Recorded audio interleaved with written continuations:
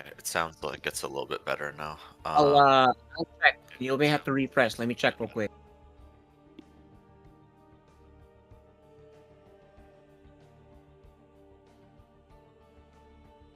Okay, I think the lineup was posted in general. Let me save that real quick.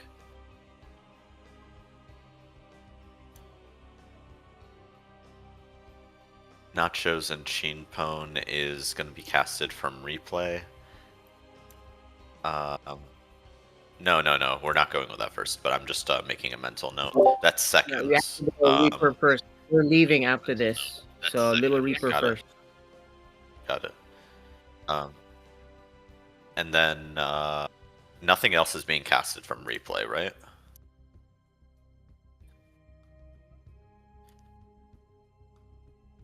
Yeah, you guys just load that and play it whenever you have you know, downtime. You're waiting for players to get their cameras, right? That kind of thing. They're perfect for that. Okay, let me. The 2v2 is also being casted from replay. Okay. Does anyone know where that was sent in?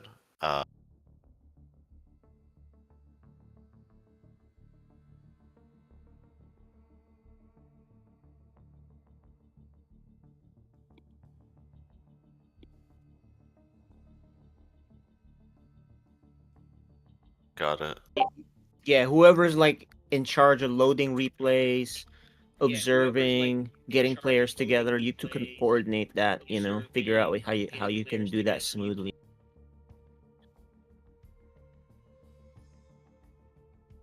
Yeah, I'll do that. I just Yes, let me just track down the other 2v2. The other 2v2 was, you said, in FSL admin. You said. I can hear us on the stream talking. By the way, we can hear because.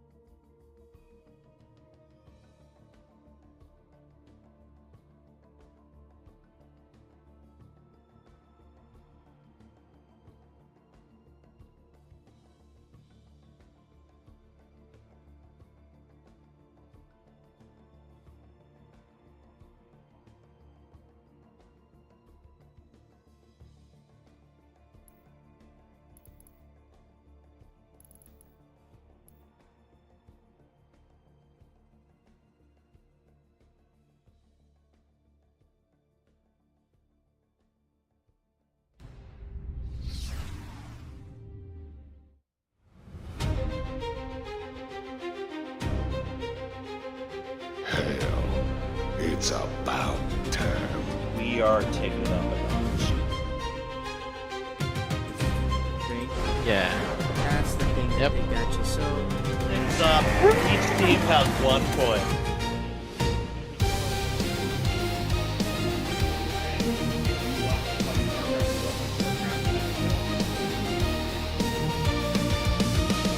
Oh, much fun! 10 workers go down. Mine on the dash. I like the idea. That is a very saturated mineral line. Oh, but it hits the overlord. Overlord. Oh. Alright, there we go. Yes! I've been practicing with those for the last week.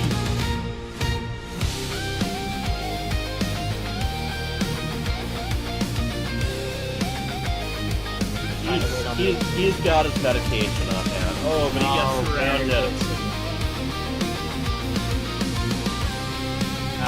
Oh, any question marks though? Oh. DM's his friend. I like it. It's always fun when you play your friend.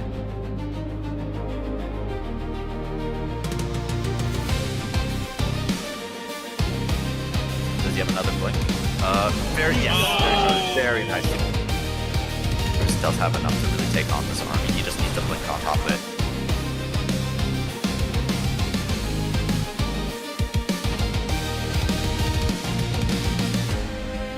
Finish off those cyclones. Looks like he's mostly defensive looking. Oh, there Yep, we go. there There we we go. There's the One. time.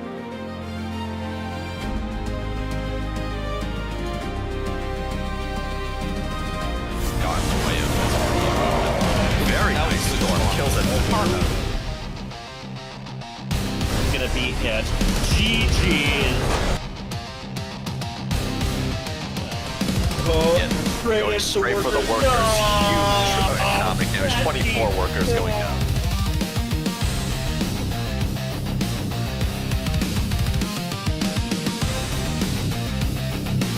Oh no, that's a bad storm. That he walked through all the Protoss units got stormed there. Very few of the Here, because they're going to be taking on the two-time world champion Sarah.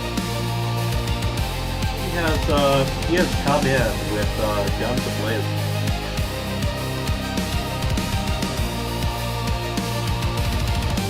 That is currently 30 units. We have the GG.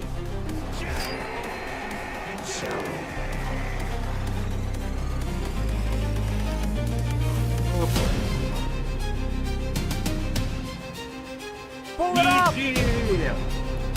Minnesota Warcraft FSL team manages to get a GG. A very good try overall.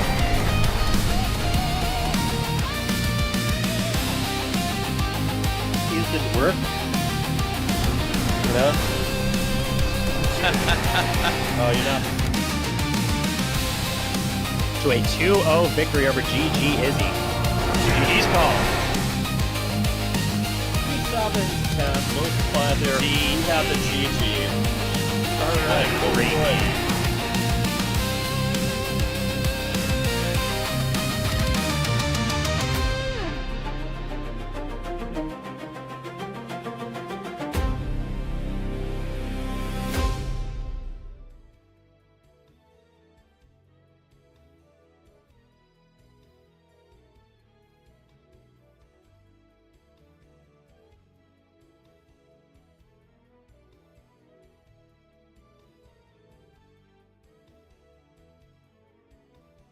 Am I dumb? I just see the... There we go. Now I see me. I didn't see the intro video. Welcome to the FSL semifinals. Today, I am Nucleo, caster joined by JMPZ, and we'll be hosting the event for today. And we got some electrifying games for you today. Yeah, I look forward to it. Something I've actually been looking forward to all week is to see who our opponent will be in the grand finals after today. Always flexing, JMPZ.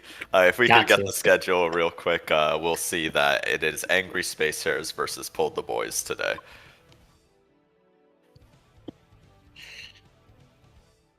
It's that double-edged sword of being put in the grand finals. Yeah. You don't get to play much StarCraft. Yep. So yeah, first up we're gonna have GreatArchon and LittleReaper, a nice little TVP for you guys. This is actually a rematch as well, so I think this will be a nice little match to see. These players know each other, they know how each other play, and yeah, let's get into it. Why don't we pull the players in?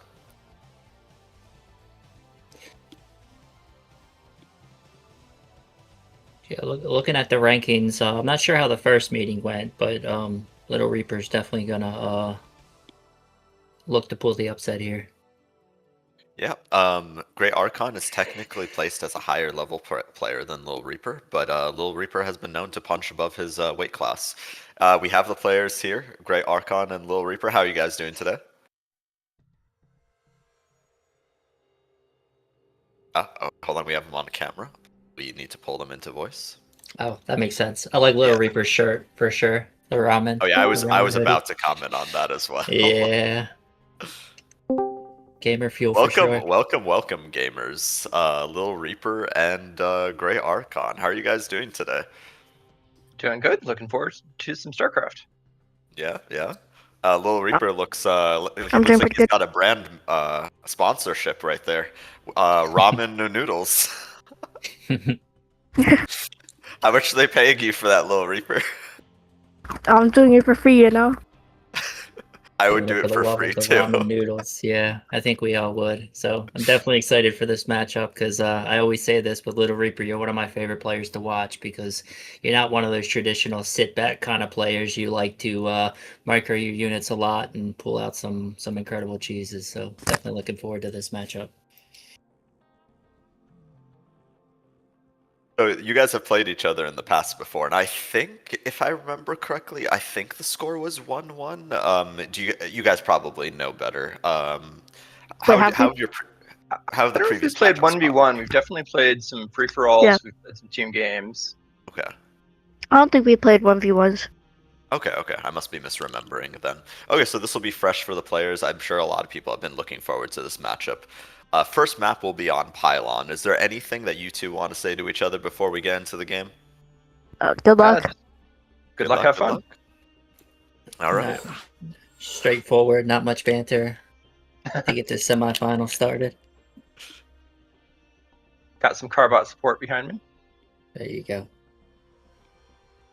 I think I ordered myself not a Carbot Zergling, but a U2's Zergling, which also looks very cute, but just a bit different.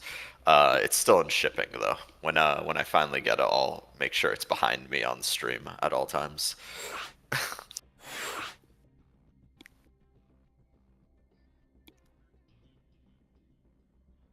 Alrighty. Looks like we're getting into the first map of Pylon here. Good old-fashioned PvT. Let's just separate the players out real quick into the lobbies. GLHF players. Good luck, good luck.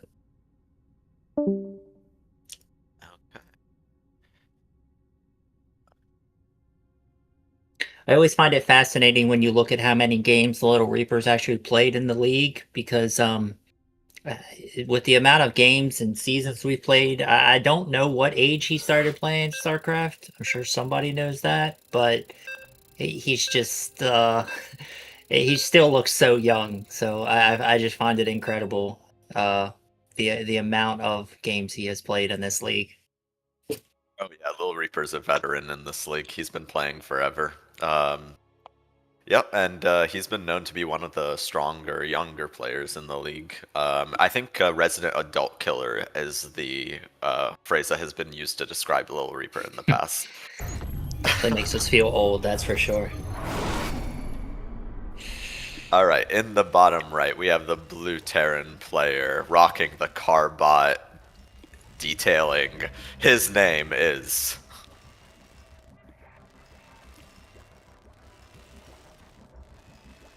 And he is playing for the team of...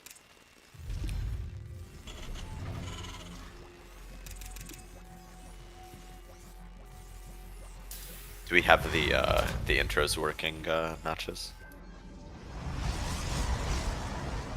Not quite sure, but we'll just jump to the top left, go with the red Protoss. And his name is... LittleReaper! There it we is. go, we got it. Playing for the team of...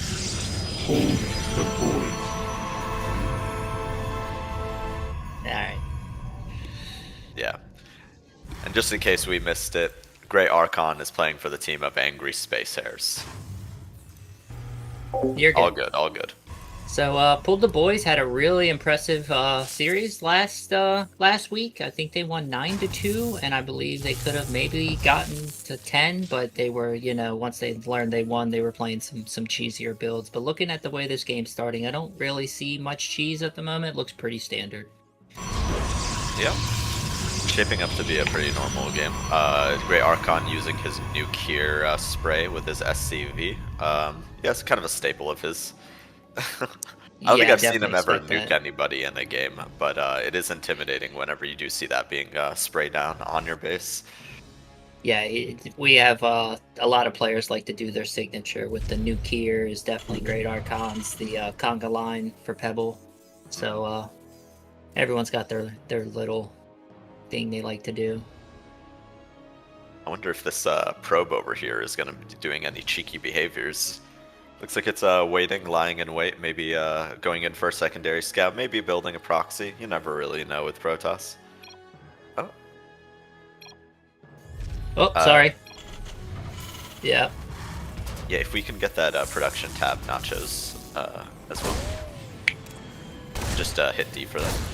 So it looks like the Reaper's going to clean up this scouting probe here, so I don't believe LittleReaper has a probe on the map, but keeps that Reaper out of your base while you're producing your first unit, so kind of a trade-off, I guess you would say. Looking at the tech LittleReaper's going for, looks like he's starting with Twilight Council. Yep, Twilight Council opener from the LittleReaper. I feel like the most common opener I've seen from LittleReaper, and I'm not sure about particular matchups, but I think he really favors the Robo opener. LittleReaper snipes a Scouting Reaper as well. That felt weird to say. LittleReaper snipes the Scouting Reaper. Yeah. True to his it's a nice little win for LittleReaper, denying vision for a pretty sizable part of the rest of the game for now. That Reaper always likes to hop back in, see what else is going on. You definitely don't want to lose that initial Reaper because it'll give you so much extra information as the game goes on. I also believe he dropped the Robo after the kill on the Reaper, so I do not think GreatArchon knows that Robo is there. So we might see an early Warp Prism with some Zealot charge, maybe getting into the main, but we will see. Yeah. Looking like he's scouting with this Adept, sees what he wants to see, sees the tech lab, so... Yeah, and you're right. GreatArchon did not scout that Robo, so as far as he knows, it's just a Twilight Council. For all he knows, that this could be DTs. That's been a signature of LittleReaper for a while. You never really know. Like, the Twilight Council opener just branches off so many different ways. Yep. You just need additional LittleReaper information. starting his third already. That's looking like he's going into a macro game instead of early aggression. Maybe me talking him up in the pre-game lobby. Yeah, one of our aggressive players is changing it up. Yeah, LittleReaper has definitely been known as a very aggressive player. Usually he will get up to like 3 bases, but like he really likes to like really tack on the aggression like earlier on with the Warp Prism. One thing about LittleReaper's play that I think I've noticed is sometimes like the longer term vision for his army isn't always super well defined, but the aggression very early on is. So like LittleReaper will have very scary pushes to start games, but like he'll forget upgrades or something like that, or he won't have the next tech choice like fully planned out. And then like the army sort of like starts to scale poorer and poorer as the game goes on. We'll see if he makes any adjustments in these series. So that Warp Prism's coming out. I think with that hallucination, he scouted that GreatArchon does not have vision in the top corner of his base, but he's probably going to get it with that CC drop. If he can drop some Zealots into that upper corner of the base in the blind area, it might catch GreatArchon off guard because he has nothing in the main right now, and he only has 1 tank on the low ground. So LittleReaper might be doing some pressure here with that Warp Prism. Yeah, and only a smattering of bio right here to defend against a onslaught of Zealots. Looking at the gateway count right now, it's not too scary. We just have a few gateways and more being tacked on. But yeah, this could be annoying for a GreatArchon, just having to reposition his units. Early Storm, too. Yep, Storm is on the way as well. Storm. All right, let's see. Oh, no, it looks like GreatArchon's going to have vision of this Warp Prism coming in. Let's see how fast he reacts. Still hasn't moved anything quite yet. LittleReaper just finding the best place to sort of sneak in, minimizing the vision that his opponents have on this Warp Prism. I think it is still visible from this angle. No, I don't. GreatArchon does not see it. Oh, okay. Well, 3 Zealots go in, and no one's the wiser. Yep, GreatArchon stims back, try to clean up these few Zealots. A few more Zealots on the front there, just a little poking and prodding, and back to the macro game. Yeah, so I don't think we had any. We got 4 worker kills total this game. I'm not sure if they were the result of the Zealot warping. Looks like LittleReaper definitely up in the worker count at the moment too. He's up 9, but the thing I'm a little worried about is if their armies were to fight right now, I definitely think GreatArchon has the army he needs to win, but he's pushing out now, so hopefully LittleReaper gets the reinforcements in time. Yeah, but LittleReaper does have another 3 gateways in production, and he's got a total of 5 gateways right And he now. knows So this is coming. Yep. Storm is complete, so if he can get storms on top of this bio, this could be very deadly. Oh, beautiful. Oh my god, wow. Yeah, very good. I mean, they changed Storm, but that looked plenty powerful to me. Oh, if he could drop a Storm on it again, here we go. Decent. Yeah, decent Storm there, doing a fair amount of damage. I think what LittleReaper should do is wait for a larger warp in of Zealots and sandwich this army. Yeah, he's trying to take the Zealots around the backside. I think those ones are going to get caught. Oh, they go in a little early. Now the tanks do get flanked. Another Storm lands on the bio. If he can finish these tanks off and get these Storms off, this would be a very good win for LittleReaper. Maybe one more Storm. Only one medevac, so these units have to be weak.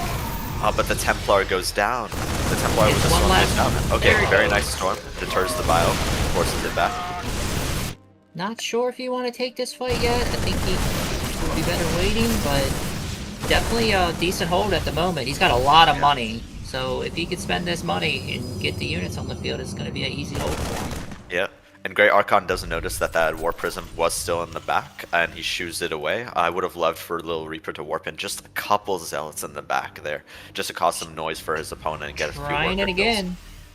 I don't know if GreatArchon sees it. I think he does see it. Okay. He sees it, but I don't know if he's that's got a planetary at the that's third. a very nice SimCity. That's a very nice SimCity, though. It's going to be very hard for these Zealots to engage the units, and LittleReaper knows that he puts his units on hold position here to target the workers instead, and to waste the time of his opponent. Not able to take down that planetary. Not something you usually see at the third. I guess GreatArchon wanted to be a little more defensive with that planetary fortress there, and it ended up paying out for him. Yep, a planetary at the third is definitely one of GreatArchon's staples. You see that a lot in these games. It is nice defensively for sure, because you have to commit so many resources in terms of your army to taking it out, especially with SCV repair, but it really comes at the cost of your economy. Like, Terran really needs that like third mule to keep up with the Protoss player. Looking at the production tab, it looks like the Terran just finished +2 ground attack or infantry attack, so he's definitely got the upgrade lead at the moment. I would like to see LittleReaper maybe. Looks like he's making 2 Stargates at the moment. I would like to see him start getting out these upgrades and chrono boosting them out to give him a chance in this ground army fight. Yeah. He's got the +1 almost complete, but yeah, it would be nice to just solidify his lead a little bit more. In terms of like economics of this, LittleReaper is up about 15 workers, which is a very sizable lead. And yeah, looking at GreatArchon's upgrades, yeah, his upgrades are looking a lot scarier. +2 attack and +1 armor. We are seeing the Ghost come in now for GreatArchon as well, so I'm not sure about the EMPs, but it definitely could change the tide of the battle. And LittleReaper starting his +2 attack, while GreatArchon started his +3. Yeah, maybe we will actually see that new Kier come into play. Yeah. Just to prove you wrong, right? Yeah. LittleReaper warping in a few units to head towards that third base. Maybe he gets another cancel on that fourth base that's building. That'd be a very nice pickoff. But instead, looks like he's going for the workers. I like this decision, and here comes the other army, and toward. Yeah, going right in the natural right there because it's wide open. He's got the position, and beautiful. Okay, nice deterring storm there, forcing the units back. No tanks to defend that either. Here comes the. Oh, he's leaving his High Templars out. LittleReaper, no. Oh, that was those three High Templars getting sniped, and the rest of the army getting recalled, but a few units get left behind. Yeah, definitely not the cleanest of recalls, but I mean, LittleReaper definitely. Oh, he started on carrier production as well. He definitely has like a lot more, like workers for sure. He's up 15 workers, and if he can just get these carriers on the field and keep these High Templars alive for the storms, he's going to be doing very, very well for himself. Yeah. GreatArchon, meanwhile, starting his 3-3. After that completes, his army will be very scary. Marine and Marauder is just so dense in terms of its damage output. Very nice hard landing on the bio there, but like it's such a tight pack of damage. Another storm. Yeah. The carriers are almost out. Another beautiful storm, but that is a lot of medevacs to heal. He needs to. Okay, he's definitely forfeiting a lot of medevacs. has a lot of medevacs, but not that much energy on the medevacs. If you notice, like this True, army is yeah. losing steam, and with every second, with every storm that he's able to land on, this army just weakens it more and more. Delaying the fight is definitely in Little Reaper's advantage right now. I really like these carriers. Great Archon does not know they are coming on the field, and Little Reaper pushing back this army even without them at the moment. He's definitely got a lead in this game. Yeah. He needs to be careful not to over push here. Yeah, the EMP I think landed on that Archon, so he backs off.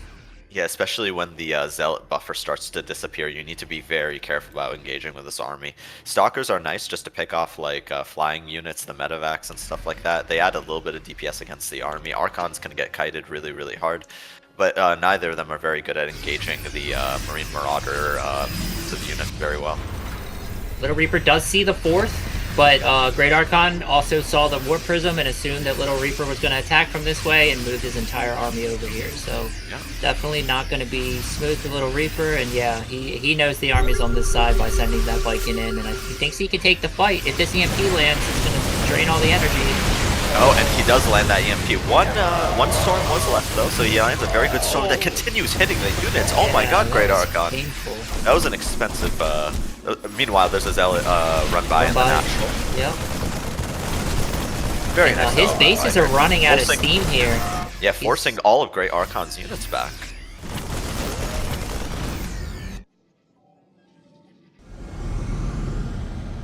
So yeah, as far as we know, the carriers are still completely unscouted. Lagging out again, yeah. Yeah, I'm not exactly sure where the lag is coming from. Sorry, gentlemen, I have no clue either. It's kind of funny in SC2, like the lag, like you only get blamed for the lag when it's so bad that it like pauses the game for like 5 seconds. Yeah, 100%. So looking at the units now, I definitely like Little Reaper's army. He's also starting the air attacks. He's going to have 6 carriers into this next fight, and I still don't think Great Archon knows. He's starting some Liberators up, but looking at the units, I don't see a single Viking. I see 2. So he has 2 Vikings against 6 carriers. That is not a fight you want to take as Terra, but they're going to meet in the middle here. Yeah. Little Reaper finds the army, kind of moving right into it though. Oh my god, a lot of the Stalkers taking a huge beating there. Yeah, and then the carriers, the carriers are now exposed as well. He's not A-moving with those carriers, and it's allowing the army to get on top of them. Yeah. I think Great Archon might have a little too much here. This base is definitely going down. Yeah. Unfortunately, losing those storms, I think, hurt Little Reaper there, and he moved in thinking he had the storms, and he didn't. Running these workers away, maybe he can make a side base, but yeah, I think Great Archon's going to be able to push Little in, but that's a big double storm right there, triple storm. Yeah. And Great Archon's just eating it. Yeah, but that's a lot of Marauders. Yeah, Marauders obviously can't clean up the carriers, but I think Great Archon just has enough Marines to just like shoot down all the rest of the interceptors. He doesn't really care about fighting the carriers directly, and we get the GG. I'm really shocked by that. I thought Little Reaper was going to be able to do it, but that clutch EMP from Great Archon draining those storms, I think allowed him to push through for the win. Yeah, I think maybe like more gateways would have been definitely useful for Little Reaper there, and maybe like better saturation at his 4th as well. Yeah, tough game from Little Reaper. I thought he was making like a lot of the right moves, but just in terms of volume and in terms of upgrades, it was just a little bit more in Great Archon's favor. Next map will be on Amygdala. I think the only thing I noticed, if I looked at the end of game map real quick or stats, the upgrades for Great Archon were on point. I think those definitely shined there at the end. Oh yeah, for sure. He was at +3/+3, while I think Little Reaper was working on his +2 attack, or maybe he had +2. I'm not exactly sure. I think he had +2 attack working on +3, but I don't believe he had any armor upgrades at all. Yeah, and that's just so difficult against a Marine Marauder medevac army, where all their units just do a lot of little attacks. The armor upgrades are definitely beneficial there. So Angry Space Hares with the 1-0 lead. Hopefully Little Reaper can bring it back, give us a 1-1, but we'll see. Yeah. Wonder if he's going to fall. He definitely had the lead there, though, so I wonder if he's going to try the same method, maybe be a little safer with those High Templars, or maybe we're going to see some early game aggression. Looks like we got the players ready, so we're gonna head right into the next game. And we got the extremely ready from LittleReaper. Oh, always something. It can't just be a normal ready with him for sure. I'm almost positive he has those keybound. He's got a macro for it. The macro Yeah. literally just copy pastes a random ready statement. There you go. Yep. Alright, in the bottom left, we have the blue Terran player rocking the Carbot decals. Up 1 point, his name is... GreatArchon. You want a piece of me, boy? And he is playing for the team of... Space Hares.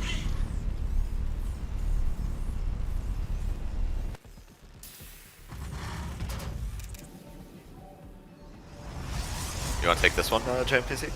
Yes, sir. And in the upper right, we have the red Protoss. And he is... LittleReaper. playing for the team of... PulledTheBoys.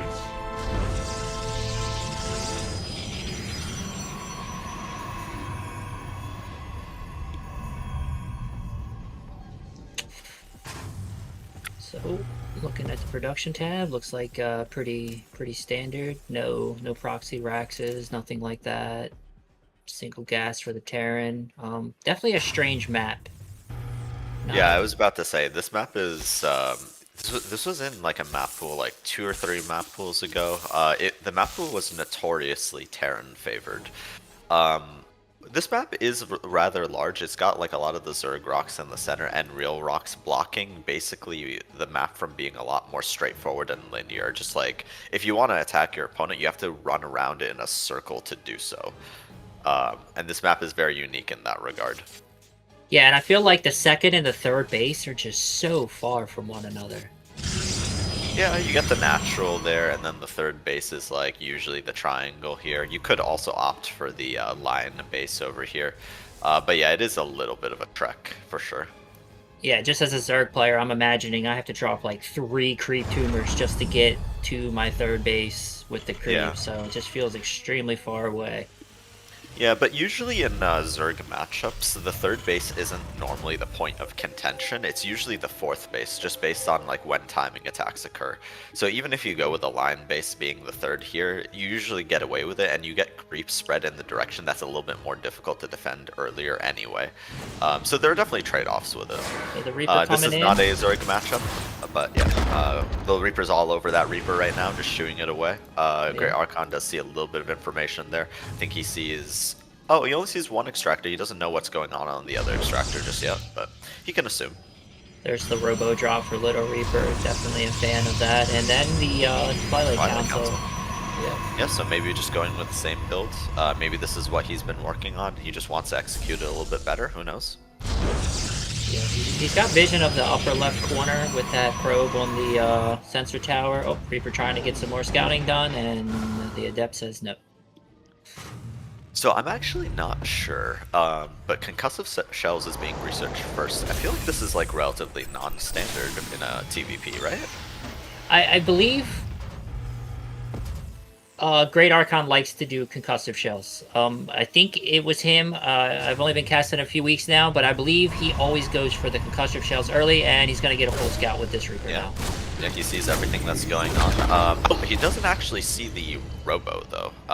Or the second gas geyser. That's a kill on a probe there. Yeah, one worker goes down. First blood.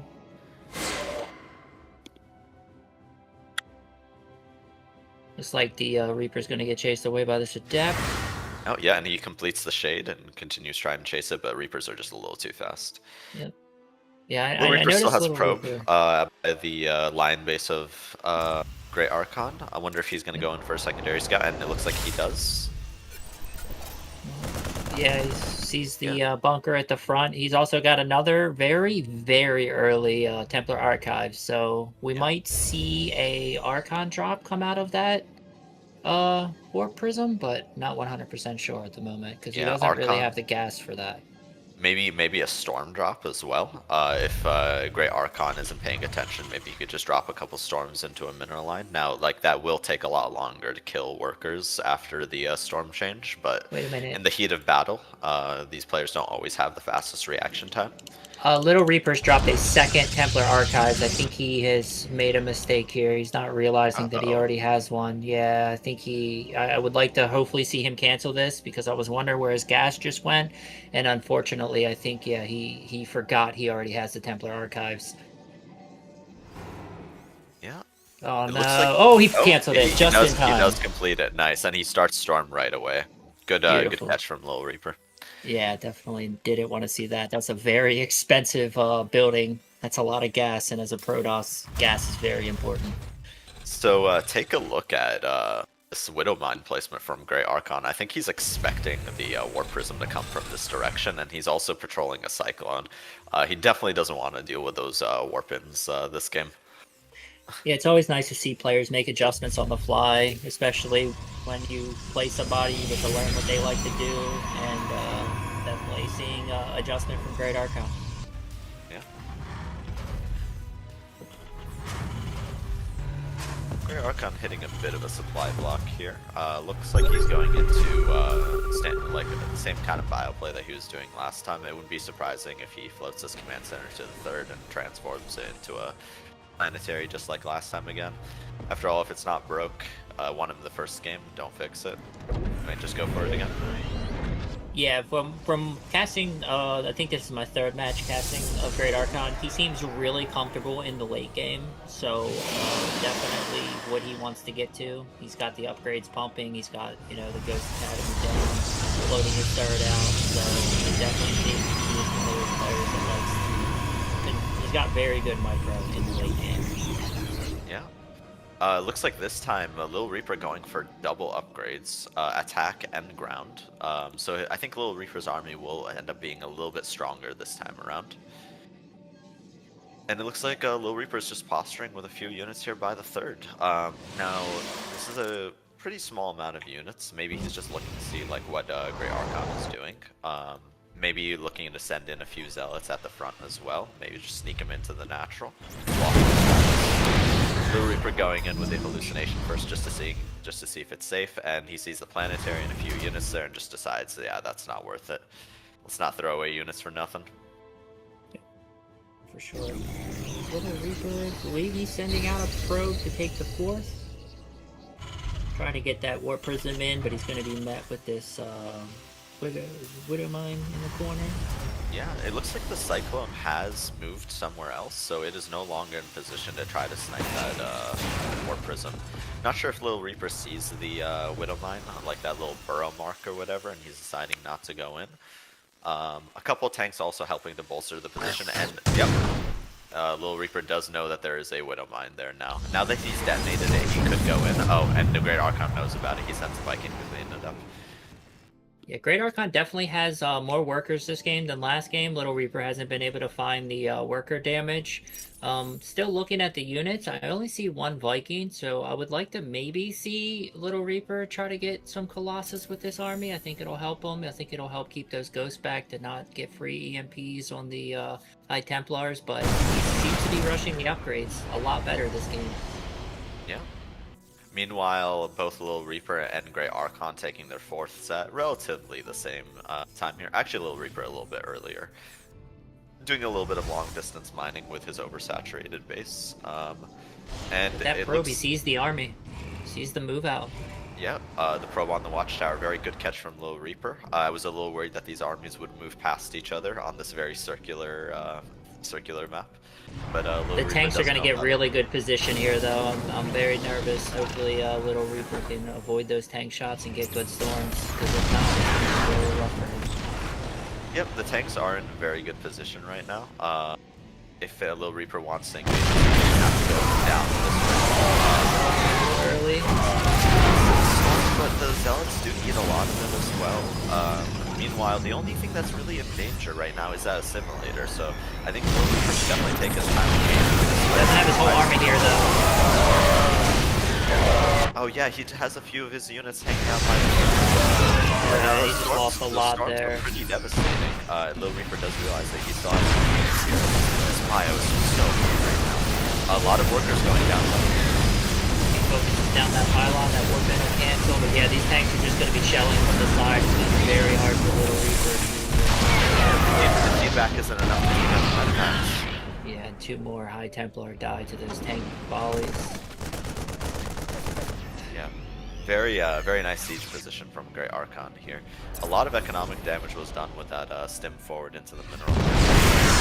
Oh, yeah, and then taking another tank volley, and it looks like GreatArchon's just going to slowly be able to keep getting these tanks more and more forward. Gonna try and engage here, LittleReaper. Actually, should be able to clean these tanks up. He cleans up the forward position, but there's another army that was rallying forward anyway. Gets a little distracted by the Warp Prism that was looking to sneak in. But yeah, I think LittleReaper does live to fight another day. He is significantly behind on economy right now, so I'd really like to see him restart his probe production, and he can really afford it. He's floating quite a few minerals right now. Yeah, and he's down 25 probes at the moment. That's definitely not where you want to be. Yeah, looks like an attack at the front here, though. He's trying to break through. Okay, tank on the high ground to keep this safe from running into this. Oh, that's going to be rough. Good storm, though.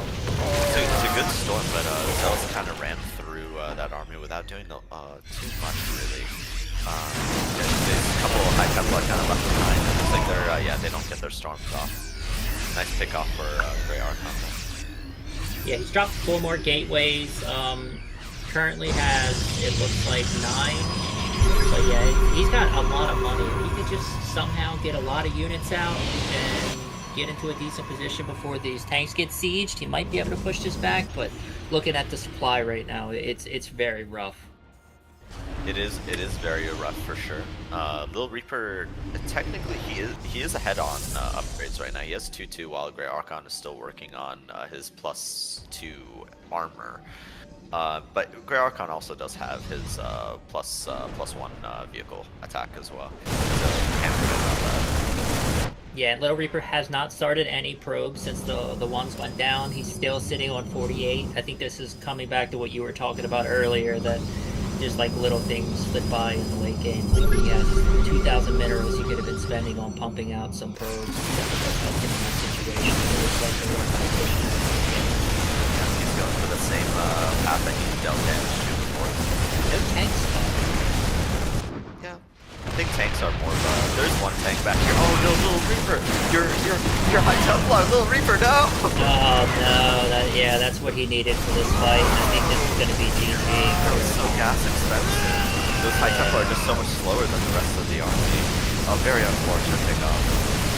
Yeah, we're gonna see a GG here shortly. GreatArchon is gonna get 200 supply and only what, 8 zealots, 2 stalkers. Yeah, it's gonna be very rough.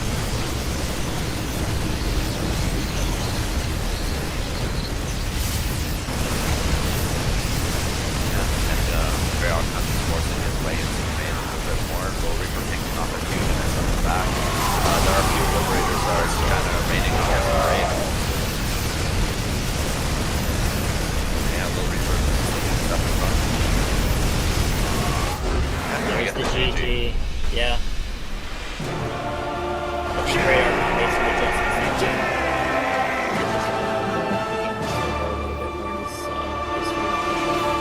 Yeah, really preventing the economic damage from LittleReaper earlier on by denying that Warp Prism just for so long. Let's bring the players back in for the post-game interview.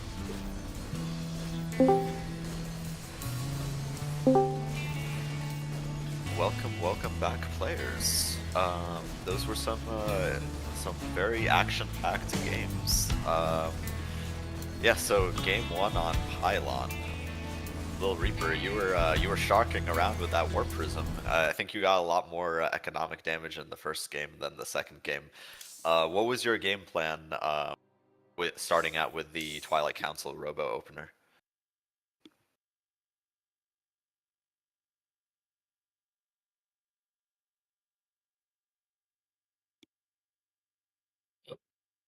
I'm not hearing him. Is he in the Discord? I'm not hearing him either. It looks like he's here. GreatArchon, are you here? Yeah, I'm here. All right, let's I'd say start. Let's start with a it question was for you, I it was a very guess. stormy game. I'd say lots of storms. Yeah, very lot of storms. In that first game, he definitely seemed like that War Prism was getting their harassment in. But I want to commend you on game 2. It seemed like you realized the angle he was going to be trying to bring that War Prism in, and you put a Widow Mine down, and it seemed like you had a Cyclone like pathing over there. So you definitely took what happened in the first game and prevented it from happening in the second game. And I think that is what ultimately led you to a much cleaner game 2 than game 1 for sure. Yeah, just seeing the Prism first game, I was kind of expecting a Prism second game, so I kind of just arranged my base to try to block that. Yeah, we noticed that you left a Widow Mine and also a Cyclone for a long period of time. Was that it could be because that was because the drop game won. And yeah, LittleReaper, your upgrades were definitely more on point in the second game. I think you were leading in terms of upgrades, at least for the ground army. But yeah, what was your plan in the second game? It looks like you were going for a very similar build. Did you have any adjustments that you were planning after the first game? Yeah, I was trying to show my Prism so he like overreacted, but like I lost it because he had a Viking on. Yeah, that's fair. It also doesn't help that GreatArchon normally builds a planetary as his third too, which makes these small drops a little bit harder to achieve damage with. Yeah, very solid games from both of you guys. I think Amygdala, like that map is a little strange too. Very yeah, the circular pathing in on its that attack map. path. Yeah, very circular in its attack paths, and there were a couple moments where I thought your armies would move past each other. LittleReaper did have pretty good map vision by controlling the watchtower, so that was a nice move from you. And yeah, I think yeah, GreatArchon was just really able to solidify his lead with the economy and just go from there.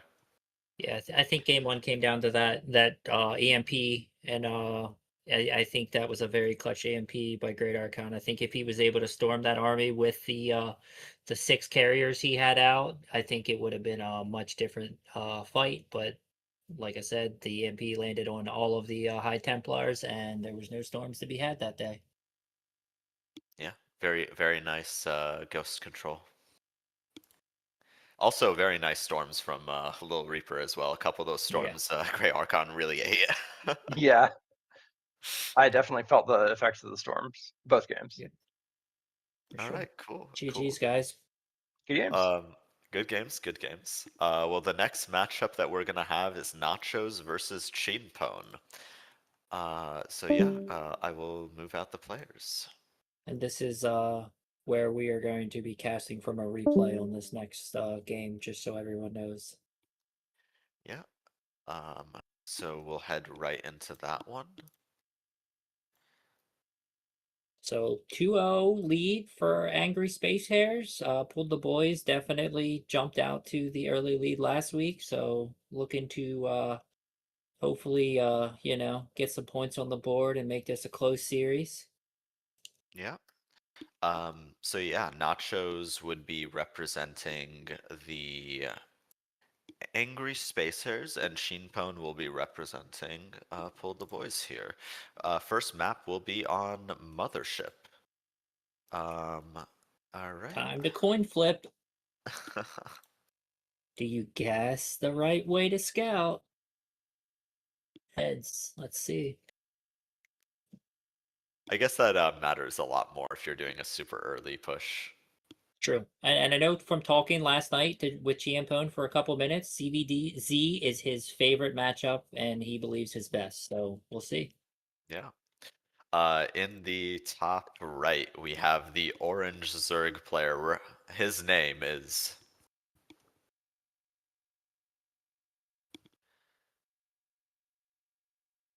Oh.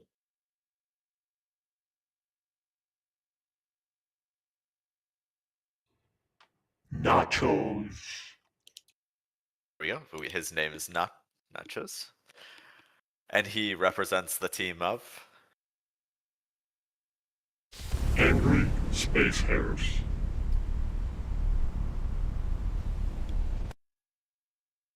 And If we could hide the timer on the replay so everyone doesn't know exactly when the game will end. Yeah, if we could just minimize that with the drop down caret. There we go. And then in the bottom of the map, we have the pink Zerg. Yep. If we could just shift over Yep, there you to go. my view, Nachoz. Oh, good. We have the pink Zerg. And he is? ChienPwn. Can't switch to his view because it's a replay. Right. Okay. And he plays for the team of... Sorry, guys, little production hiccup. Little hiccup. Yeah, a little hiccup. We'll get it sorted. Yeah. So looking at what I'm seeing right now, it looks like Nachoz is taking a very late second as opposed to ChienPwn. Yeah, he started out with a pool first build, it seems like, and he just gets a few early lings and sends them out just to get some map vision. Rather than just rely on the overlords, it looks like Nachoz decided to just go for that earlier pool. It's kind of like, I feel like on this map, it's like, yeah, people have the tendency to cheese a little bit more because it's a weird map. But at the same time, because you don't know where your opponent is, it also makes cheesing harder. I never really quite understood the logic of how a 3-player map just means more cheese for that reason. Yeah, and it appears Nachoz did get the full scout in. Yep, perfect. We got the production tabs up.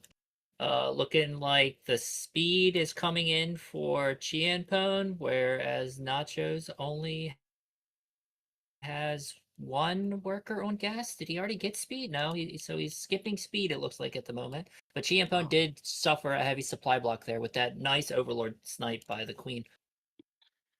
Yep, those early overlord snipes definitely hurt a little bit. A bunch of lings making their way to Nachos' base, but they are slow lings. Nachoz, so ChienPwn is following up with a Roach Warren for here. Speed is about to complete. Normally finishes around 3:30 in this matchup if you go for hatch first. Oh, he gets a full surround. And yeah, he's about to get speed, and Nachoz doesn't have speed, but he does have queens. So queens do help in this matchup, but I don't know if they're going to be able to help against this many lings.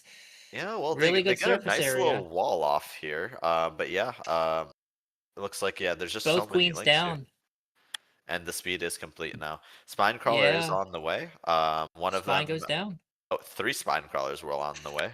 Drones get pulled, and a lot of Oh, them. that is a lot of drone taking damage. Yeah.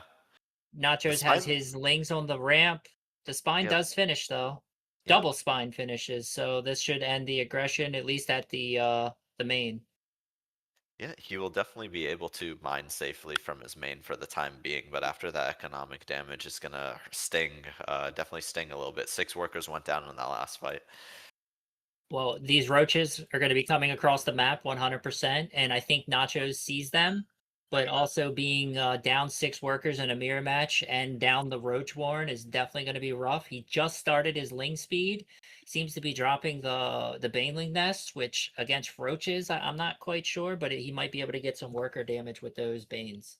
Yeah. So ChienPwn is morphing a couple of Ravagers here. Maybe it looks like he'll stop at a few. So one thing that Nachoz, I think, has going for him is the couple Spinecrawlers that he has. Now that ChienPwn is transitioning into a Roach-based army, I think it makes sense to bring those. Almost kills it. Was one bio away. Yep. And looks like we'll with this get next bio, he gets it. Yep. Yep. Now Nachoz does reposition his Spinecrawlers a little bit more forward, which makes more sense against a Roach-heavy army. And yeah, he's just taking the chance to drone up from here. His Baneling Nest is almost complete. I'm not sure if he knows quite yet that the Roaches are on the way, though. It looks like now they're moving out. Double, I see, fighting, getting into a good engage with the Lings before Ling speed finishes, but I also see a double Evo chamber from ChienPwn, but he doesn't have the gas to get the upgrades. So Nachoz with these fast Lings are going to try to get into the base, but it looks like ChienPwn's got a decent defense here. Yeah, he'll just follow him around with those Lings and just bring back the rest of his Roaches. Yeah, and the rest of them go down to the Spinecrawler Roach combo. Yeah, ChienPwn definitely with a decent lead, but Nachoz has been able to pump out 6 extra workers here while ChienPwn's invested in the army. He needs to take that army to the other side of the map to not let Nachoz mine. He's got such a huge army lead, but looks like right now he has just decided to invest in 8 drones himself. And there comes the +1 attack for ChienPwn. Finally, he's got enough gas for one of those upgrades. Yeah. Notch going with a full wall at the front too, just kind of trying to delay that army. He knows he doesn't have the army lead right now, so I think he's just trying to buy himself time. But at the same time, just drones behind this and no ranged units. So I think this wall might actually work against him here. Yeah, it's going to be very rough to kill those, and ChienPwn's definitely going to be in the lead this game. It's just a matter of if Nachoz can hold on, because they're even on workers, and Nachoz doesn't have a single army unit on the map at the moment, and I don't believe I see any in the production tab besides Queens. Yeah. Lair starts up for ChienPwn as well, so he's thinking about his like later tech choices and taking a 3rd base at the same time behind this aggression. Leading with the Ravagers here, he's just trying to bile his way into the base. And now, yeah, Nacho definitely sees the army forcing its way forward right now. Yeah, Nachoz just does not have very many army units on the map. He's producing 6 lings and he's got these queens, but I don't know if that's going to be enough to hold back these roaches. Yeah. Ling's getting in on top that Ravager. Will that Ravager go down? Lives with 1 HP. Would be a very nice snipe if he got that. Those Ravagers are just so expensive. Also, like, relatively weaker than the Roaches. They're a little bit squishier in the sense that they have less armor and also less HP, but just more damage output. Yep. And I know as a caster, the one thing I harp on the most is spend your money. And if we look at the money tab, ChienPwn is doing a very good job at spending his money. That is a lot of lings, though. I would not want to get surrounded by those if I was ChienPwn, because he does have +1 attack, but he does not have Carapace, and those lings can do a lot of damage. Yeah, good bios on the queens. Yeah, it would be nice if he just made it around to those Ravagers to snipe those, prioritize taking out more of the DPS. More Roaches join the fight. The queens go down. And I think we're about to see a GG here. I think so too. This might be a little too many. We get the GG. There it is, ChienPwn. Not gonna lie, I did not expect that strong of a game Yeah, ChienPwn's an interesting player in the sense that he has played a lot of different races. He's tried, I think he used to be a Protoss.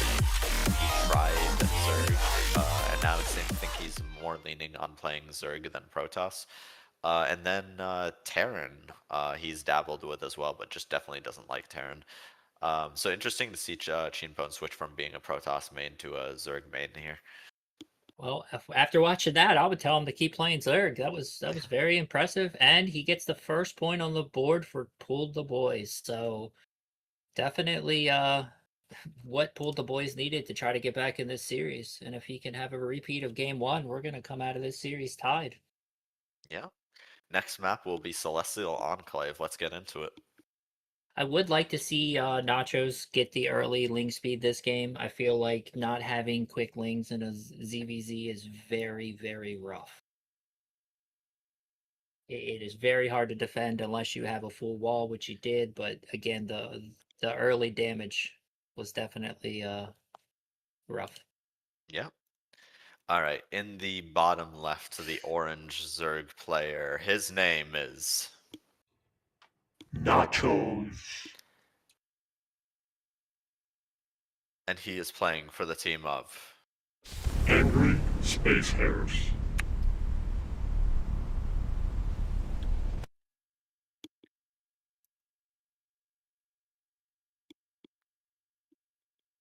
And in the upper right, we have the pink Zerg player, and he is ChienPwn.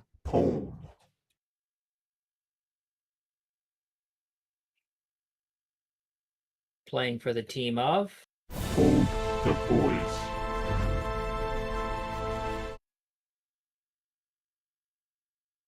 And before we get too far off base, it looks like we have a 12 pull out of Nachoz. Yeah, very early pull coming out of Nachoz. If we could just minimize the ChienPwn. timeline again.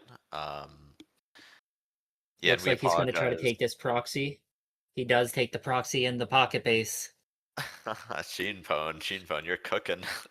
But if I'm looking, I think Nachoz scouts it. He has a Overlord right on top of it, so these Lings should be able to run in and get the cancel on this. Yeah, they'll definitely be able to whittle down the HP of that tree. Yeah, with 6 Lings, he'll definitely have more than enough damage to stop this. Not just taking his own control outside the pocket base just to secure a little bit more mineral income.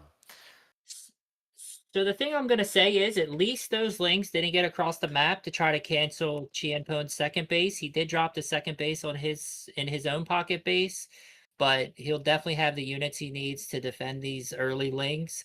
But I think we're gonna pretty much get into a pretty standard game here. They're both even in workers. I would say obviously Nachoz has the 8 extra Lings on the map, but with some queens and some Lings being produced, ChienPwn definitely has the money to be able to do that. Yeah. And if we could just minimize that timeline on that replay, just to keep things a little bit more live. Thank you, sir. There we go. ChienPwn did not lose the Overlord this time. He sent it all the way in, and the Queen did not chase it down, so that's definitely going to be helpful for him. But it looks like Nachos' Overlord gets a full scout as well. I wonder if he's going to be able to get out with that. Yeah, the Queen will be popping shortly, so should start auto-attacking that right away. Another Roach Warren on the way for ChienPwn as well.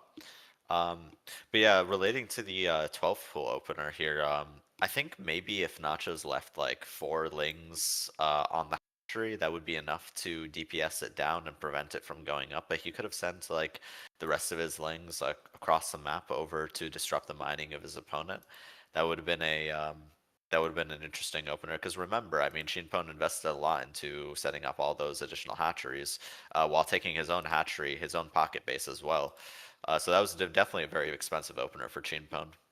Yeah, 100%. I think, like you said, maybe send the early Lings across the map and maybe like use your reinforcements to maybe take down the hatchery would have been the better decision, but he definitely has speed started this game, so thank you, Nachoz, for hearing me on that. And just so everyone knows, Nachoz is our production guy today, so he can hear everything we're saying, so I'm kind of just, messing with him a little bit, so we do appreciate you doing the production. But it looks like ChienPwn gets in on the natural with these Lings. Is he going to be able to get that queen kill? He does get one queen, but I don't think he's got enough to kill the other one. Yeah. 14 Lings on the way, 20 Lings on the way for Nachoz here, so he's looking to get some equivalent counter damage in, or maybe just hang them around a little bit defensively, expecting some more aggression. Meanwhile, ChienPwn more or less is just taking the opportunity to drone up. Yeah, and Nachoz doesn't move across the map. Speed is almost finished. I'd probably say like maybe 2/3 of the way done. So ChienPwn's speed will be a little bit earlier though, and that's where we enter the danger zone with Lings. When your opponent has speed and you don't, they can just chase you down wherever they want to take those fights. I think this was going to be rough for Nachoz if he takes this, because here's the speedlings, and Nachoz is going to get chased down by these speedlings if they chase. Yeah. Oh, and I think he's got one more second, and there's his own speed. So fighting Nachoz in the middle of the map. Fights the Lings. But ChienPwn's defender's advantage definitely goes to ChienPwn here. Yeah, he pushed this away, and I think he's got the no, Nachoz pumped out a bunch more drones, so yeah. 22 Lings on the way for Nachoz though. I see 6 roaches on the production tab. Yep.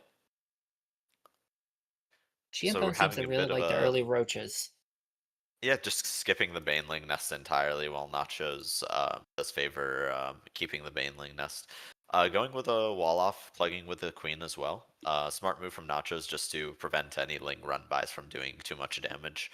Yep. A lot of Lings of Nachoz going across the map right now, just trying to see what he's up against, looking for any opportunities to do damage. And now he does see the roaches, and he does see the spine crawler. I don't like disengagement for Nachoz, though. I think he needs to get out of here. Yeah, he does clear the Lings, but yeah, those roaches are going to be very hard to clear. Yeah, and he defends that really well, does ChienPwn. So looking at the worker count, he's got the worker lead.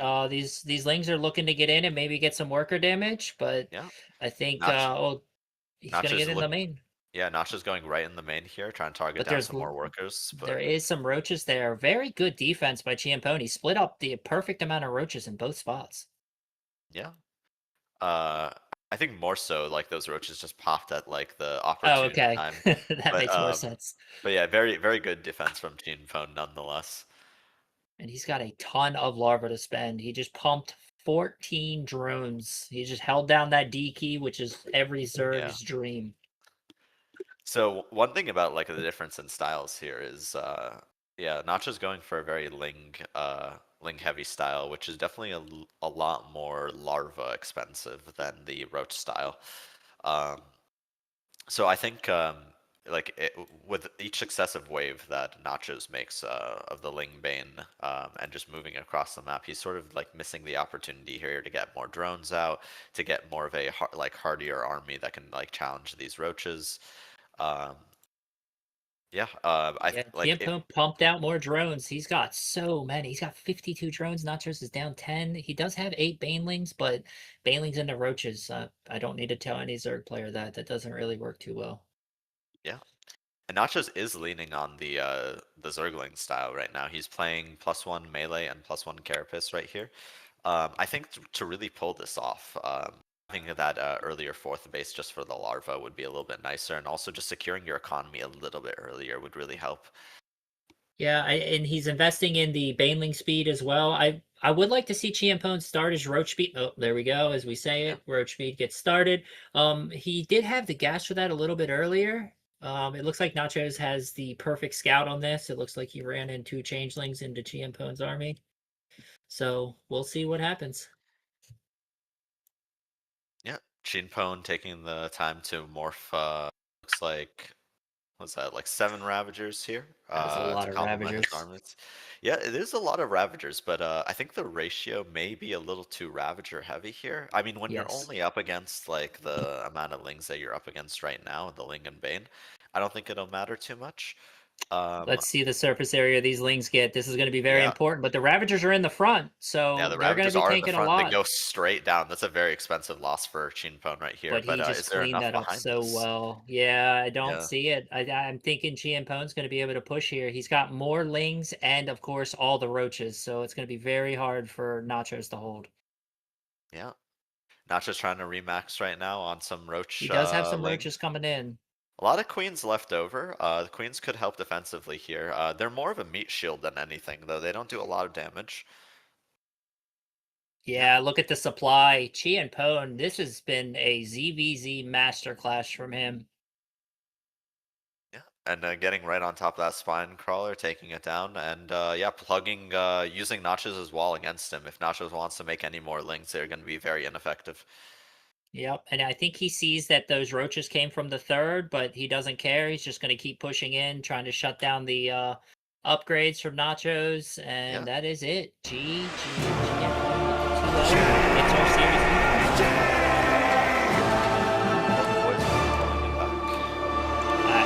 I'm not gonna lie, I did not predict that as well. After the show match with Nachos, watching his last couple of ZVZs, I definitely saw he had a very strong ZVZ. So to see ChienPwn do that in that fashion, that was definitely a shocker to me. Yeah. Our next match will be PossiblyMayb versus Papella. Since this match was casted from replay, we'll just go right into the next match. Oh, hold on. Yeah, he's got to fix 5-minute break. something. Okay. Yeah, we'll take a 5-minute break and be right back. I love this series. I love to play it so much. He's cannon rushing. He's cannon rushing the box. That is hilarious. So far, this is the best game out of the series. I love this. I am loving it. I think I'm ready. Yeah. Who will be Kodas champion? Dorm as well. Feedback. I would have done it. Okay, maybe the spine crawlers can take care of the main or the well, huge connection. Huge zealot run by from LittleReaper. I think he might have actually. Even when I lost, I was like, damn, this was a fun game. Fun, for the record, is what the F in FSL stands for, so that is a victory no matter what. Hello to all of our lovely StarCraft fans out there. This is FSL. We are done with our league season, but, well, we still want to know who the best of the best is. So we will be doing our Code A and our Code S championships today. We have a red Zerg, and he calls himself Sopuli, which has pretty much become standard at almost all levels now. That's a big mistake. He could easily defend if he just forces the enemy roaches to run up Oh, and choke. look at them. They are focusing down the Roach Warren. So Sopuli landing his own corrosive vials as well. Dude. It's just so much. Yeah. Yep. GG. Soften up a bunch of them at once. Yeah. And there So we go. This time it's possibly okay. maybe who snipes the Roach Warren. League on, more drones falling. The main mostly empty of workers. I Yeah. think we've got this in the bag. We are going to game 3. This could be the start of a lovely rivalry. Trying to take out that Roach Warren again, but the thing is Sopuli kind of walled himself in here, so these lings are going to be even less effective now. He has. He's got Banelings coming here too. Okay, maybe the Spine Pros can take care of the Banelings and or the Well, possibly. Oh, huge connection. Sutter stepping his way to victory. We are at 142, 80 supply with Sopuli's supply count growing. GGWP. Sopuli is moving ahead. This was like my favorite series of the whole season. Even when I lost, I was like, damn, this was a fun game. I was very excited for this series. It was a blast. Even with the losses, I still loved it and would definitely do it again. Do you think you're going to win? Yeah. All right. Yeah. What about you, Sopuli? Have you been practicing a lot versus Protoss? Protoss was my like Achilles tendon for a long time. I have a few tricks up my sleeve. All right, well, we're excited to see it. You are not prepared. Our green Protoss player, his name is LittleReaper. But Sopuli does get a full surround here. Again, these stalkers don't have blink. A little bit of cute micro coming out from LittleReaper to try to save as many of these as possible. Lings are pretty good versus stalkers, but that's just so many stalkers. LittleReaper might have reached critical mass here. It's going to be very hard to clean this up. The queens definitely have to get involved, maybe even the drones here. Is taking advantage of those evolution chambers to just decrease. Workers get pulled, but they're running into the same problem that the Lings did. Those Evo chambers will definitely working against them. We have GG LittleReaper has taken the first match. Huge zealot run by from LittleReaper. I think he might have actually just control clicked all of his zealots. Sopuli really needs some overlords out there for vision. So essential. And another hatchery about to go down for mineral-only units. Void Ray's on the way as well, which will do well versus the ground. Oh, huge I love this, though. Hydras. As the Nidus Worm is being dealt with, he is sending all the rest of his army out. The Lurkers got out. LittleReaper is third, and there we go, the GG. They're gonna want to take out like as many gaps as possible in this wall and try to like stream his lings in, try to make them as effective as possible. Image on those Ravagers. But yeah, more. All right, he takes out the last major pylon, key power. It's right now. But huge vials on the first immortal. It goes down. The probes are pulled. Yeah. 2 warp. I loved this series. I loved to play it so much. He's cannon rushing. He's cannon rushing the box. That is hilarious. Ready? So far, this is the best game out of the series. I love this. I am loving it. I think I'm ready. Yeah. Who will be Code S champion? Storm as well. Feedback. I would have gotten feedback. Okay, maybe the Spine Pros can take care of the main defender or the Well, possibly. Oh, huge connection. Huge zealot run by from LittleReaper. I think he might have actually. Even when I lost, I was like, damn, this was a fun game. Fun, for the record, is what the F in FSL stands for, so that is a victory no matter what. Hello to all of our lovely StarCraft fans out there. This is FSL. We are done with our league season, but, well, we still want to know who the best of the best is. So we will be doing our Code A and our Code S championships today. We have a red Zerg, and he calls himself Sopuli, which has pretty much become standard at almost all levels now. That's a big mistake. He could easily defend if he just forces the enemy roaches to run up and choke. Look at them. They are focusing down the Roach Warren. So Sopuli landing his own corrosive vials as well. This thing is just so much. Yeah. Yep. GG. Soften Really up a bunch of them at once. Yeah. And there we go. This time it's possibly okay. maybe who snipes the Roach Warren. Gone and more drones falling. The main mostly empty of workers. I think we've got this in the bag. We are going to game 3. This could be the start of a lovely rivalry. Trying to take out that Roach Warren again, but the thing is Sopuli kind of walled himself in here, so these lings are going to be even less effective now. He has. He's got Banelings coming here too. Okay, maybe the Spine Pros can take care of the Banelings. Well, possibly. Oh, huge connection. Sutter stepping his way to victory. We are at 142, 80 supply with Sopuli's supply count growing. GGWP. Sopuli is moving ahead. This was like my favorite series of the whole season. Even when I lost, I was like, damn, this was a fun game. I was very excited for this series. It was a blast. Even with the losses, I still loved it and would definitely do it again. Do you think you're going to win? Yeah. All right. What about you, Sopuli? Have you been practicing a lot versus Protoss? Protoss was my Achilles tendon for a long time. I have a few tricks up my sleeve. All right, well, we're excited to see it. You are not prepared. Our green Protoss player, his name is... LittleReaper. But Sopuli does get a full surround here. Again, these Stalkers don't have Blink. A little bit of cute micro coming out from LittleReaper to try to save as many of these as possible. Lings are pretty good versus Stalkers, but that's just so many Stalkers. LittleReaper might have reached critical mass here. It's going to be very hard to clean this up. The Queens definitely have to get involved, maybe even the drones here. Taking advantage of those evolution chambers to just decrease. Workers get pulled, but they're running into the same problem that the Lings did. Those Evo chambers will definitely work against them. We have GG LittleReaper has taken the first match. Huge zealot run by from LittleReaper. I think he might have actually just control clicked all of his zealots. I loved this series. I loved to play it so much. He's cannon rushing. He's cannon rushing the box. That is hilarious. So far, this is the best game out of the series. I love this. I am loving it. I think I'm ready. Yeah. Who will be Code's champion? Storm as well. Feedback. I would have gone with feedback. Okay, maybe the Spine Pros can take care of the Banelings. Well, possibly. Oh, huge connection. Huge zealot run by from LittleReaper. I think he might have actually... Even when I lost, I was like, damn, this was a fun game. Fun, for the record, is what the F in FSL stands for, so that is a victory no matter what. Hello to all of our lovely StarCraft fans out there. This is FSL. We are done with our league season, but, well, we still want to know who the best of the best is. So we will be doing our Code A and our Code's championships today. We have a red Zerg, and he calls himself Sopuli.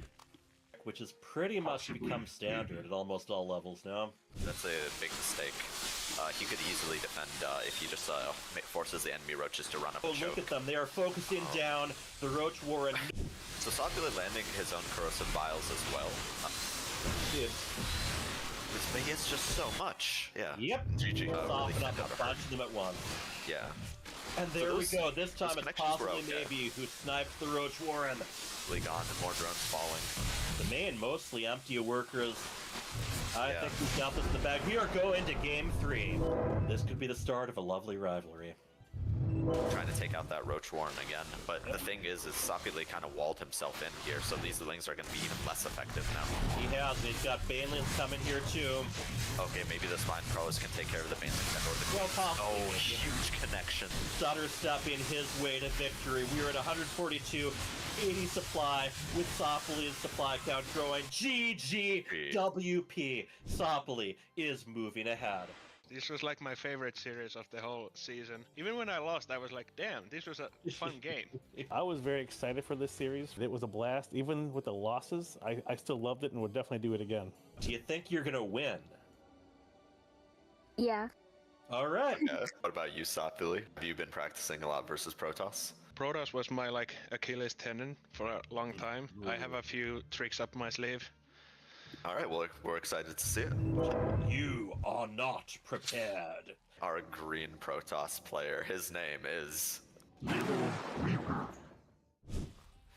But Sopuli does get a full surround here. Again, these Stalkers don't have Blink. A little bit of cute micro coming out from LittleReaper to try to save as many of these as possible. Lings are Lings are pretty good versus Stalkers, but that's just so many Stalkers. LittleReaper might have reached critical mass here. It's going to be very hard to clean this up. The Queens definitely have to get involved, maybe even the drones here. Taking advantage of those evolution chambers.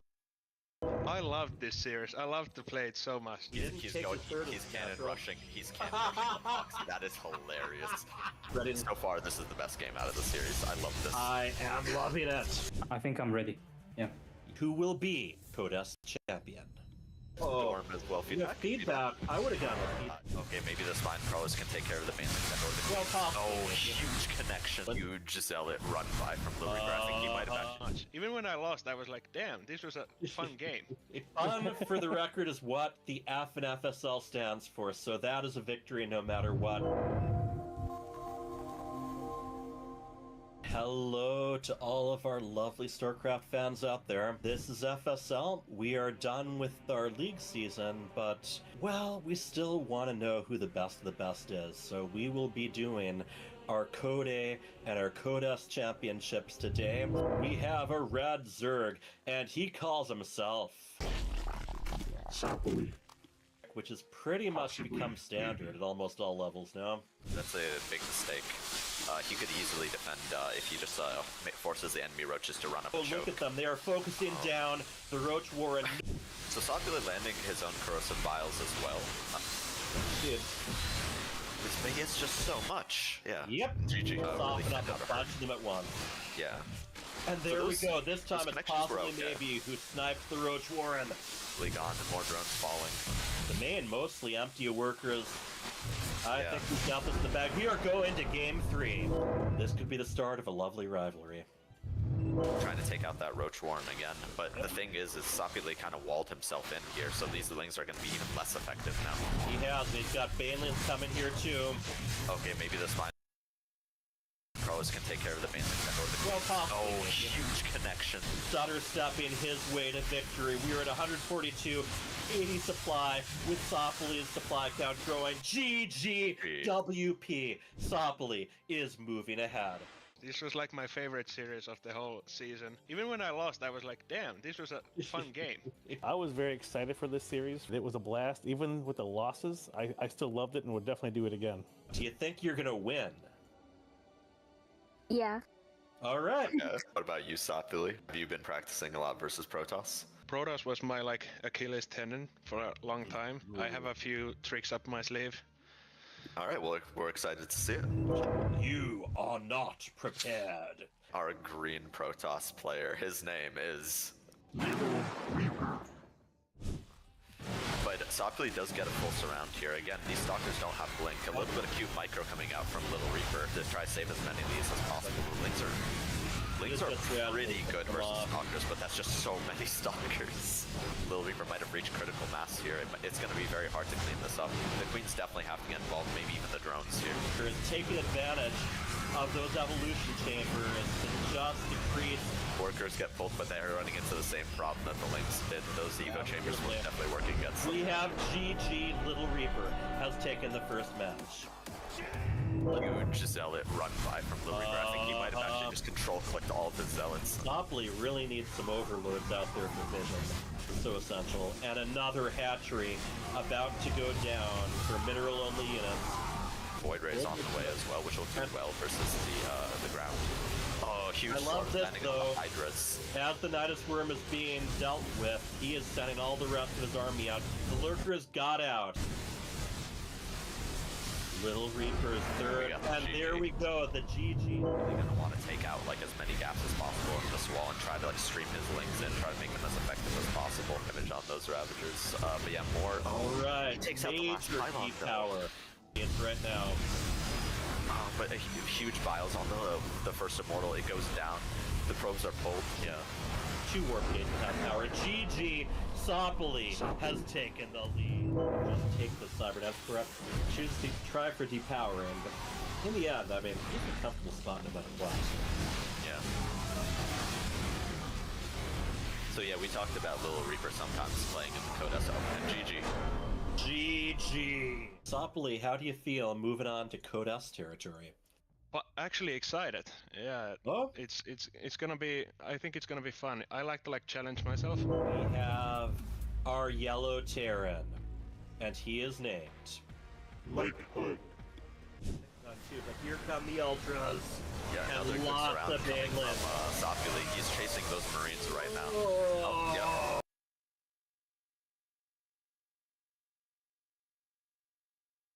Players to the FSL Season 10 semifinals. So far, the score is evened up between the teams, Angry Space Hares and PulledTheBoys. Both series so far have been 2-0s. 2-0s. So we're back down to dead even. Going into our next match here, we have PossiblyMayb versus Papella. Welcome, players. Thank you, thank you. Hello. Now, All right. obviously, I talked to PossiblyMayb a lot this week. We've been doing some little practicing here and there. Obviously, it doesn't help him in ZVT. So I guess the question I have for Papella is, how do you like the ZVT matchup? Is it one of your more favorites? Is it one of the ones you hate? How do you How do you feel about this matchup? I believe ZVT is one of my best matchups because also in the ladder I just get Zergs against, so I do get Sounds a like lot of dream for practice me. against it. All right, Nuclear, you want to ask possibly a question or? Yeah, possibly. I know you've also been working on this matchup a fair bit.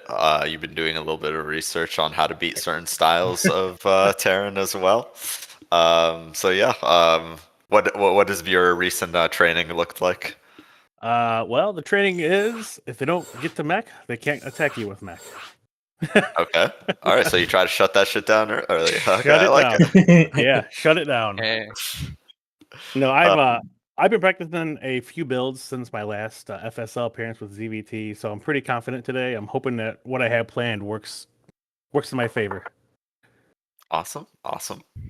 Yeah, so first map is going to be on Maganatha. I assume this was a Zerg pick. I'm not sure if you guys were super opinionated about the maps during this map selection cycle.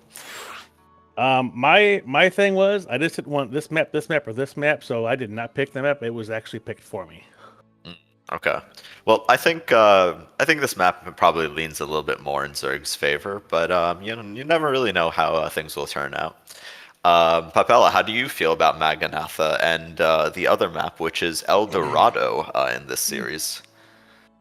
I've got thing cooking for El Dorado. Oh, okay. All right. Maganatha, just another classic ladder. So. All right. Well, we're all excited to see how it all turns out. Players, are you ready? Yeah, I really need to learn the maps. Good luck, Papella. Right. Let me move you guys to separate lobbies, and we'll get into it. And as we said before, it's 2-2, so this series could be a turning point for either team. So we'll see how it turns out. All right. Just confirming that the players are ready one last time before we start that game.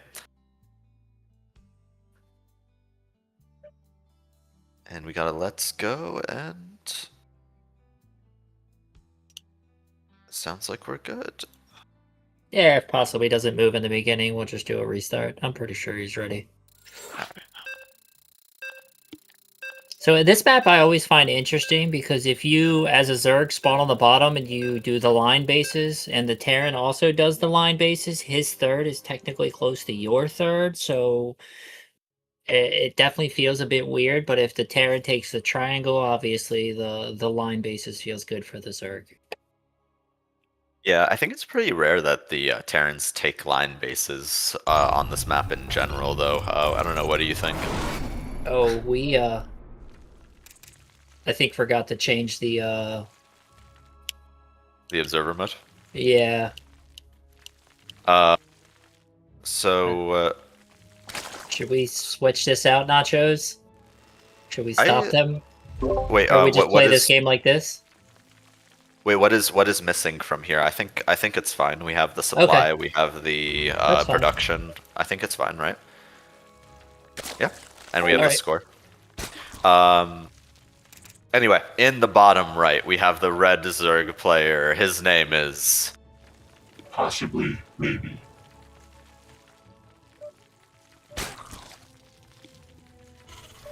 And he is playing for the team of... Angry Space Hares. And in the upper left, we have the purple Terran player. And he is... Papella.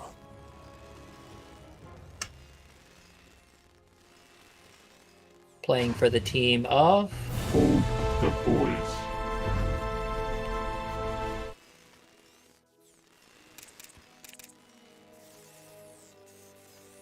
Yeah, so let's just try to follow along. Use Nachoz. You should be able to hit like 4 or 5 for that, I think. It's 3. Okay, thank you. So yeah, Papella going with the Reaper opener, getting his first gas. Standard opener with the Reaper, just to try to be annoying at the Zerg's natural base. Prevent them from taking a third, or just delay it a little bit.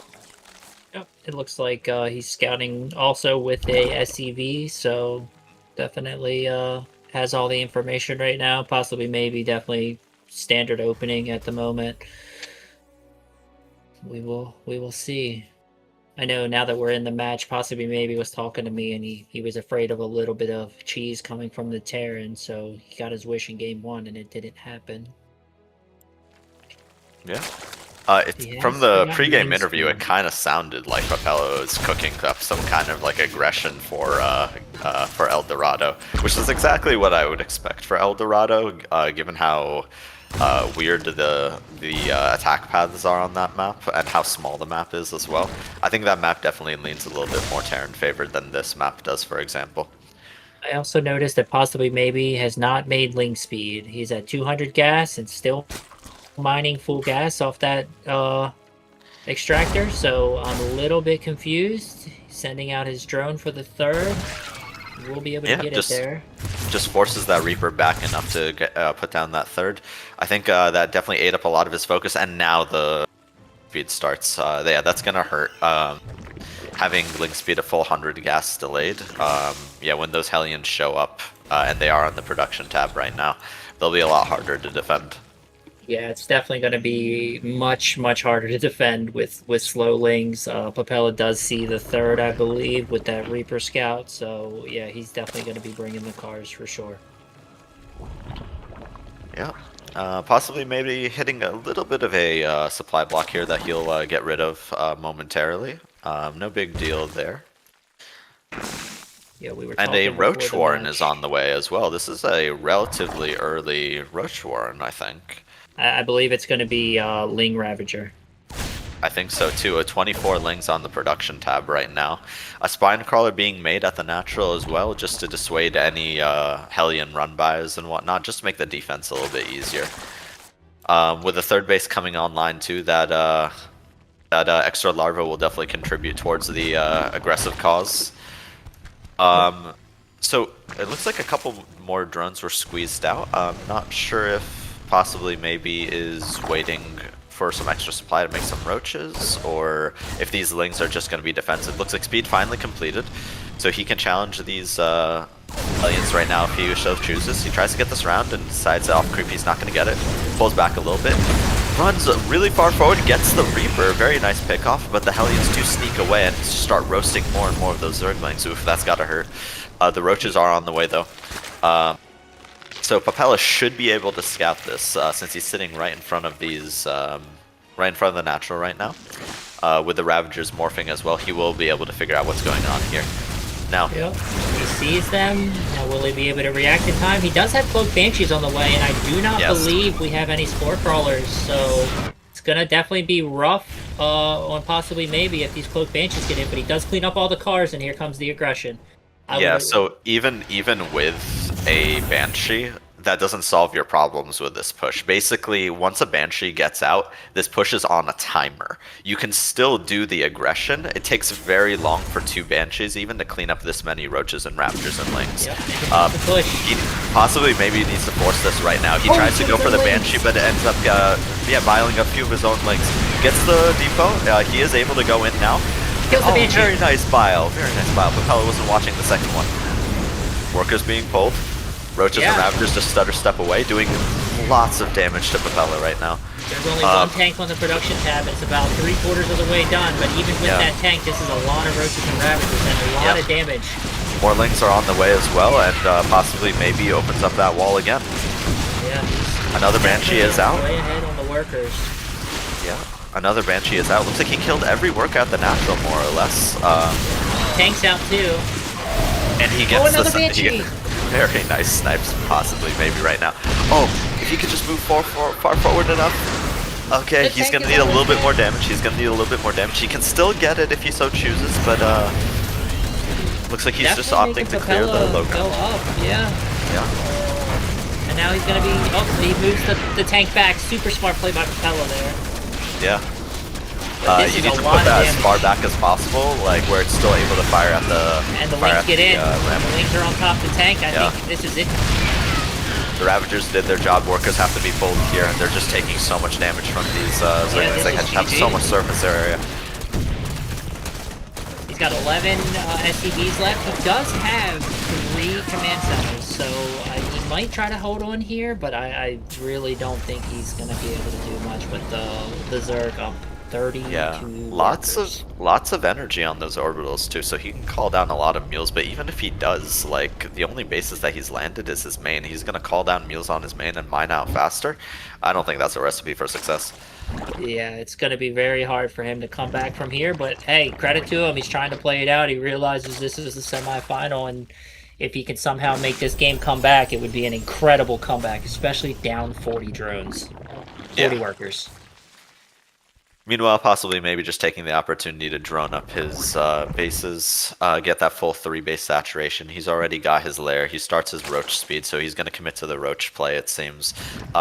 Looks like Hydra speed is on the way as well as the Hydra range upgrade. So this is just going to transition into Roach Hydra. Yep, definitely with those extra range and carapace upgrades as well. Yeah, he's got the infestation pit down. He's as a Zerg player, you were feeling very good about this. Yeah, Papella taking the opportunity to do a little bit of economic damage where he can, just a little out of range of that Spore Crawler, but I don't think possibly maybe cares too much. He just moves the Spore Crawler a little bit forward, and he should deny that harassment right now. A couple of Hydras will be on the way soon. Now, this Banshee does have the capability to cloak if it wants to. I would like to see the cloak. Oh, it's gone. Yeah. And meanwhile, Papella has reestablished his natural. A bunch of mules are hard at work extracting those minerals. Yeah, I know I called the strategy, but I do have to admit I kind of knew that strategy was coming from PossiblyMayb, so I'm not really that big of a genius or anything like that. He's been working on this build, and it seems like he definitely has it down. That was a lot of damage done to the Terran. Yeah. You just have to be so quick on your responses to not lose those Banshees, and yeah, even if you don't lose the Banshees, like the capability to do that much damage once you break down the wall as a Zerg player, you really have to watch out for that sort of thing.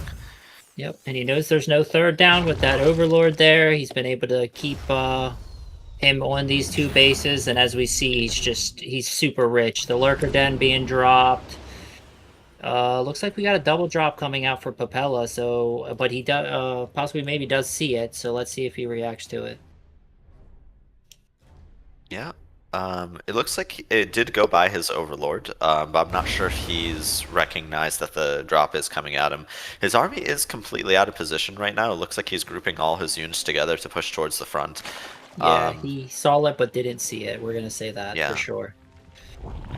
He's got the Hive on the way, almost complete. He's got Baneling speed on the way, making a bunch of Banelings. Yeah, this double drop comes for the 4th that just finished. So I think this is going to be possibly maybe it's time to move forward, but he's pulling back. Yep. I mean, either option I think is okay here. Possibly maybe could go for the front. There's a few too many tanks there to really bust through. He could if he really lurker den here. Yeah. And yeah, Papella really abusing this one position on the map, hopping between the third and the fourth and the main. Possibly maybe just does get right on top of all those units, forces the liftoff. I would expect to see either a few Hydras being left behind here or a couple of Spore Crawlers being positioned just to deny that drop from coming back in. Just so possibly maybe can be focused on being aggressive on the other side of the map. Baneling speed is about to complete here, so if possibly maybe decides to go and attack the front, he should be able to crash down through that wall very quickly. And his 2-2 on the way. Yep. Yeah. He's got the Adrenal on the way, and the Terran's still on 2 bases, and this drop's coming in again to cancel the 4. Never mind. It's a kill. It's a kill. Yep. And meanwhile, and it goes right back into the main. This is so annoying to deal with as a Zerg player. And possibly maybe he's coming back home. He's gonna snipe this lurker den. Yep. He'll get the snipe on the lurker den, but I don't think possibly even necessarily needs the lurker den at this point. I know he likes them, but yeah, he's definitely gonna have to rebuild that lurker den, and he's gonna need to figure out a way to stop this drop, because this drop is single-handedly keeping him back at home. And there goes nice one. snipe on the first medevac, and it looks like the medevacs are almost getting completely surrounded. Yeah, there we go, problem solved. Now, if Papella has a couple more medevacs, he could load up another drop and go for it again just to force the opponent back, but no, it looks like he's elected to make Liberators instead.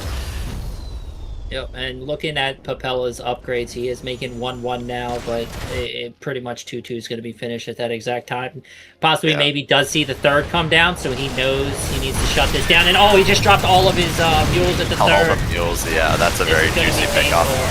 Yeah, Papella does try to run out there to defend, but yeah, just gets met with so much Roach Hydra there. Now that there are so many tanks here, oh my god. He needs to be careful, he doesn't want to lose everything to those tanks. But those are, at the same time, they're very naked tanks, and he's just started stepping forward here. He should be able to clean up the rest of this. Yeah, he definitely cleaned up the entire army. He's got 1 tank left on the high ground, but again, he's going to lose his second base here.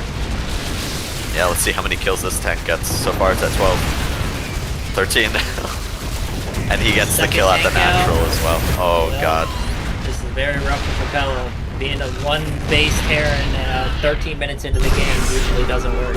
Yeah, versus the 3 bases Zerg. Possibly maybe does lack a little bit of high ground vision right now. He's trying to get up that ramp. Does snipe the first tank, but another one's still chugging away. Now it's at 20 kills. 9 mutas on the production tab. I think he knows. And there's only 4 workers for minerals in the main. I'm shocked Papella's hanging on here. I would have already GG'd out, but I guess when you're playing in a semifinal, you want to lose everything before you call it quits. Yeah, I like the fight coming out of Papella here. Yeah, for sure. As a teammate, I would respect him staying in. There's 21 Banes on the production tab.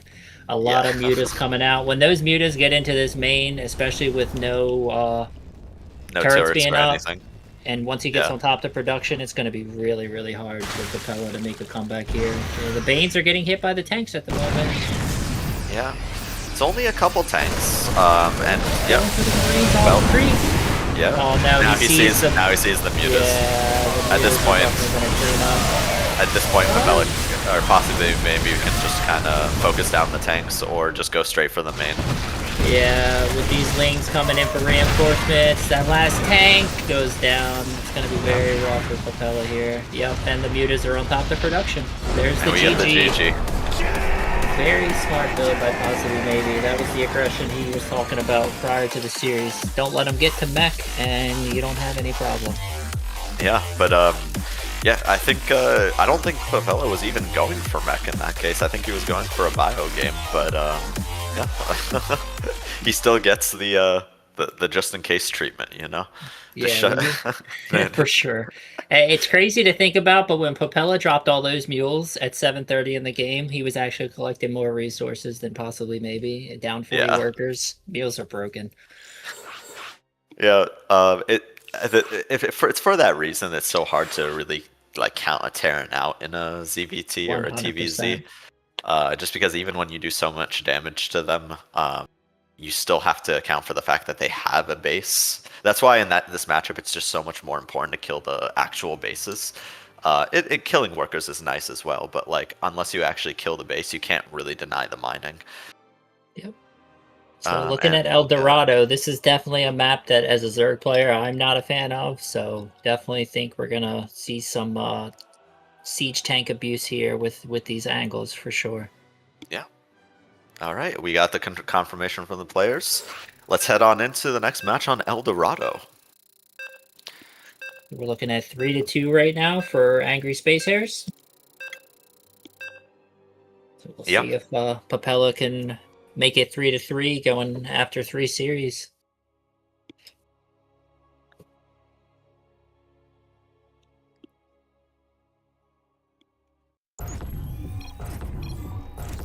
Alright. In the bottom right, we have the red Zerg player up 1 point in this series. His name is... PossiblyMayb. And he is playing for the team of... Angry Space Hares.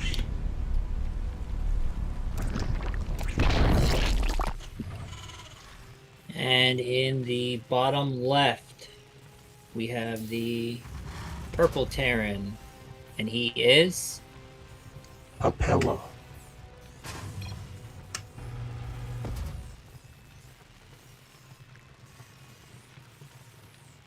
Playing for the team of... He's saying the ping is bad. I wonder if possibly he's experiencing the same thing.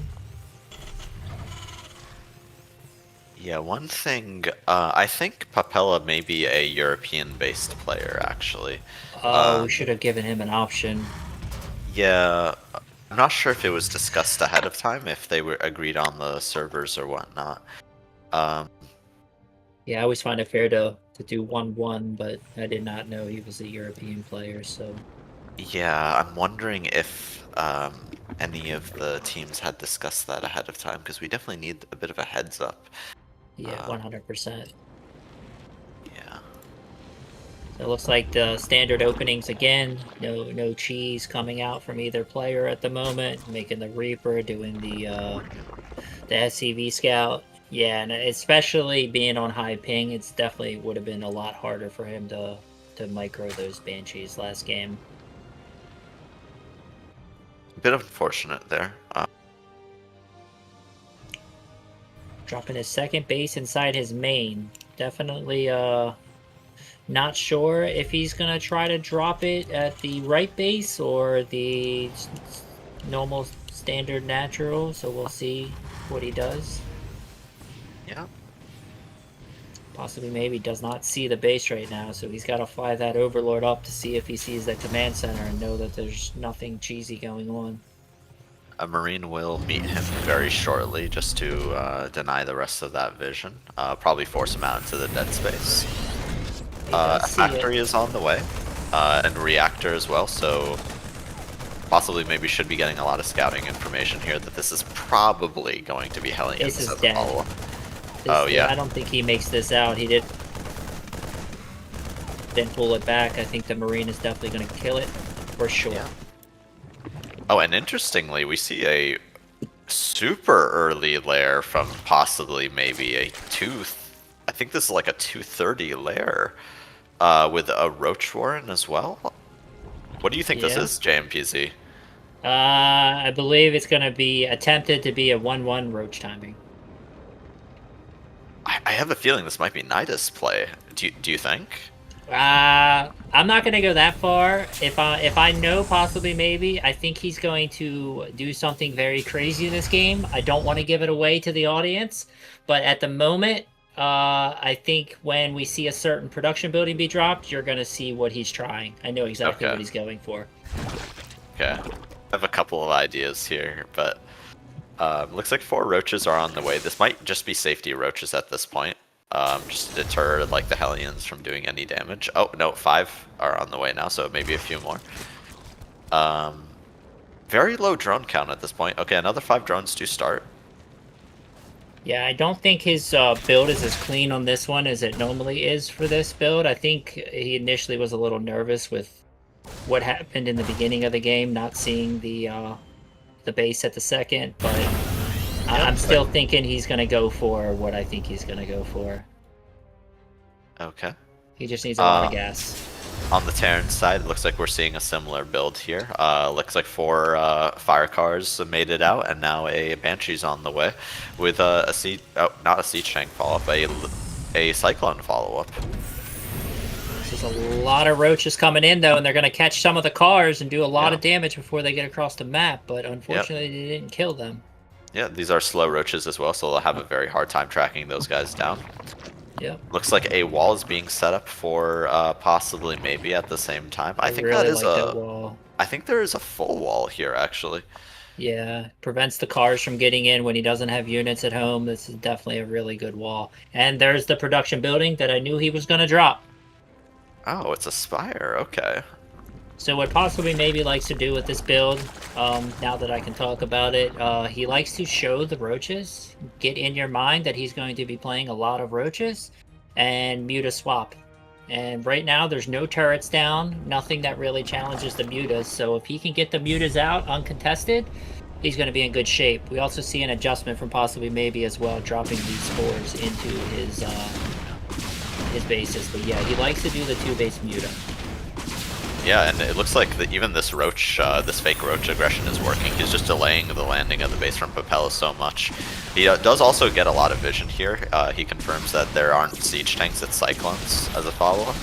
And they're just like a smattering of marines there. Looks like PossiblyMayb he's going for another scout, just making sure he knows exactly what he's up against here. I really don't like the roach speed at the moment. I would like that gas to be invested in another muta. He would have 5 mutas then if he could do that. Yeah. But I think he's a little bit nervous and definitely delayed a few mutas here. He should probably have like 2 or 3 more mutas with this push usually. So we'll see how Papella reacts to it. But at the moment, he has no idea there's mutas coming his way, and he has not a single defense for any of these mutas. Yeah. Especially because so a Liberator does start. So I don't think he knows that the mutas are on the way, but the Liberator should help to shut that down a little bit.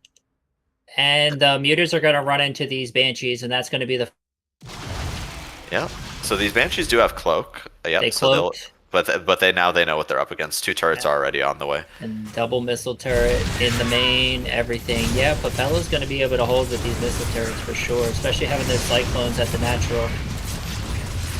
Meanwhile, he sneaks in with a few Hellions as well. Gets a few worker kills. Banshees go in from the back as well. Oh, it looks like a mule is dropped to help repair these Banshees, but I don't think they'll be able to in time. Yeah, he almost killed the other one. He's going to get a few more drone kills with this. He's out of range. He needs another Overseer. Yep. Oh, but the Banshee flies into range of the detection. Oh, momentarily now it's out. 3 Alright, HP. there we go. But he's got 17 energy left. He needs to get this out of dodge. Yeah. But And every here comes second the that goes by, transition. Papella knows exactly how many mutas are here and how much he needs to defend. At this point, a queen could sneeze at this Banshee and it would die.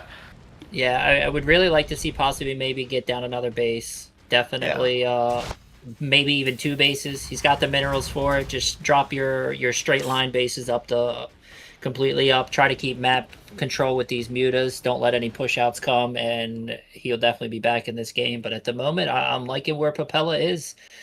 Yeah. I mean, there are still some exposed structures, I think. There's only 1 turret defending a factory and a couple of barracks, so he could definitely go in there and try to... The Widow Mine! Yeah, going right into the Widow Mine fire is probably not the move here.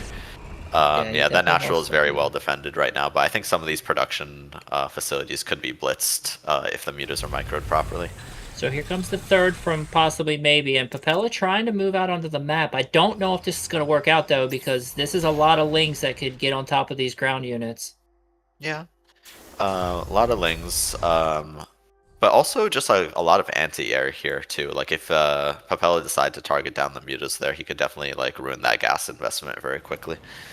For sure. And Papella seems to be scared of taking his third at the moment. He's just shoring up his 2 bases, while PossiblyMayb did drop 2 hatcheries. Oh, one is a macro hatch, so I would like to see that macro hatch at the 4th. But other than that, I do like the fact that he's pumping out different units than the mutas. The mutas are more like a surprise unit. Hey, I'm in your base killing your workers, not a army versus army unit.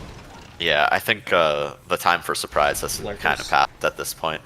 It looks like possibly maybe is also thinking about his next transition. A Nidus Canal and also a Lurker Den was completed.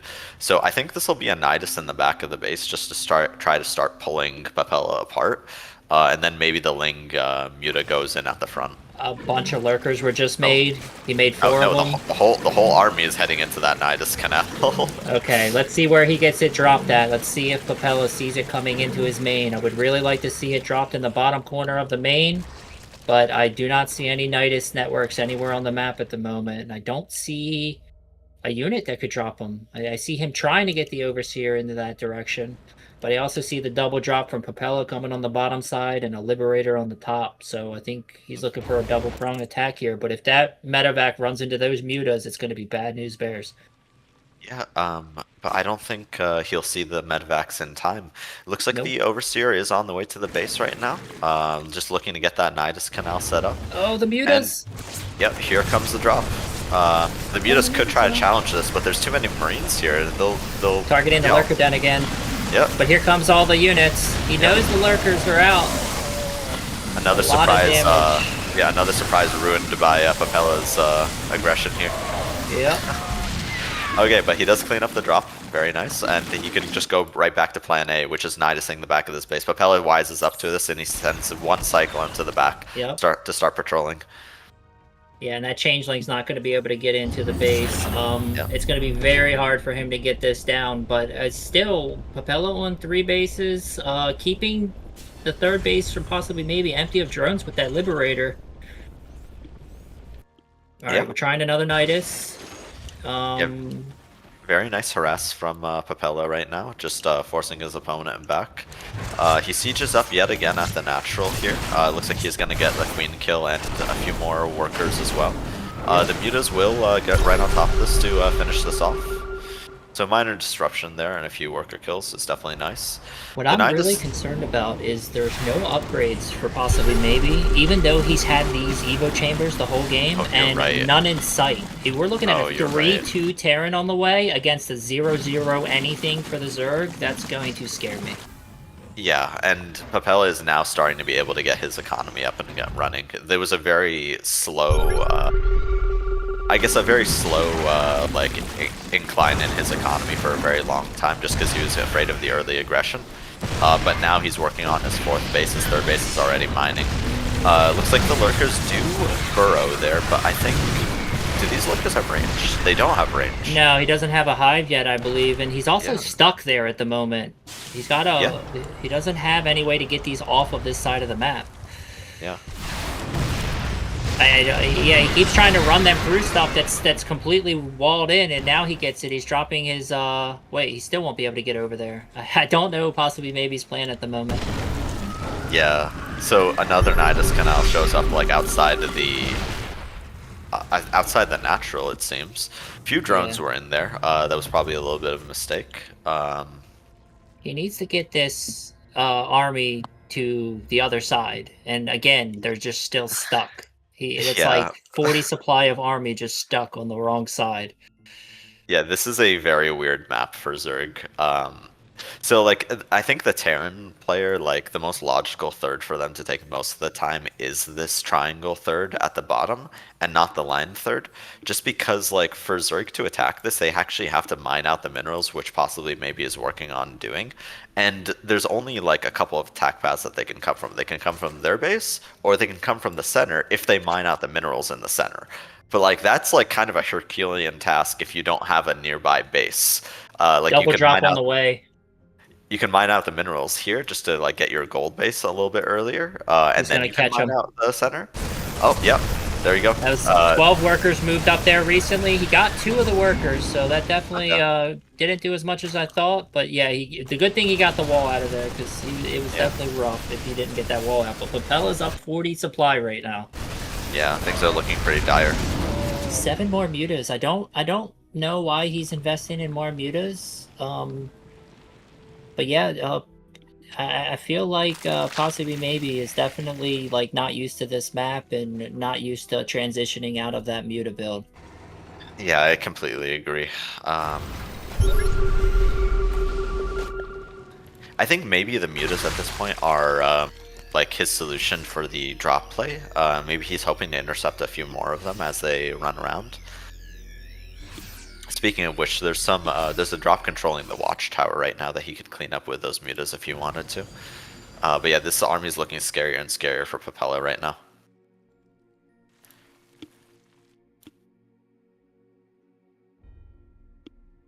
A double Liberator Harass heading towards the north right now. Looks like he'll be heading towards that line base. We are seeing some upgrades come in for PossiblyMayb and a few lurkers on the way. Finally drops the hive as well to get those lurker upgrades. So we will see. Starting to mine out in his main and his natural though, so a little worried there. At best he's going to be a 2-base economy Zerg when those mine out. Yep, and the line base is under fire right now. A number of workers are going down. Yep, it's just so annoying to deal with. He runs back his mutas, so those. Oh, now he's gonna lose a lurker. Oh, he barely got it. Okay. Yeah.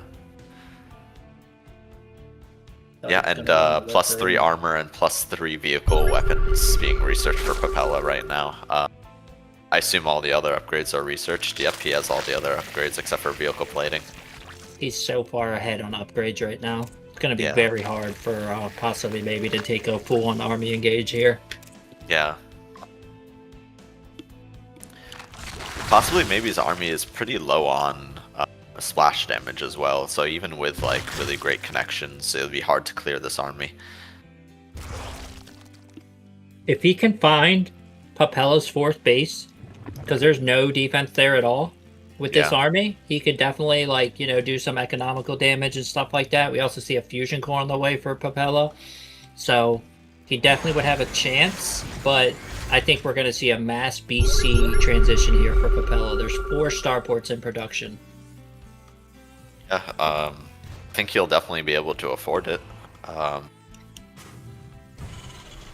would like to see Papella mine out his own minerals to be able to defend his planetary at the his bottom planetary.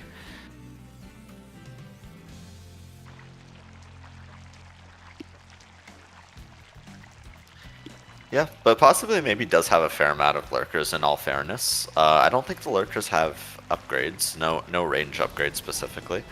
So maybe if Papella takes like a very bad engage into the lurkers and eats the baneling shots, then maybe this could go favorably.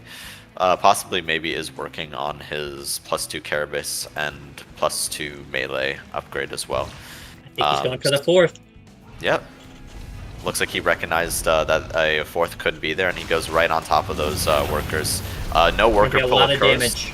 Yeah, basically the entire mineral line going down. He needs to be careful not to lose these lurkers, though. He does siege them up kind of in range of the tanks, and these are still, I think, that's a lot of damage, and no speed on the banelings either. Yeah, yeah, and the majority of the Marines survived too. That's an expensive loss. Shutting down the base is nice for sure, but he could have shut down the base and not engaged that army, and he would have been in a much better position.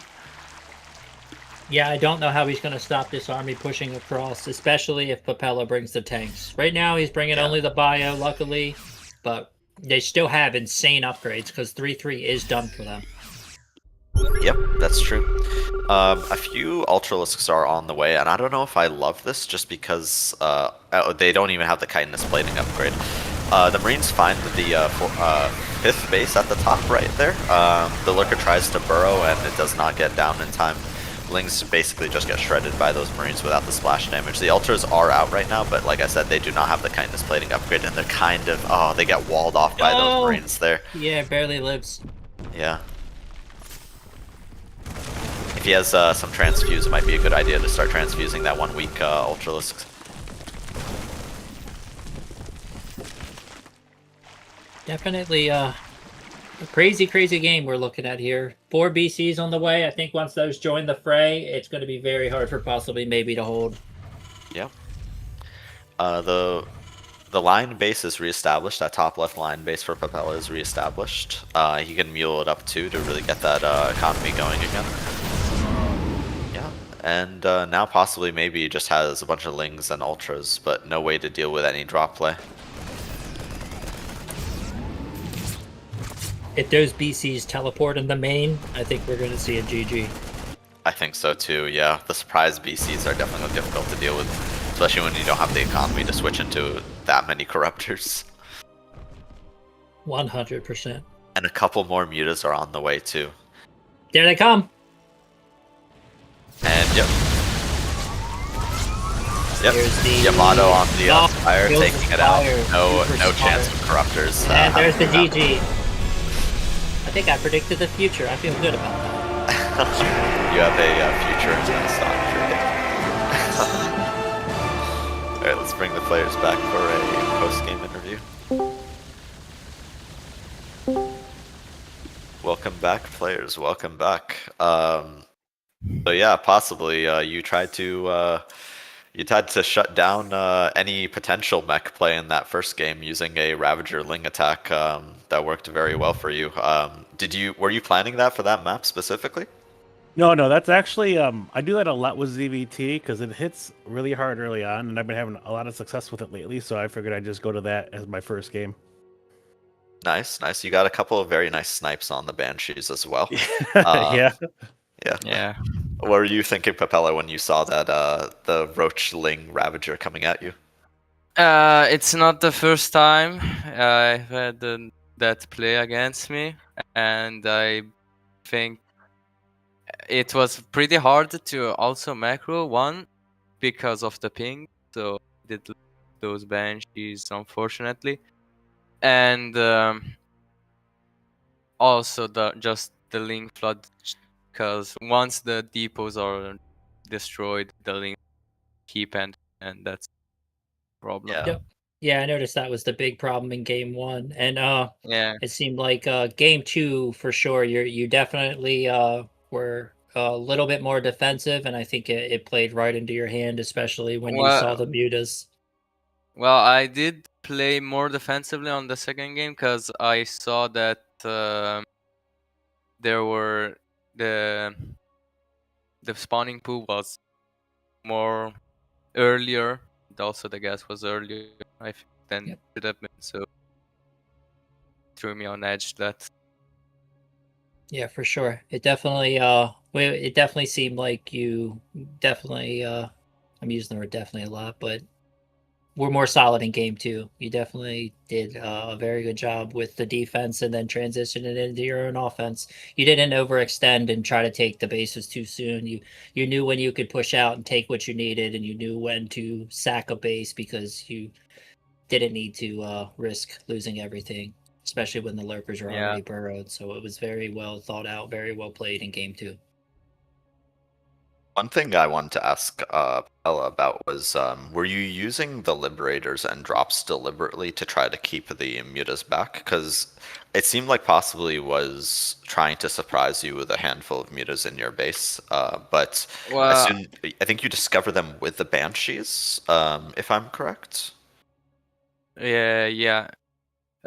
So I did, with the Liberators, I did want to keep more like the third base. I saw that one Liberator was theirs and he left it there for a long time, so he was mining. So I decided to just keep on sending some Liberators there, so he was forced to keep on paying attention on that.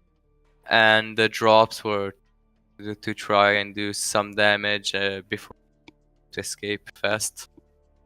Yeah.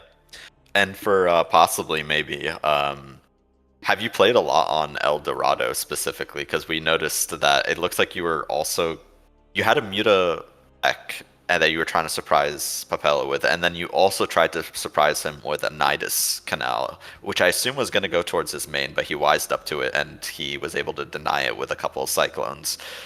Then you Nidused the bottom triangle. And then I think what you noticed was your units couldn't leave without a Nidus. So have you played a lot on El Dorado? It is on the veto list. Yeah.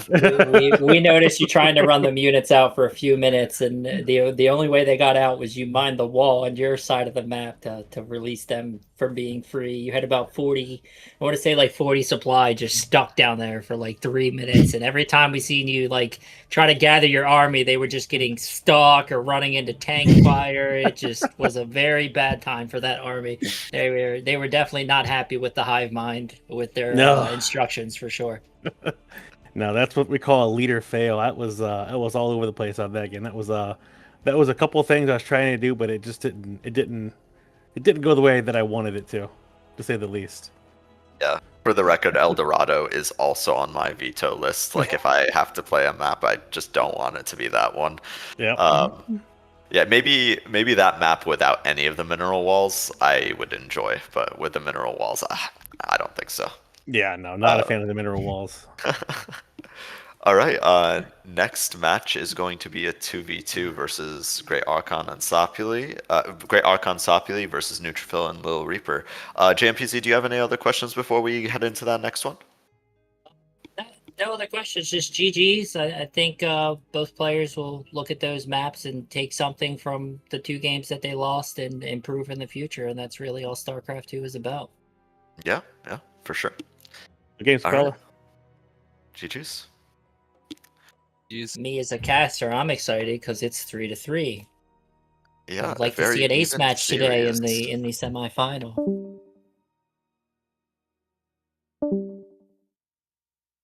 And the next one will also be casted from replay, so we'll head into that one right away. That we were learning in production to try to improve our replay showing, so hopefully we improved it a little bit this time for you guys. Oh, and yeah, let's remove non-people. There we go. So I'm definitely looking forward to this 2v2 because watching Neutrophil play last week in the 2v2, he just that one game was super impressive. Oh yeah. Yeah, game 1 will be on Reclamation, and game 2 will be on New Bed of Chaos. So yeah, but to your point, Neutrophil showing last week in the 2v2 was very interesting to watch. Yep, and I think it's the first time we see Sopuli play this season. Yeah, I think so too. Speaking of Sopuli, in the top left we have the red Zerg player. His name is Sopuli. Evolution complete. His teammate in the top right, the blue Terran player. His name is GreatArchon. Piece of me, boy. And they together represent the team of Angry Space Hares.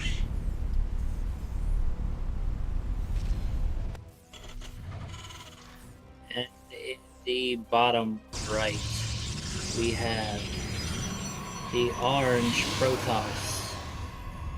And he is Neutrophil.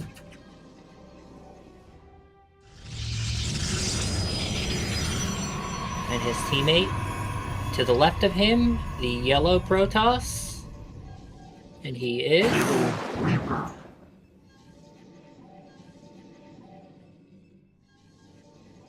playing for the team of PulledTheBoys.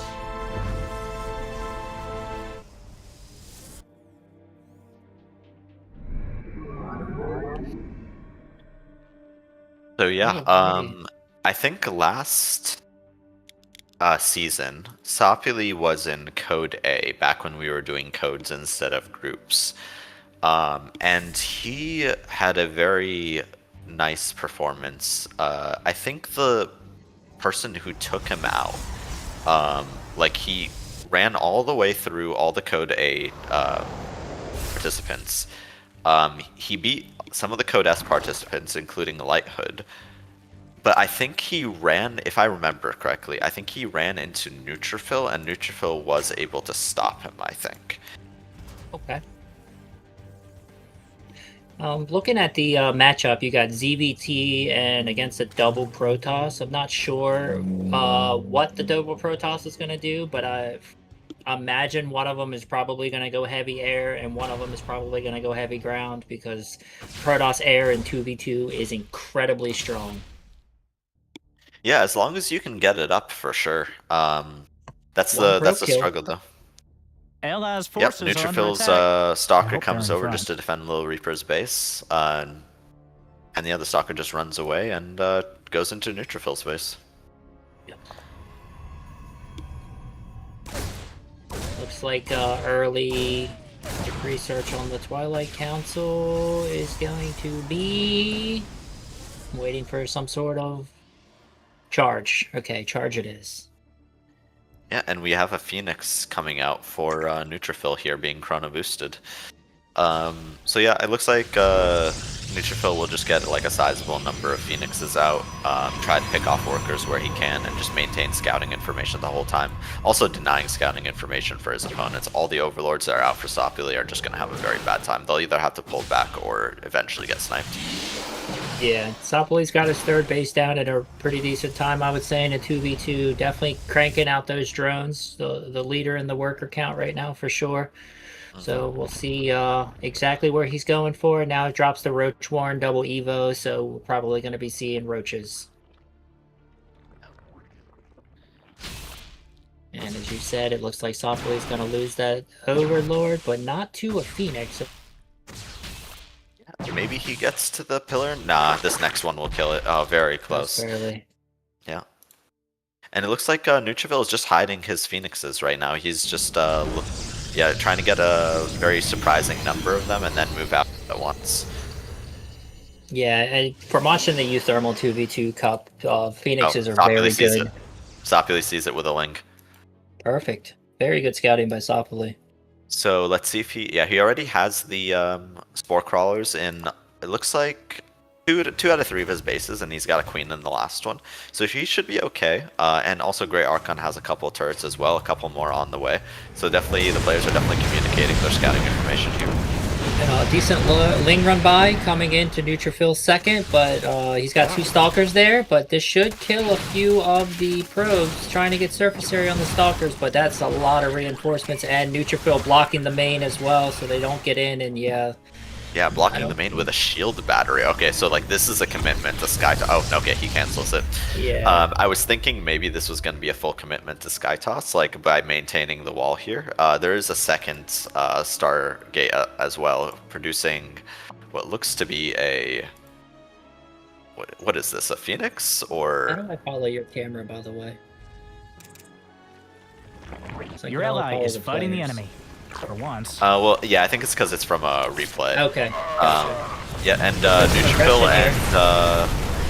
and Little Reaper just pushing forward. Only a handful of Lings and GreatArchon's army here. Picking up the Cyclones, definitely helping them here. And yeah, they're going to be able to shut down GreatArchon's third with this. And they got a Warp Prism here, so Little Reaper's going to be able to reinforce. Yeah. Just a, that was a cancel on the third, so not the worst deal. They really need to group up their units and go in like critical mass here, otherwise they're going to lose so much. The workers being pulled at not the best time here, because a lot of the DPS has already disappeared. Yeah, very good attack by Little Reaper and Neutrophil here. If they can keep this snowballing, it's going to be very rough for the team of Sopuli and GreatArchon. GreatArchon down to 36 supply at the moment, but lifting up the queens too. Yeah. Up alive for sure. But yeah, Little Reaper's now going to start doing damage to Sopoli's drones. Yeah, this is looking very one-sided at the moment. Yeah, and Little Reaper just defending or reinforcing right at the front with that Warp Prism. Getting right on top of Cyclone again. Yeah, Neutrophil taking the longer way by warping in units at the back, but yeah, he's just warping in more Phoenixes at the same time, lifting any of the units that could actually damage this army. Yeah. And looking at the production tab right now, it looks like it's just straight Neutrophil, and there's a lot of Roaches though. Let's see if these guys can get anything done, but they are slow Roaches, which Zealots will like. Yeah, they are slow roaches, and also just like with this many phoenixes, you can deny half the DPS from them at any given time. So although it looked like a lot of roaches, like wasn't actually that many roaches. Great Archon putting up a fight though. He's warping in more he's getting more units and forces back the rest of the army. And yeah, no, looks like neutrophil and LittleReaper have to pull back here. Now keep in mind that this was a very aggressive push. They did get a fair amount of damage, but this was on 2 bases for them. It was a very committed attack for them, and now neutrophil only now starting his 3rd base at 7:30. Yeah, looking at the worker count though, we did lose a lot of SCVs, and he wasn't unfortunately able to get a 3rd CC down, so it's going to be hard for him to pump out the SCVs and the mules. So Great Archon definitely took a lot more damage than Sopuli did, but these Phoenixes are pretty much uncontested at the moment, and that is a lot of Overlords there. If he could somehow get on top of them, it's going to be a lot of damage. Or definitely not enough to deny that many Phoenixes. They could just fly over, kill a bunch of drones, and then just fly out. LittleReaper posturing around the map right now, just checking to see if a 3rd base is taken for Great Archon. Yeah, it wasn't even started, only now starting for Great Archon. Meanwhile, LittleReaper and Neutrophil's bases are well on the way. Yeah, definitely. I would say in the lead of this game, trying to look at the production tab. We got Blink on the way for Neutrophil. He's got his Templar Archives on the way, so we'll probably see some Storms on the way. The one thing I do say that the red and blue team have for them is the upgrades. Sopuli's upgrades are looking very good right now. +2 Carapace on the way, +1 ranged attack, and I'm not sure about the upgrades on Neutrophil and LittleReaper. Yeah, Neutrophil looks like he only has +1 ship weapons, and does not have any ground upgrades currently. Great Archon's 3rd base is about 3/4 of the way done. That's probably gonna be the next point in contention, is trying to get that 3rd base down for Great Archon. Sopuli taking his 4th, and yeah, we'll see how this transition goes. But it looks like LittleReaper is ready to hit Sopuli's 4th any moment now if he sees it. LittleReaper sending in a 4 Zealots at the front as well, just as a distraction. It looks like both armies reacted to it. Now Sopuli does see the rest of the army heading towards his 3rd, and he is... Yeah, LittleReaper did try to click on it, but he realizes that there's just too much DPS there and gives up. Just runs away. Yeah, and that was a very good fight for Sopuli. Sopuli is the lead. I do not think he saw the 4th. Looking at the view, they don't see it at all. Yeah. Neutrophil massing up, but right now it looks like kind of what usually happens in the 2v2 is one player takes a lot of damage and one player gets a lot more, and it looks like Sopuli's been the one that's been able to keep his drones and his army alive, and it's going to be down to Neutrophil to help LittleReaper here, because this is a very scary army. Yeah, so it's a pretty large army from Sopuli, but I think LittleReaper's army in particular counters it very well. Just because of Storm, and also Neutrophil has a fair amount of Storm as well. I think, yep, they have to evade those Storms. Big Storm again. Another Storm on Great Archon's army. Oh, but a lot of the Phoenixes eat a fair amount of the Storm as well. It's an okay Storm on the rest of Sopuli's forces. I think the Storms are starting to run a little thin for LittleReaper here. Not for Neutrophil though. Neutrophil has a ton of Storm left over. Yeah, they need a lot more units at this front because they don't have the numbers to quite attack into this army just yet. Storms. Yeah, these Storms are keeping these units back, allowing the Protoss to just keep warping in, and once their army gets big enough, and Neutrophil pushing in on these reinforcements. Yeah, Sopuli finding some stray Zealots here or there, nice pickoffs from him. But yeah, Neutrophil's army is just looking bigger and bigger. And yeah, Neutrophil blinks forward. Yeah, dispatches the rest of Great Archon's army here. Meanwhile, Sopuli dispatches a lot of LittleReaper's army, so interesting trades going on here. We're going to see the Hydras getting picked up, though. That's going to be very rough, because it's not going to be able to have any answer for the Phoenixes again, and they're just catching these stray Warfins right now. Yeah. Very crazy game at the moment. The Sopuli's still at 150 supply and pushing in at the moment. But Neutrophil with his reinforcements here. Big Storm. Yeah, I don't think Sopuli quite has the numbers to really take on 2 armies at once, though. It looks like a little Neutrophil did blink into Great Archon's natural here, being quite a disruption. Yep, Sopuli reacts accordingly. He sees the large number of gonna catch stalkers this and coming adds out, a too. ton of Hydras. Yeah, very nice pickup, very nice surround from Sopuli here. And now without the consistent DPS from Neutrophil's army, LittleReaper's army is looking a lot less scary.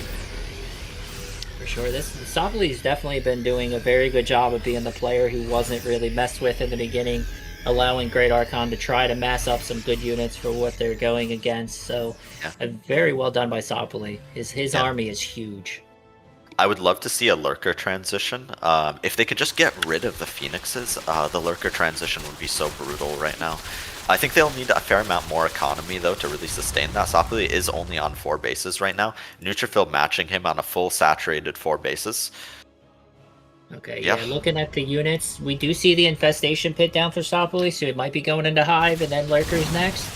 But Sopuli attacking LittleReaper's third again with a big army, but yeah, that Storm's going to scare him away. Very nice Storm dodge, though. It does basically nothing. Meanwhile, Sopuli also running in with a small Ling run by at the time. Neutrophil does see it, and he warps in a few units accordingly. Pulls his drones, very minimal damage occurring there. Without target firing the workers, it's very hard to get any kills when the aggro is there. For sure. Kind of doing a little bit more work than it should, though, because he's only got 1 worker on each gas now since he pulled them. Yeah. Now he's reinvested, putting them on the gas again. Yeah, GreatArchon posturing against... Finds the Phoenixes! Yeah, he finds the Phoenixes, and they are on the splash damage mode. He actually does kill all the Phoenixes. Although I think Neutrophil is okay to trade out that supply at this point, to try to get like some other parts of his army. And Sopuli gets a snipe on LittleReaper's third. Huge pickoff. He can actually engage the rest of this army as well. There isn't enough splash damage here to challenge those Hydras. There's a lot of shield batteries there, though, so I'm not sure. Yeah, there's a lot of shield batteries, so it'll be slightly more inefficient than it has to be. But yeah, the energy is already running out at this point. He can get more probe kills too if he wants to stay here. Neutrophil does realize this, and he tries to come over to help LittleReaper. And there's the blink on top. Yeah, blinks forward, and there's a lot of zealots here to buffer for those stalkers. Meanwhile, GreatArchon's got to do something. GreatArchon has to do something here. He's trying to with this sword army on the top side, but I'm not sure if it's going to do enough. Sopuli's going to lose his entire army here. Yeah. It looks like GreatArchon is completely unchallenged right now. Getting right on top of the transferring workers too. That's brutal. A lot of damage. Yeah, it looks like getting the workers I think was a better pick off there than getting the base. Getting on top of the Thor. The Thor. Yeah. But that was a bad blink, I think. Without the support from the Templar, yeah, he gets a lot of stalkers there for free and dodges the storm as well. Killing off LittleReaper's reinforcements here. LittleReaper's going to get caught by these Lings. He needs to turn around and fight, maybe. Yeah, the Ling Roach Hydra here, getting a lot of pickups on the retreat.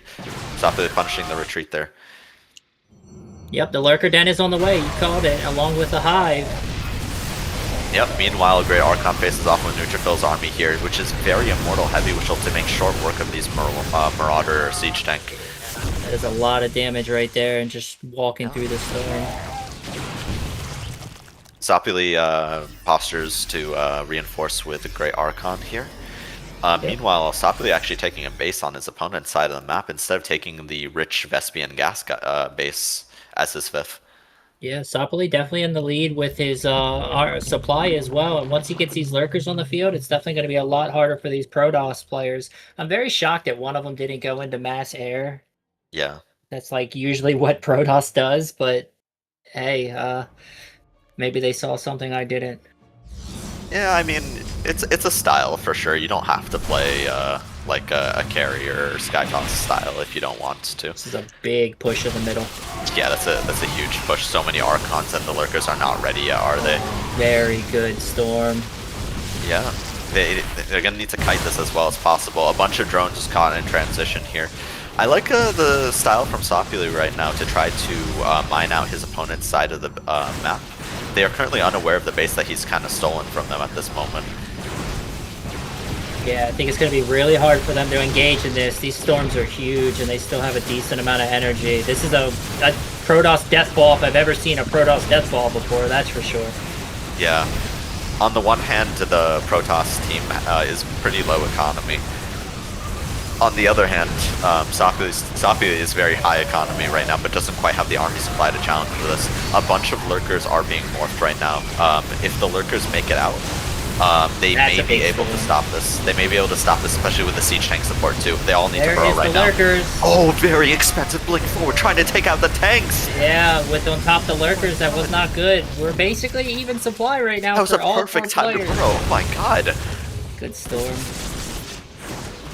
That was so expensive. Oh, I don't think Yeah. the Protoss team can remax. I Like, don't with think their- with- Neutrophil saw those lurkers getting burrowed when he blinked on top of those tanks.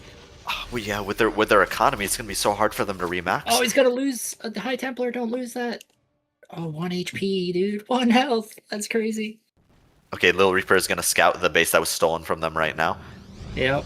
And he wants to attack it. He's showing. He's like, hey, he's got this. We need to stop it. And Yeah, he's not very wrong. good. Very good call. Neutrophil posturing. Looks like he's aware and about to move in. Meanwhile, GreatArchon punishing their movement. It looks like they realized that the base was going to get scouted and about to be attacked. Meanwhile, GreatArchon takes a position to attack another base. Taking out Neutrophil's middle base a little bit. And he evacuates the workers. That's the big thing. A recall occurs from Neutrophil to try to defend his base that's currently being sieged. But the rocks are still there. He's not going to be able to move over there. I think this is where having the Sky Toss would help a lot. He blinks in! Oh, yeah, no, blinking in Losing a versus that many lot. tanks. Not a great move. Yeah. Now they're going to try to wrap around, but I don't know if it's going to work. Where's Sopuli's army at the moment? That's what's going to decide this. It's coming from the bottom, so they might be able to squeeze in, but I'm not sure. A good EMP from GreatArchon. This is a crazy 2v2. That is a big storm, though. And when Neutrophil clears the rest of the tanks that were sieging up his base, Sopuli runs forward with 4 lurkers there. It looks like they're on hold position. They're not firing right now. Okay, now they're firing. No. Here we go. Big storm on the lurkers. Tanks getting sieged. Yeah, I definitely think we're seeing the Protoss start to slow down here. They just don't have the economy that the Zerg has. And these lurkers walking forward with these Hydras. Those are big storms, but I don't know. Those were pretty big storms. I don't know about chasing into that much. Clean up the lurkers, storm though. portal. All the lurkers are gone. Yeah, but the Hydras do have the high ground right now. They eat a pretty big storm, but yeah, the Protoss is definitely thinning out a little bit. Neutrophil trying to get a 5th base up at the 3 o'clock position. Yeah, LittleReaper's just still making zealots, making anything he can. He just doesn't seem to have the money. Yeah, and Sopuli retaking his base on his opponent's side of the map again. Yep, and here comes that same tank line. Yeah, same tank line being challenged by 2 Protoss players the rocks right are now. not there anymore. That should help, but I don't know how much it's going to help. Looking for Sopuli's army. Sopuli's going down there to defend that base he took again, so we're probably pushing towards LittleReaper's 3rd, but it's going to leave GreatArchon by himself against 2 Protoss if they can get in on top of this. His LittleReaper coming army around can the definitely back. get sandwiched here, but Sopuli here it could take comes. the opportunity. He really should take the opportunity to punish their economy here. I agree. He should go right into LittleReaper's 3rd as we speak, because this army's going to get cleaned up. Here he goes, There he but goes. GreatArchon does have more behind that, and he's sieging up some Liberators in a very hard to access spot. There's not that many Stalkers. Yeah. Yeah, LittleReaper's base goes down. I was not expecting this game would want to be this exciting. This has turned into a nutty game. And here we go, fighting on top of the lurkers with the storm, trying to kill some back. Neutrophil and with the snipe. a Nachoz is going down in LittleReaper's main as well. Oh my god, is this loaded with They the see lurkers? it. They see it though. It's They're targeting it. It's loaded with the lurkers. It's loaded with lurkers. A recall's occurring at LittleReaper's Recall base. from LittleReaper. Does he get there in time? It's too I don't late. think It's he too late. does. It's too late. Yeah. Oh, this is so annoying to deal with too, because LittleReaper doesn't have the army that can actually deal with the lurkers. That's Neutrophil. Yeah, I think we're going to see the beginning of the end here. It looks like the Zerg and Terran held on just long enough. The Protoss push early was really good, but Sopuli definitely was able to hold them into this game to let GreatArchon get up to a critical mass, and what we're seeing here is them slowly pushing it through. Love the siege line being set up by GreatArchon right now with both the siege tanks and also the Liberators, making it very difficult to engage from the low ground. However, Neutrophil is engaging from the high ground right now. A fair amount of workers are in his army. It looks like he realizes it and starts moving them away. Yeah, but with these lurkers getting down on top of LittleReaper's last base, I would say, I'm pretty sure this is it. Looking at LittleReaper's 2nd, he's got about 20-25 probes just standing there. Sopuli pushing in. This is the beginning of the end for sure. Yeah, LittleReaper going straight for that Nachoz Canal, just trying to prevent any future shenaniganry from occurring. But even without it, I don't think they can deal with the army that's currently at their front. Yeah, and you telling me that Sopuli was Code A last season, I definitely did not see that at all this game. He must have been practicing a lot or playing a lot, because he definitely looks very, very strong. Yeah, no, Sopuli had to be moved to Code S and a higher group, because, yeah, he's about, like, my MMR nowadays. Yeah, that makes perfect sense from what I'm seeing in this game. Yep, and we got the GG. What a game one. Yeah, crazy game. Very, very, very.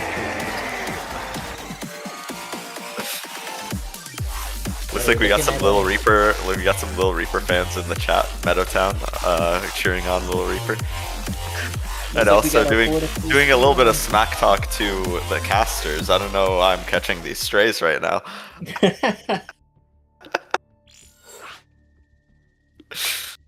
All right, that was a very interesting game one for sure.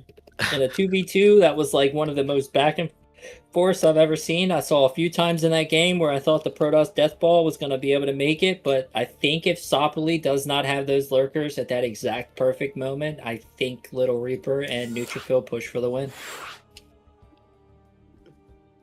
Yeah, that was a great game one. Game two will be on New Bed of Chaos, and let's head right into it.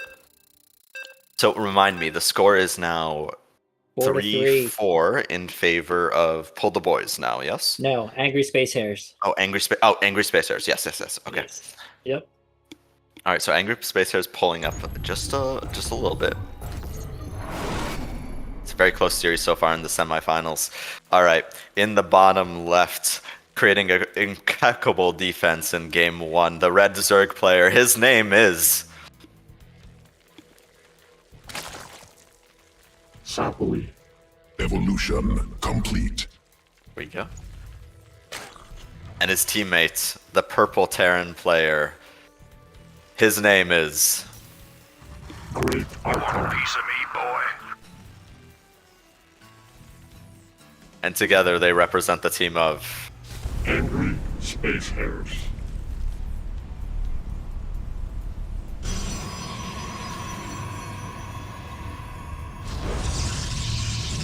In the upper left, we have the yellow Protoss player. And he is LittleReaper.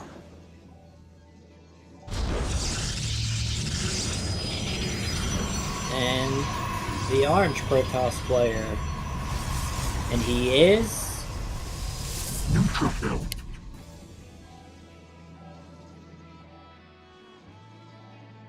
and they represent the team of PulledTheBoys.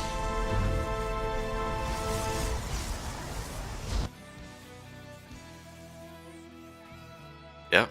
GreatArchon using his nuclear spray on Neutrophil's base just to try to get inside his opponent ahead a little bit, you know. always for sure. Non-verbal smack talk.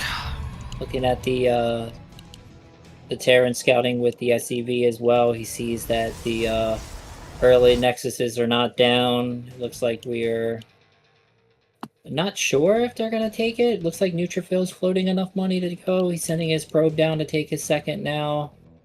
So Yeah. I wonder if LittleReaper's going to do the same thing. Looking around, I don't see any cheesy pylons or anything like that so far. I want to say this is as standard as it can be. Early, very early Twilight Council from LittleReaper here before his expansion. DTs? Do you think DTs?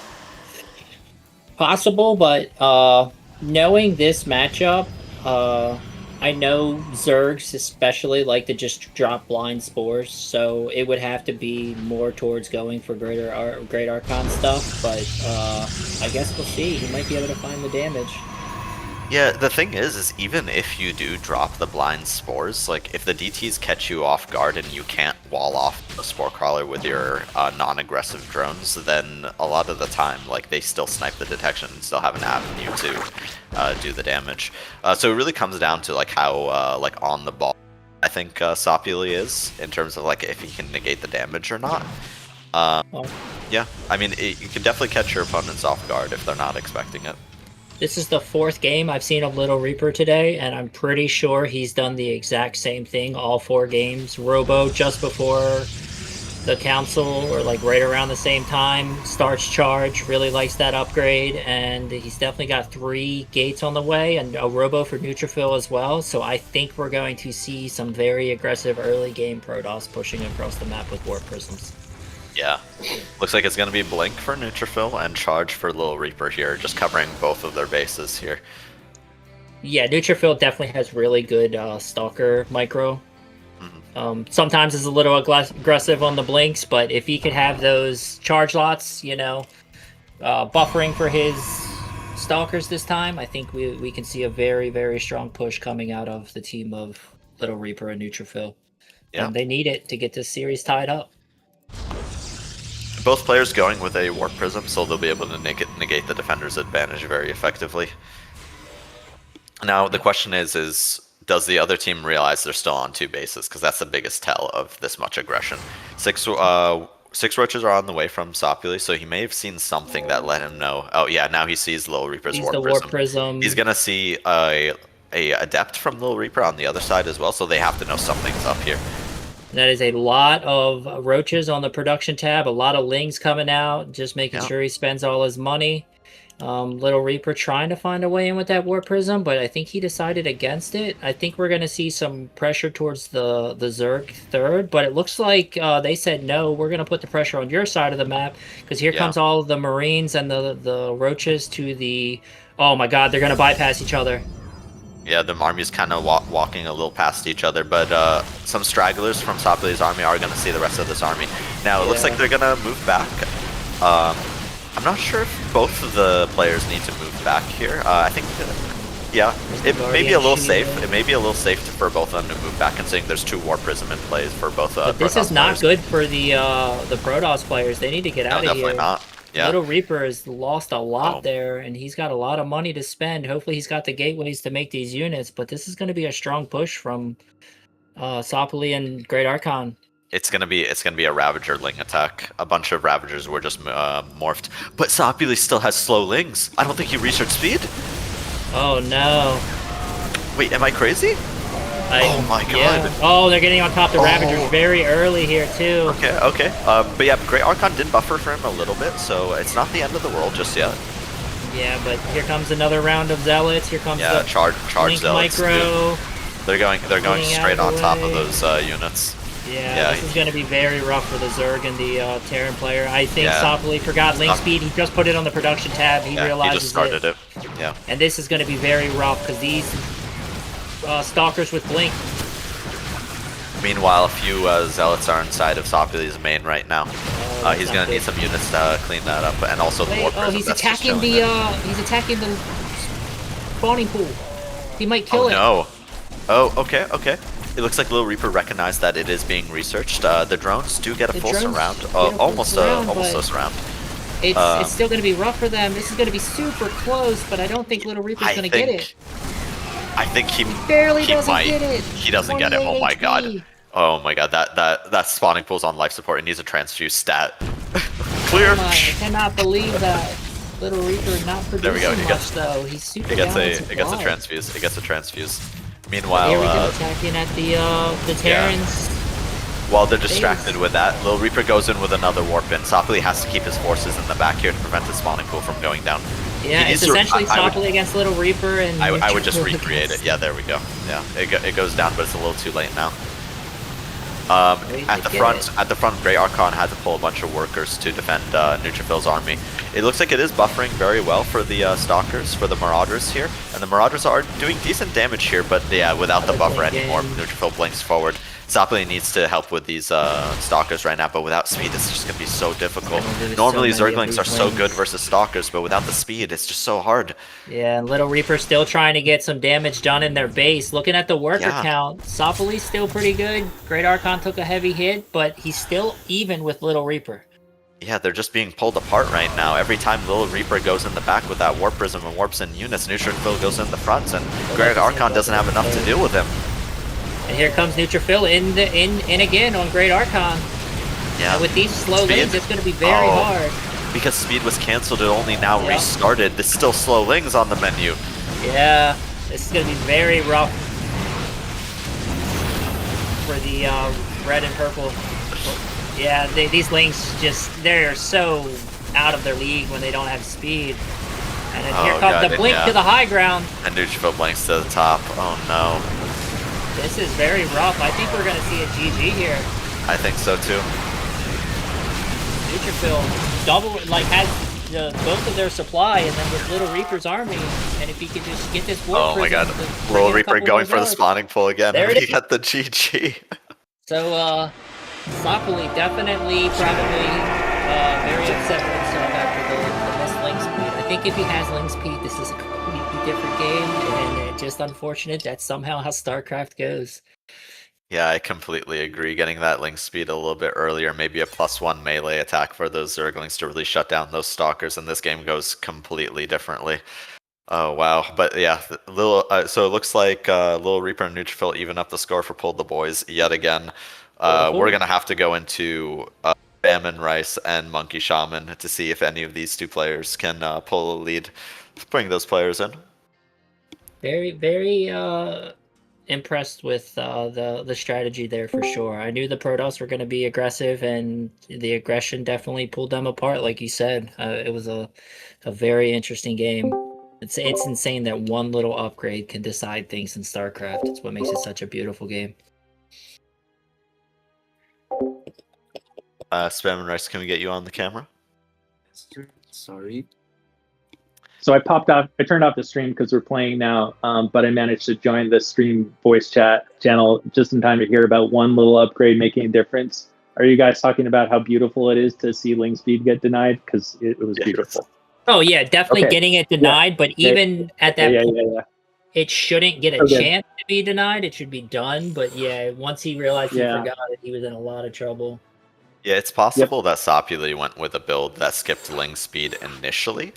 And just to get out like some safety roaches, but yeah, just seeing the slow links by the time that they were pushing with it not even almost completed was I never see slow lings versus blank stalkers. Like that's reverse of like the tech tree order kind of, so yeah, that was really cool to watch.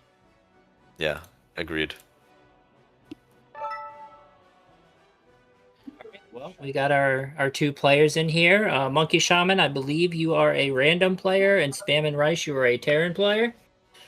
Yep. So going into, I guess my first question will be for SPAMandRICE. When you play against random players, do you change what you do? Do you like to send out the early scout with the SCV, or do you usually just stay standard and just use the Reaper? I'm naturally just like a paranoid player, so I scout pretty early regardless. Makes sense. Yeah. Okay. And yeah, MonkeyShaman, I guess what would be your preference against Terran if you're playing random? Do you really not care? Is there one matchup that you do better with? Are you praying that you get more Zerg or more Protoss, or is I think I prefer not a mirror match because I think that it's more fun to have one of the others. But I feel all right against Terran overall. Like I feel less like I look at the unit and say, what's that? Wait, they can do that. Just it's more comfortable for me. So yeah. Gotcha. And we should know this, but have you two ever played each other in this league? I don't think so. I don't think so, yeah. Okay, all right. So we're gonna see a new game, a new matchup for everybody here. All right, game one will be on Old Republic. Any thoughts about this map from either of you players?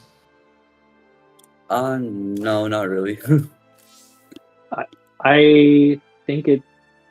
Yeah, I don't want to actually divulge too many of my thoughts, but I think it looks like a fun one.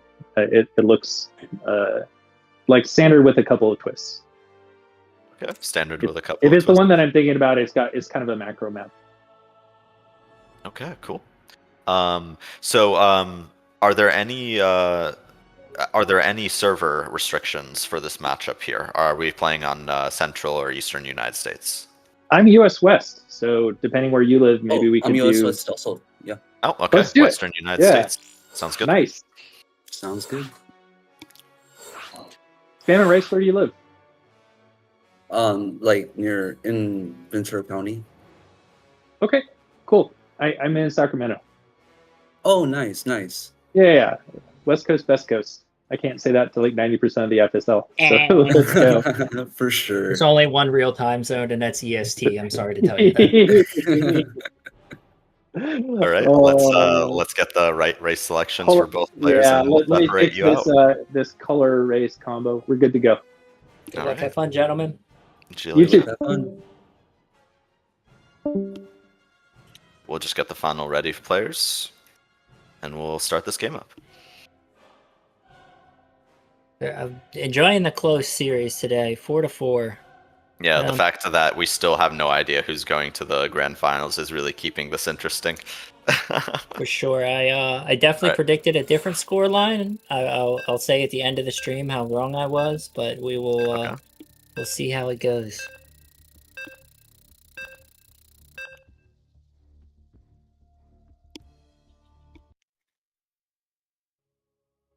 All right, so I think MonkeyShaman is group 10 and SPAMandRICE is group 11. So SPAMandRICE is slightly punching out of his league.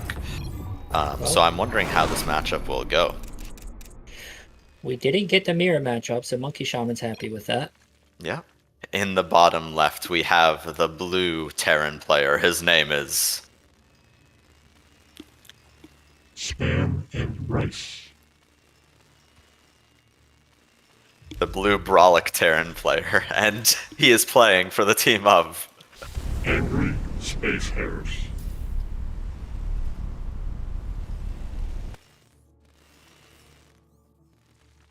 And in the upper right, we have the random player getting Zerg, and he is MonkeyShaman.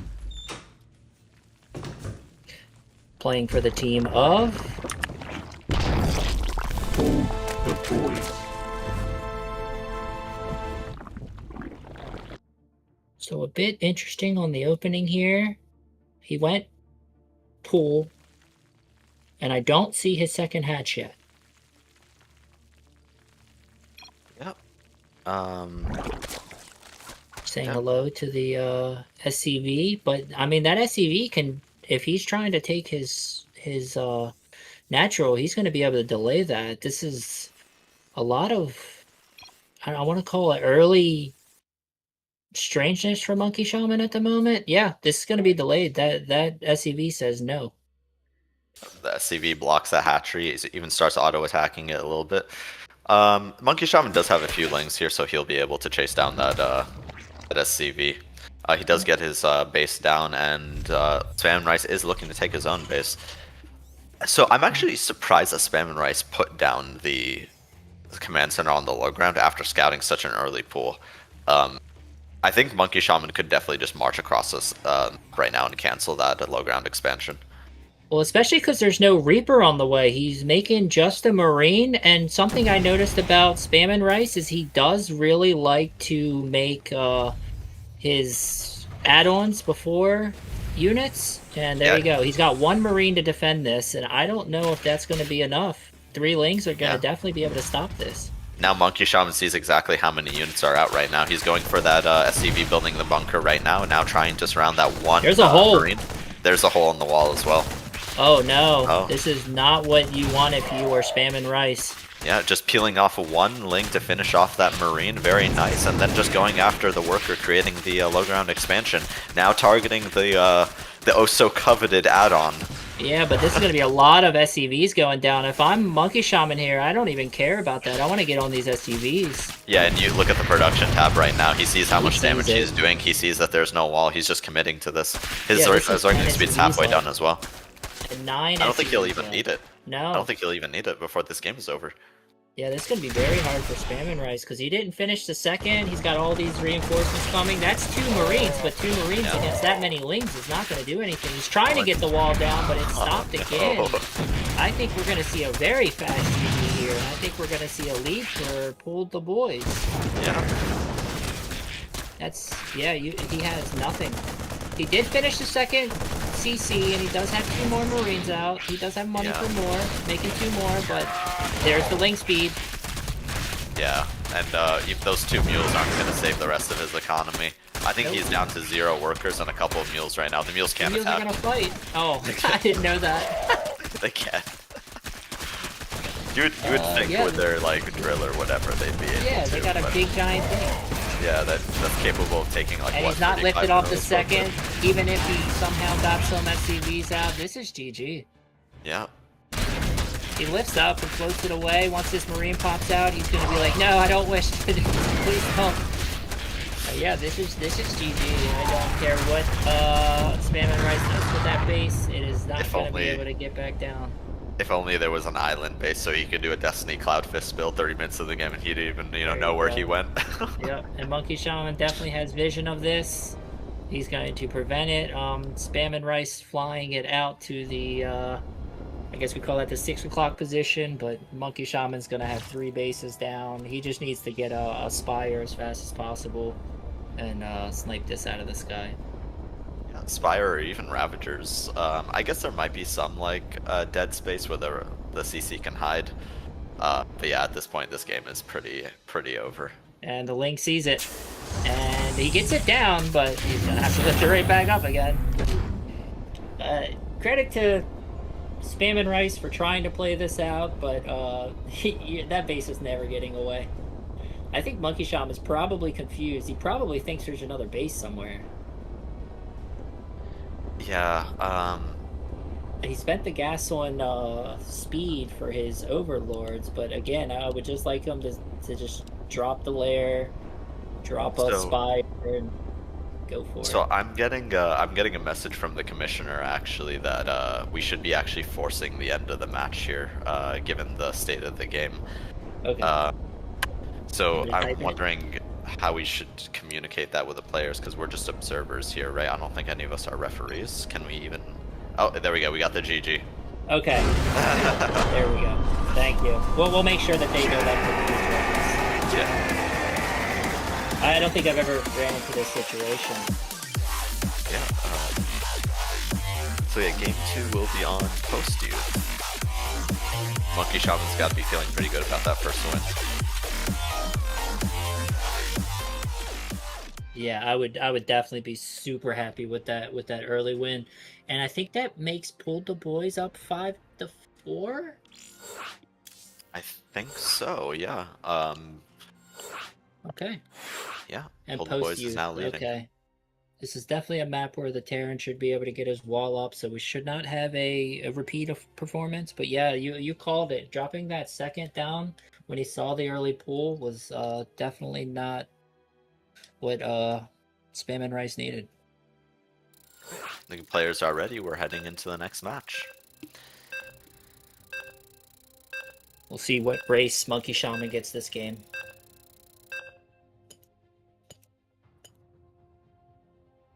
SPAMandRICE going to try to tie up the series. If PulledTheBoys get this win, that means they only need one more win, and they will be somehow doing the gauntlet all the way to the grand finals. Get a mirror match. Oh yeah, definitely not what SPAMandRICE or MonkeyShaman were hoping for. Alright, in the bottom left we have the blue Terran player. His name is... SPAMandRICE. And he is playing for the team of... Angry Space Hares.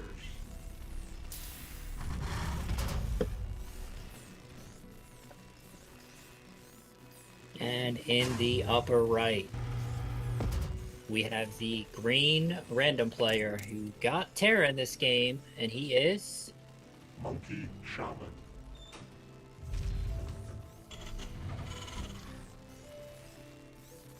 Playing for the team of... PulledTheBoys.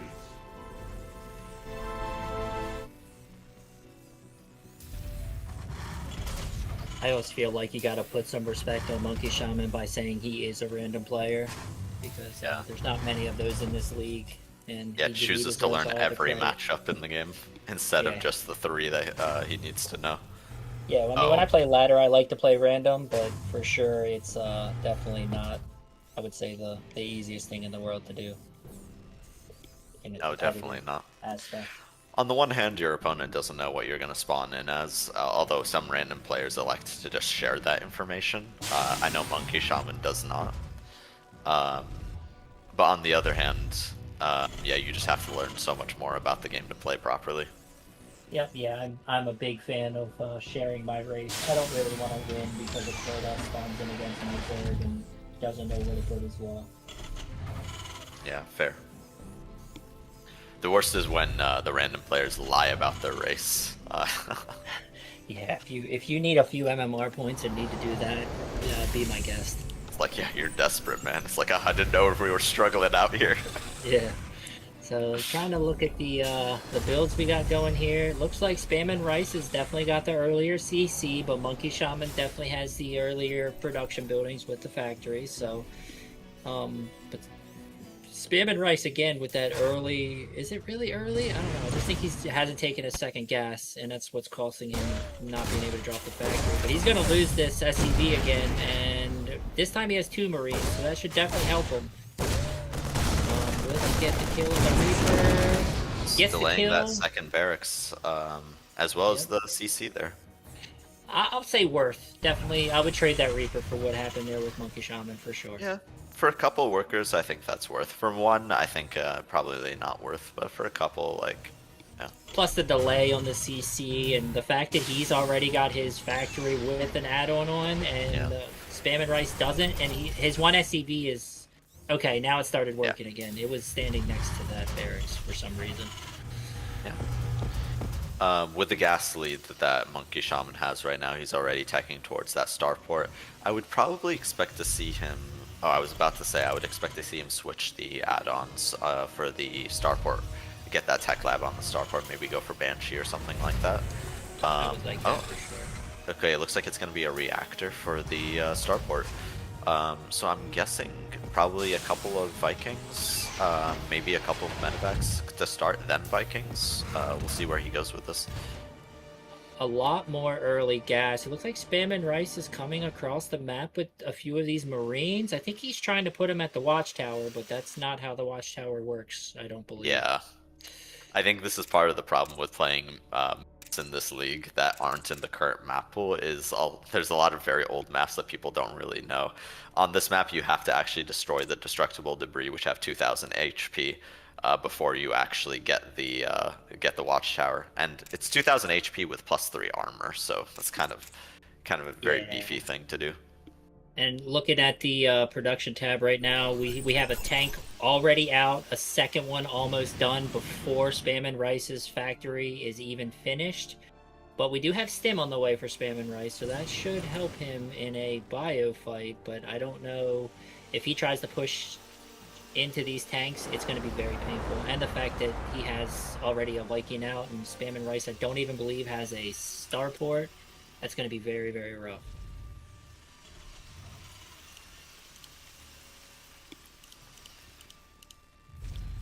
Yeah. Even worse, so, at least. One thing I'll be curious about is when both of these players decide to take their third bases.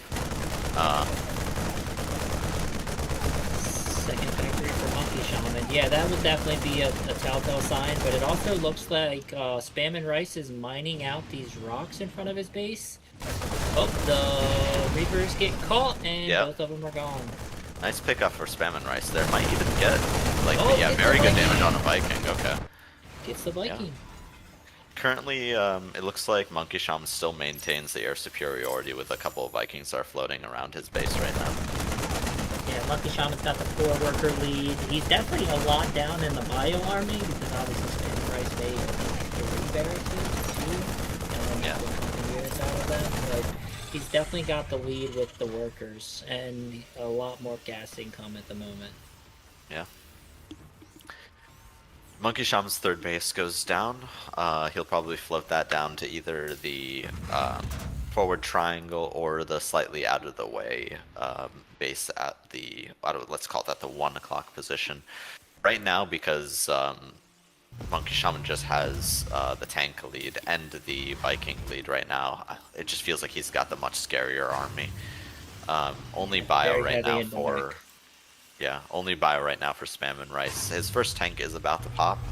But yeah, there's a couple of factories for Shaman. One of them only being able to produce Widow Mines or Hellions, though. So there is the third coming down for SPAMandRICE, and 2 more barracks. This is mech from Shaman as well. Yeah, very heavy on the mech. He's got the upgrades. He's got, I think, 3 factories now. Yeah, mech versus bio. I don't think I've seen a mech game in a Terran match in a while. But this should be interesting to see. Yeah, we'll see how fast MonkeyShaman can secure his third, because at the moment, obviously, it's still in his main. So even though he's got the lead on it being finished, he's going to need to land it. And SPAMandRICE is still shooting these rocks. I think he's been shooting these rocks for over 2 minutes now. I have been falling for 30 minutes. A 4th going down for MonkeyShaman, and he's also upgrading the command center before he floats it out. Drops a 2nd engineering bay, it looks like. He's got a lot of tanks stacked up right now. I would like to just see him maybe like spread them out around his 3rd and get that 3rd out, but seems like he's not interested in moving the 3rd out quite yet. And MonkeyShaman or SPAMandRICE is coming across the map with these Marines and these tanks. The only thing that scares me is he doesn't have a single medevac and none on the production tab. Yeah, and no air units either to spot for those few tanks that he does have. Yep, SPAMandRICE walking right through those that minefield and also getting hit by the tanks at the same time. Yeah, he's gonna lose a lot there. And the tanks are in range. He's gonna lose his 3rd, another tank. Oh no. Yeah, that was very painful for SPAMandRICE. MonkeyShaman up 12 workers. Starting to float the base out. Meanwhile, MonkeyShaman drops his Vikings in his opponent's mineral line. That was very good. Oh, no, yeah, he loses all of his Vikings for that, though. I think maybe the smarter move here would probably be to march across the map with his tanks and Vikings and just start putting the siege on, really delay his opponent from even landing that base. He could fire on it from the low ground as well. Yeah. I'd really like to see him get that 3rd down. And here comes the tank out. He's going to back it up, bring in the Marines. Yeah, just back it up into that Widow Mine. And yeah, there we go. He cleans up that small group of units. Looks like those Marines finally killed the rocks. Job done. Now he just needs to move them on top of the thing to get his vision. Yeah, a few workers are being pulled here from... Oh, okay. Looks like that was a mistake. SPAMandRICE sends them back to mining. Oh, he missed a few, and I would like to see MonkeyShaman get some more tanks at this 3rd. He's got 6 in his main right now, so if he could just bring half of them down here, but yeah, he sees the army coming across. I wonder if he's going to be able to get down here in time, because SPAMandRICE is definitely getting sieged up. He's unsieging all of his tanks in the main to bring them down, but he's definitely in trouble to losing this base right now. He needs to float it away. Yeah, just a few tanks being unsieged and heading down there. Looks like some Hellions also meeting the rest of the bio. The Hellions do ride into a couple tanks and getting hit right off the bat. Yeah, that's very good damage. Yeah. He's got a Liberator. That base is also on fire, so it's going to have to definitely get a repair pretty soon. The Liberator gets right on top of the tanks. The Marines do also try to fire on it. Kill it, barely. Yeah. Looks like the Liberator was just a tad too far forward. Yeah, I would like to see more Liberators come out for MonkeyShaman to get these tanks off this front ground. I think he does have another one on the way, and if he clicks it, I think he'll be able to kill what he needs to here. Yeah, meanwhile, SPAMandRICE just sticking to the plan, just like more Marines, more tanks. Yeah, but he's going to lose 3 tanks here, I think. I think that 3rd one is in range of that.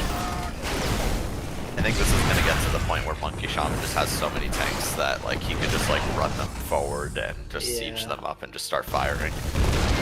He's slowly getting them sieged up, and there's another Liberator, so if you can get this like up a little bit more, slowly creep forward, we'll be fine. Like siege it there. Beautiful. Now get the Liberator on top of that tank and it'll be safe. Oh, he's gonna lose the Liberator! Just barely did it. Yeah, maybe not. And why is that not hitting the tank?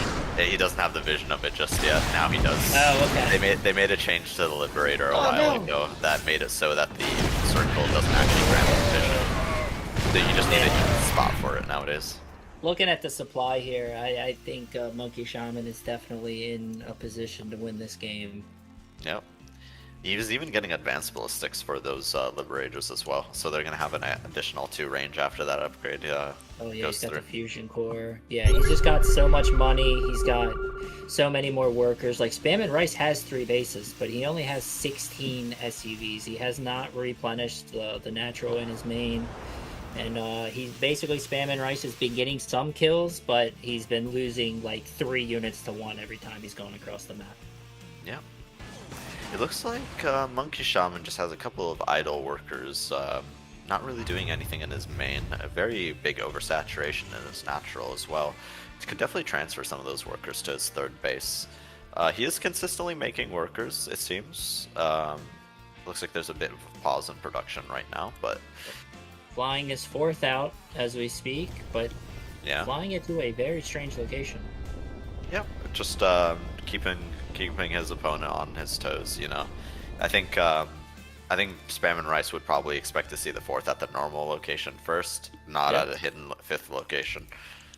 And he's also building another command center, so I think he'll probably take the 4th base at the normal location afterwards. There's a lot of starports in the back for MonkeyShaman at the moment. Yeah. Would like to see maybe some BCs come out from him since he's got the fusion core, but he's almost up twice the amount of workers, so he's just mining so much more than SPAMandRICE. Yep. SPAMandRICE is going in for another attack. He does have more Vikings this time around, but no splash damage. And he is fighting into what looks to be 4 tanks. He did bring more Marauders this time around, so slight adjustment there. Marauders do okay versus tanks if they can get on top of them, but that's a big if at this point. Yeah, very impressive that he was able to win the air fight there, but with the extra starports that MonkeyShaman has, I think if he flies those 2 Vikings out of his main and brings them to his natural, he's going to be able to keep pushing back all these pushes from SPAMandRICE. Yeah. He may have 4 Vikings, but they're pretty damaged. And there's just so many tanks from MonkeyShaman that aren't like even sieged up, they're just chilling in the back. Some Thors being added. I guess MonkeyShaman realized that he has like so many tanks, he might as well just add on some Thors as well. 6 tanks in his main, and okay, here we go. Here comes the push out. He knows that he's got the army, and here comes another push from SPAMandRICE, but I don't think he's going to be able to... Oh, he landed the Vikings, and they got evaporated. Very nice tank line from MonkeyShaman, not keeping all of his stuff right at the front there to get sniped. Alright, It looks like we see a big unsiege from MonkeyShaman. It looks like he's going to go forward and attack now. Yeah, he knows that especially after that trade, that he should have the army advantage going into this 3rd, and with only 1 factory producing Thors and not tanks, I think it's going to be very hard for SPAMandRICE to hold this. I if he gets really these tanks... agree. Oh, so a bit of a, it looks like those tanks are almost walling off of the ramp there. There's a bit of a gap where the Hellions and a couple Marines can go through. The rest of the tanks go up to the Vikings. Does land the Vikings. Yeah, this is going to be a doing some very, very solid buffering. The rest of the tanks flank and take out the base. The Vikings are deciding to join the fray on the ground, and they're just going to eat off these Marines. Yeah. Now we should just expect to see MonkeyShaman move forward the rest of his units here, and then start sieging the production. After which I think this would probably be game. Yeah, I think we're going to see a GG here.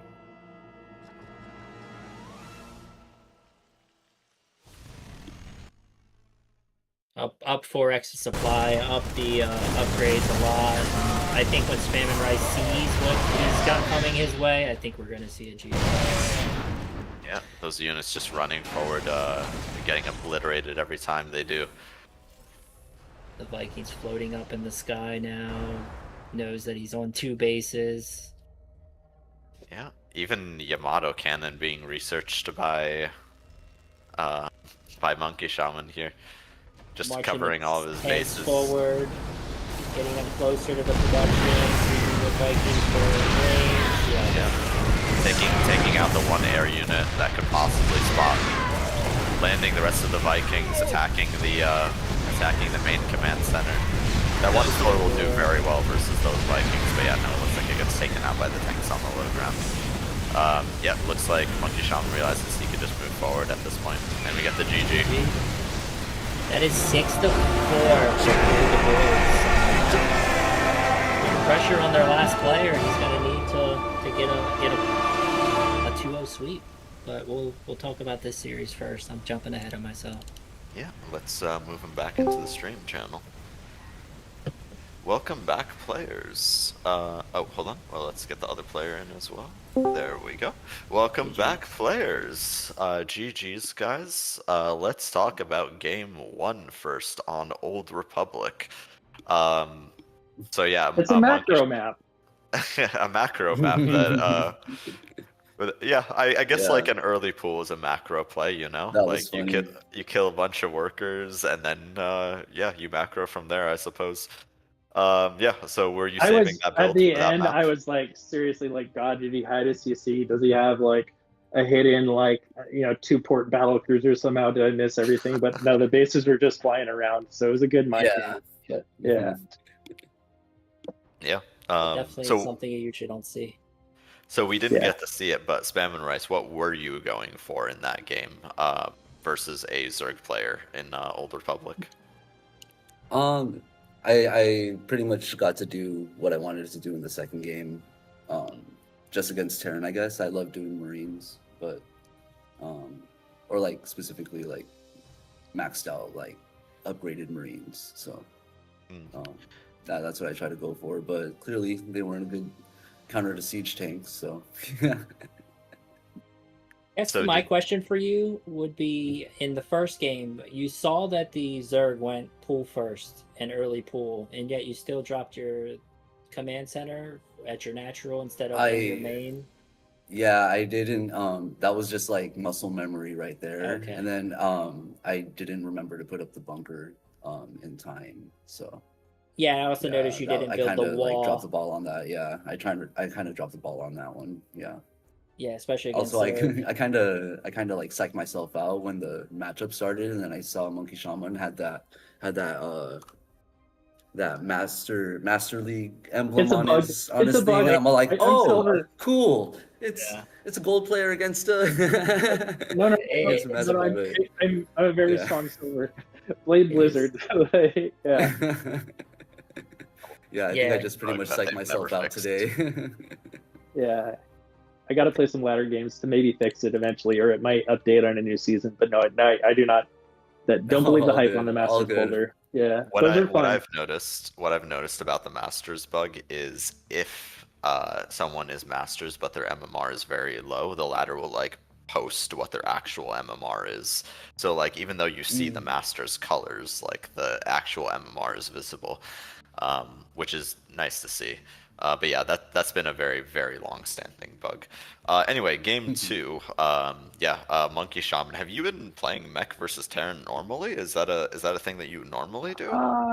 It was actually something that I thought about doing for this matchup. Because I watched SPAMandRICE's games, and it's like I saw him doing stuff like 8 barracks Marine, and I was like, that's a lot of bio, and I didn't know if I was going to be as good with bio if I rolled Terran against him, because he seemed to have good sort of strong like bio Marine medevac tank kind of pushes. So I thought maybe I can just blow it all up and build a bunch of siege tanks and then like some Vikings and stuff for the air, and maybe a couple Whittle mines in there if I needed them, and it was just easier for me to manage all that. Then also I started getting some bio stuff a little bit later, like some of the upgrades in case I needed like maybe build ghosts or something. It became a really long game, but no, I decided to pretty early commit to like more factories, more starports, that kind of thing, and I think it worked out well. And SPAMandRICE, you were trying to play like the Marine tank initially, but one thing I was wondering is you started adding on Thors instead. Could you talk through your thought process there? Yeah, I just think Thors are cool. So dude, I built Thors too, and when I see someone going something going other than bio, I tend to either go Thors or battle cruiser because I think they're just so cool. Yeah. But yeah, that was pretty much my thought process. I was like, oh, tanks, Thors. I think tanks are better than tanks win against Thors because of the siege range, I think, and they're so slow. Yeah. But I love Thors. They're near and dear to my heart. So yeah. for sure. Yeah, that was All just right. more of a impulse play right there. All right. Do you have any other questions, JMPC, or anything the players want to say about those last two games? I'm good. I got to ask my questions. It was interesting series, so I appreciate the games, guys. This whole series has been crazy. Like all the games have been really good and really back and forth. So I felt happy that I could maybe get our team to pull ahead a little. So we'll see how it goes in the next few. It could even end up in an ace match, but I'm hoping we pull it home. So yeah, GG's. Those are fun. I'm down to GG, practice well if you ever played. want to. Yeah. Yes. Likewise. Yes. Yeah. Sounds like a good. Okay. Sounds like a good time. Yeah. Yeah. Same time zone and everything. It's hard when my team's like EU and East Coast and that kind of thing. And I'm also a dad. Like, so I feel like for sure we'd actually probably make pretty good practice partners. Yeah. Sounds good. Sounds good. I'm down for that. Yeah. All right. Cool. Speaking of the rest of the series, let's head on over to our next match, which is going to be Pork Sizik versus MvonLipwig. All right. Thank you, players. Thank you. Thank you, casters. MvonLipwig, he's going to need to 2L, I believe, in order to keep Angry Space Hares in this playoffs. Yeah, so we see, so there's MvonLipwig, and then we need Pork Sizik. Do we have Pork Sizik in a lobby?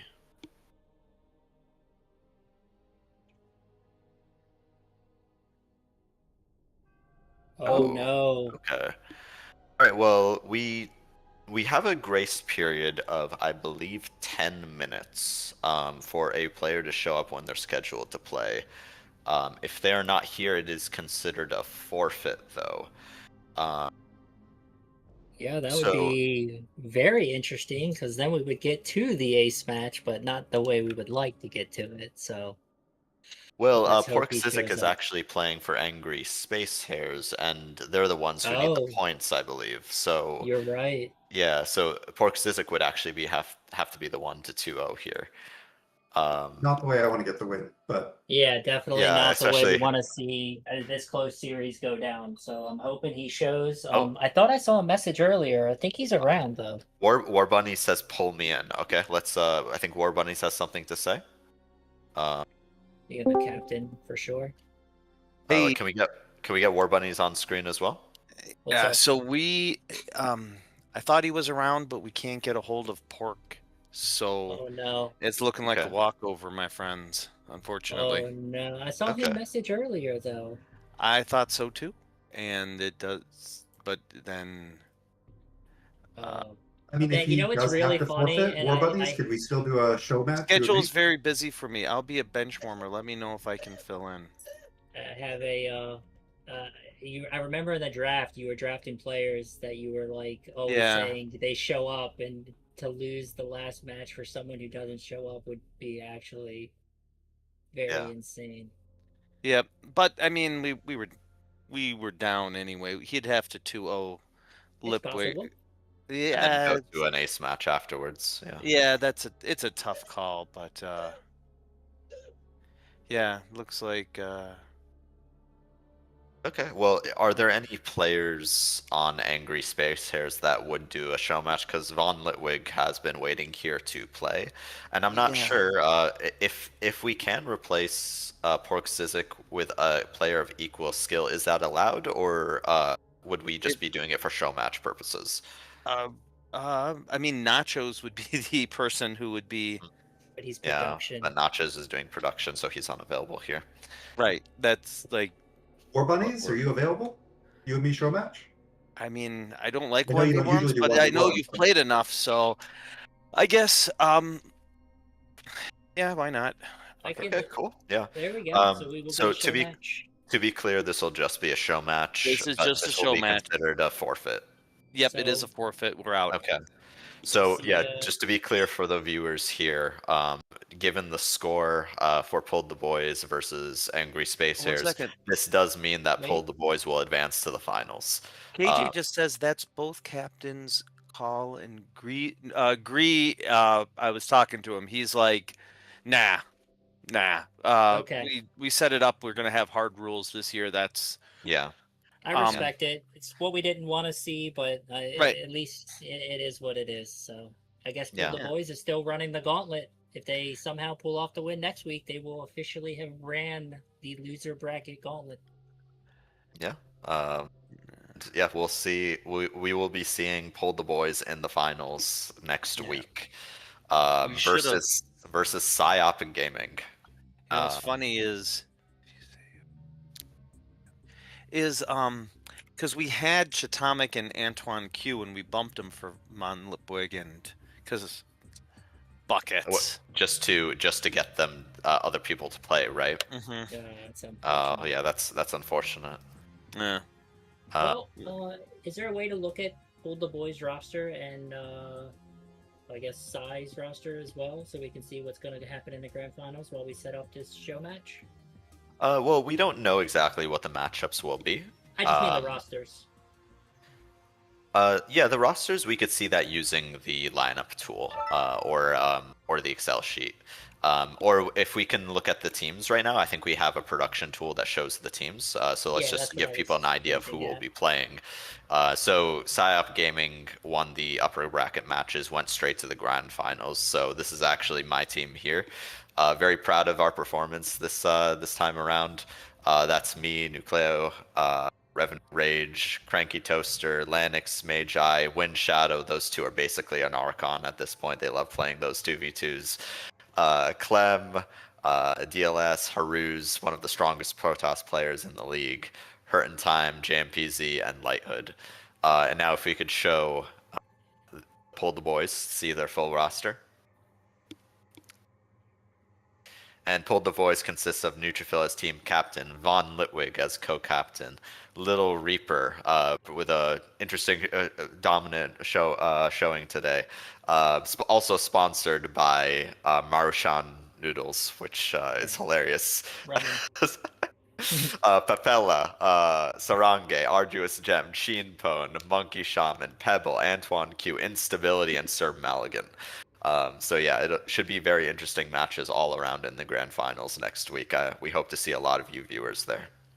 But for the time being, let's head on into a show match for Warbunnies versus MvonLipwig. First map, we'll just use the maps that were already scheduled. First map will be on Ghost River. And then second map will be on Lightshade. Good luck, guys, and thanks Warbunnies for jumping in for the show match. Yeah, and could we just get Warbunnies on camera too, just so we can see him while he's playing? Is my camera not there? Nachoz, can we add him on screen if he's not there? Oh, not on hold on screen. a second. Okay. The camera unplugged. Let me just hold on. Okay, cool. Yeah. That's always my issue. I open the VOD thingy, and for some reason, it always wants to connect a camera that doesn't exist, so I have to change it. I have to reopen. Yeah, maybe some device settings. Maybe you have multiple devices. No, I just unplugged. I unplugged it because I thought we were done. Okay. So, but now I've got to grab back onto this, and then add the right password this time. And it says my password is incorrect, which. Is your caps lock going by chance? It is not, which that's what I thought I did. There we go. There we go. Let's start. Oh, but I think that. Back down, and away we go. And we got Warbunnies. Here we go. Any preference on the servers, guys? Central okay for both of you guys? Yeah, I'm in Minnesota, so. All right, cool. I do not care. I figure we should probably be better about asking before we launch all games from now on as well.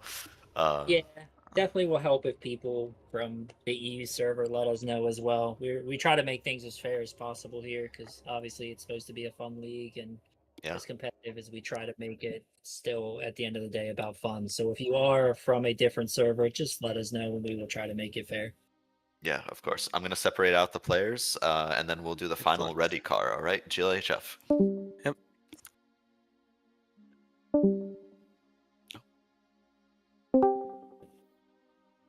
Let's have some fun and watch this show match.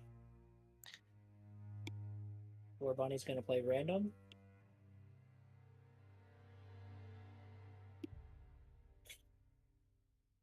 Looks like it. All right, here we go.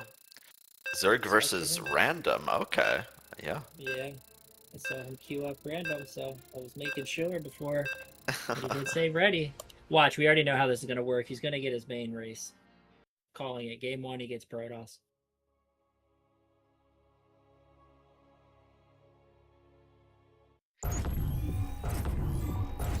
Alright, and yeah, it looks like you're right. He did roll his main race. In the top right, we have the blue Protoss player playing a show match for his team. His name is Warbunnies.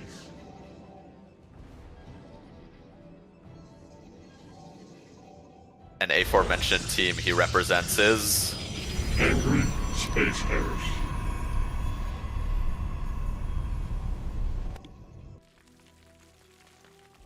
And in the upper left, we have the red Zerg. And he is MvonLipwig.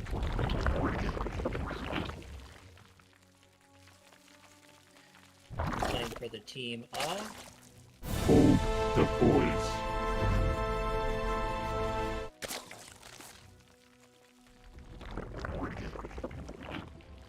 Yep. So pool, is this a 12 pool? I think so. I think it's a 12 pool with our early gas. Yeah, it's 12 pool gas. This is pretty all Okay.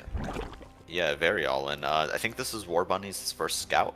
The Overlord for MvonLipwig is making its way across. So neither of these players are going for a early expansion on the ground here.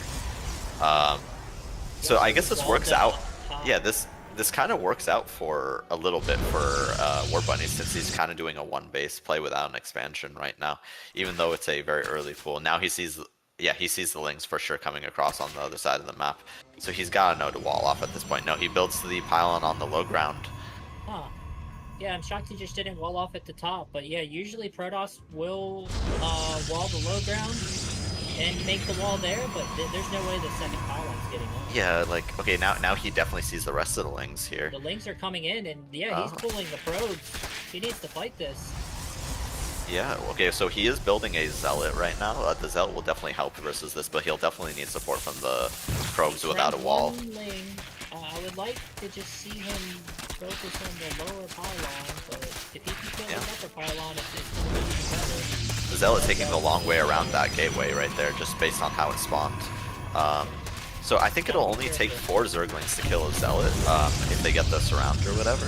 Yeah, he's walled in on that side. If he gets the surround on the Zealot, he does. Yeah. Okay, looks like that Zealot will go down. I'd love him to target down the weak Zerglings as well. Okay, the rest of the Zerglings do make it into the base. Now keep in mind, MvonLipwig still doesn't have his first tree on the way, so this is super all in here. I don't think Warbunnies has taken that much damage just yet. It looks like we've only lost 1 worker. Okay, now some more workers are being targeted. An Adept is out, starting to target down some of those, yeah, Adept and a shield battery. He just needs more units at this point.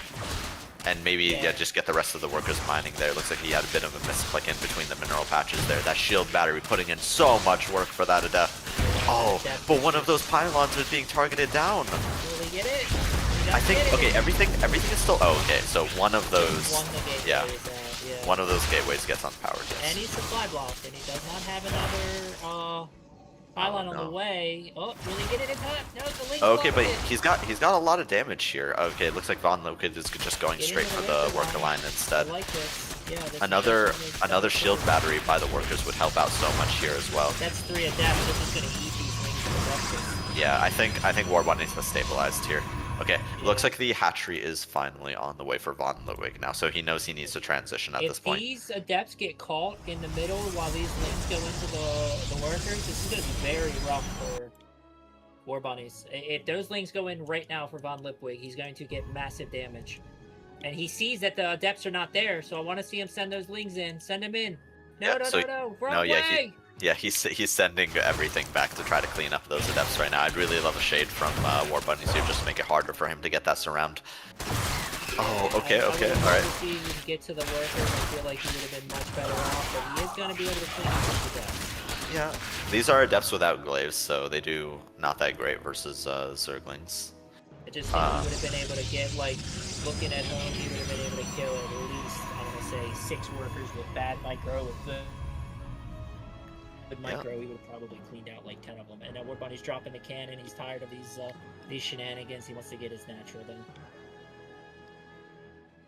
Does he get the round? He gets one.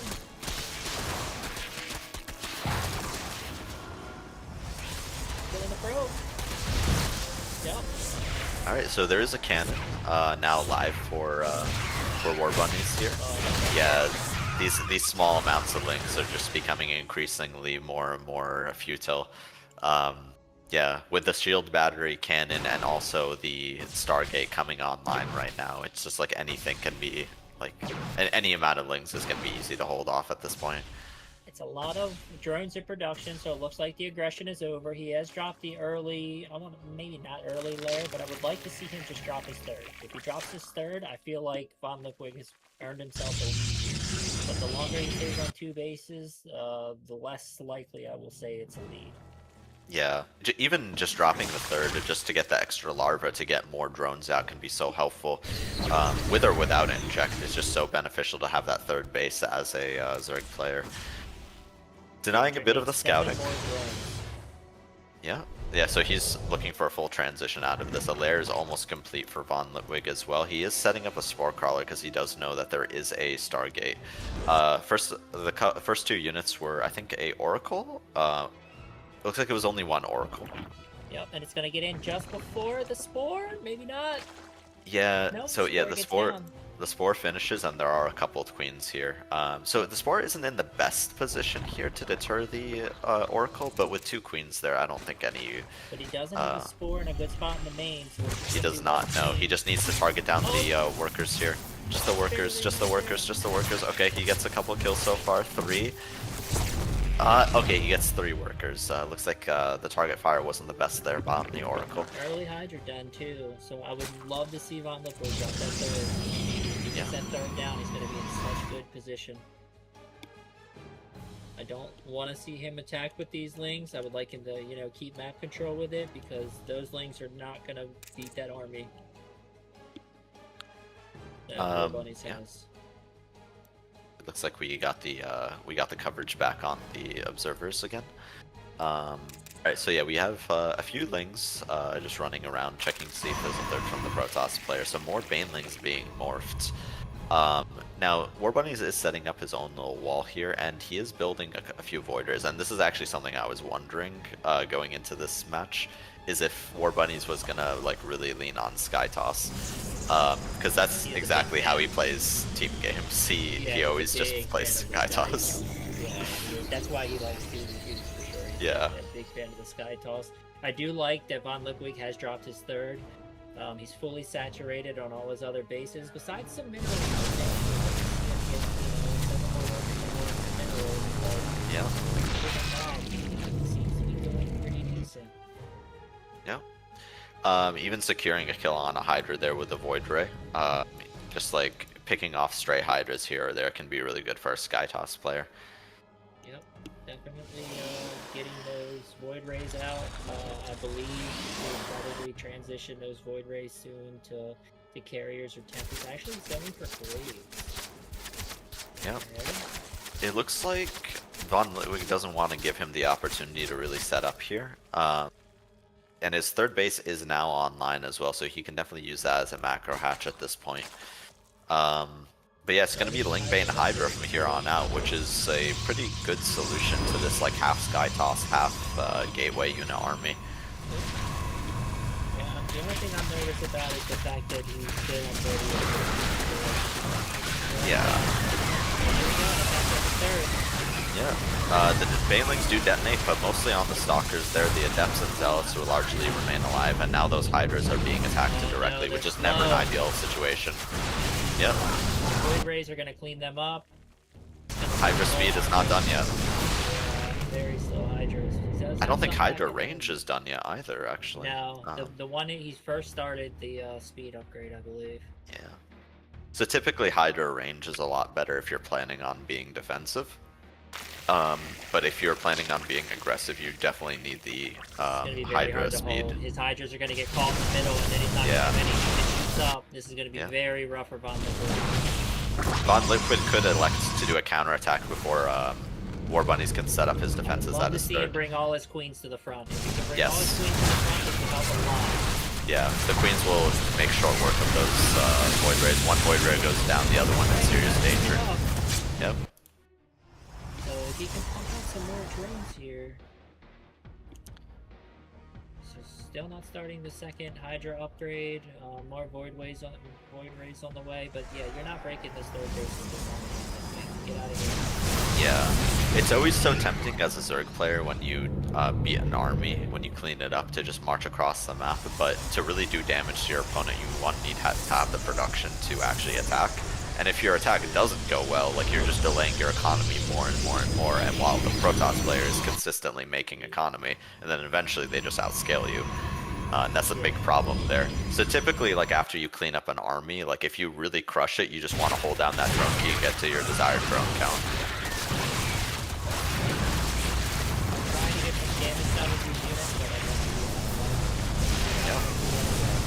With those cannons, void rays, depths, yeah. Yeah, he's doing that thing where he's doing half army, half drones, and I would just rather him hold down the drone key. I think if he was like not throwing these units away on the other side and holding down the drone key, he could probably be at 60, 65 drones, and then worry about the army. But now, at the very least, yeah. Yeah, warbunnies is marching across, and I think he's going to catch him right here. That is 3 void rays. He's going to need more that shoots up. Yeah. Separating his army. So these are glaive adepts as well, but the banelings make short work of them. Nice connections from VonLipwig here. The rest of this is just Hydra Link, and that should be enough to clean this up.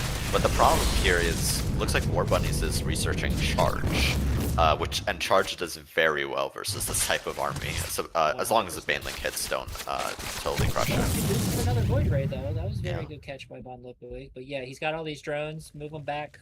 Find your drones back. They're safe. It's only one void ray. Looks like VonLipwig was thinking about taking a 4th base. That drone does get sniped there. Bunch of links hanging out by the rocks there. Looks like VonLipwig is going to start nomming at those rocks, try to create a attack path there. A couple stray workers in that hotkey as well. Oh, they're mining out the minerals. Okay, that makes sense. All right. Yeah, but that's going to be very hard to get them in. If he can get those banelings into the natural to blow up on those workers, that would be very good trade for him. But again, he's still got, I think it's like, there he goes. He finally moved the workers back, and I'm pretty sure it was 15 workers that were standing in.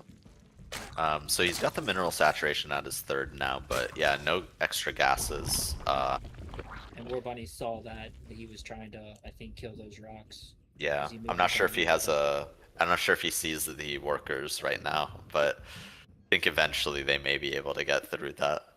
So now VonLipwig's holding down that drone key, and he's saturating up everything. So I would love to see him take the 4th. Like you said, it seems like he's got a worker going that way, but yeah, he's going to start transitioning. He needs to get upgrades. He needs to get those late game units. Maybe even get a hive online and maybe try to get some lurkers. Yeah, meanwhile, it looks like VonLipwig is challenging warbunnies' sports at the same time. He's actually, VonLipwig is actually ahead on workers now.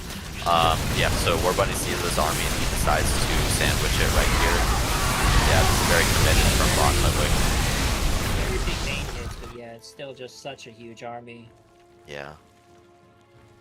But he's ahead in workers, but the issue is like, he's got a lot missing off that gas. He's oversaturated on his natural fuel. Yeah. He's putting them down and moving them, so...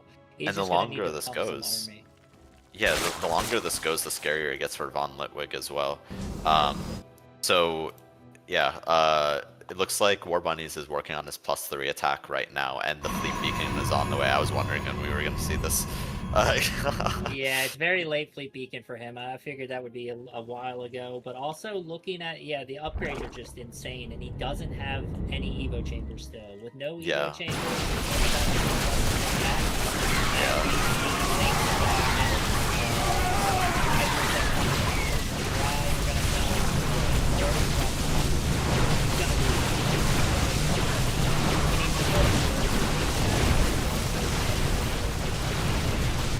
Yeah, meanwhile, warbunnies' fourth base just went online.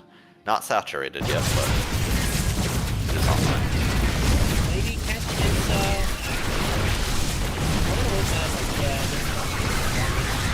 Yeah. 7 to 20 and yeah. Very.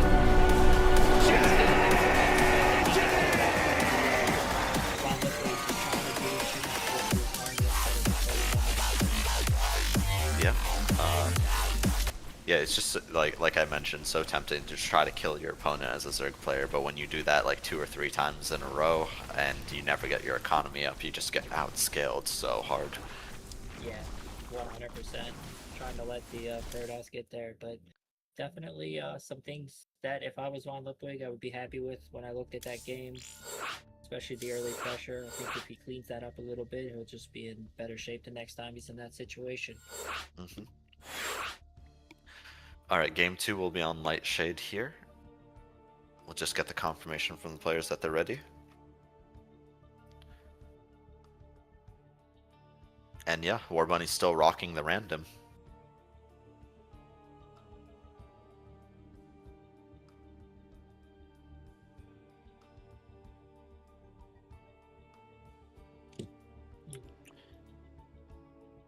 Okay. Looks like they're ready. Alright, let's head on into the game. I hate saying this, but I have a feeling it's gonna happen again. What specifically? The rush? No, he's gonna get Protoss again. You just have a That's feeling. how it seems to always work with random. I would like to see a different race this game, but we will see. Yes! We got Terran. Alright, in the bottom right, we have the blue Terran player this time, playing random into this match. His name is... Warbunnies. And he is playing for the team of... Angry Space Hares.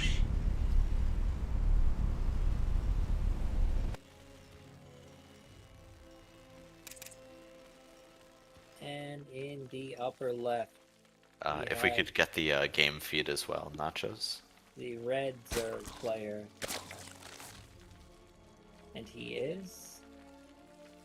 MvonLipwig. We're seeing the players. There we go.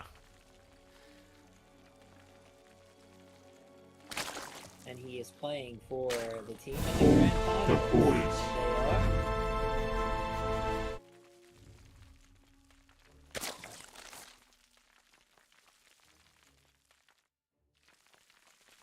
Alright, so no early game shenanigans. Looks like MvonLipwig went hatchery first this game, so definitely a better build, I think, against Terran. It's very hard to get early pressure, especially if the Terran walls off like it looks like warbunnies is doing.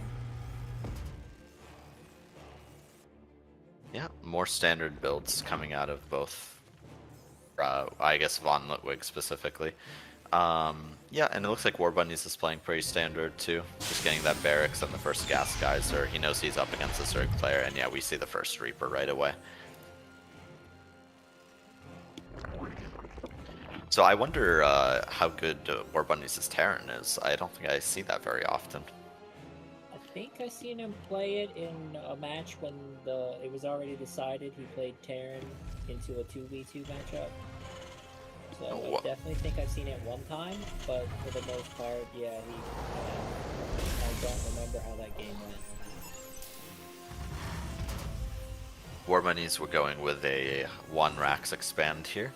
Not building it on the low ground, just being a little bit safer, but it's a short flight distance to put it down onto the low ground. That SCV is hiding. He's like, I built these 2 buildings, I need a break. I'm hiding from the boss right now, just, trying to get the paycheck. He won't see me taking a little smoke break under the bridge. Exactly. Running away with the Reaper, a little bit of micro shenanigans, but MvonLipwig just wants to wait for that to come out, and there she is. She should be able to chase this Reaper away. So he early injected into that. I know a lot of Zerg players, like as you get higher up, you usually don't like to inject your third base or second base. You like to try to get that first creep tumor out and get it spread. Yeah.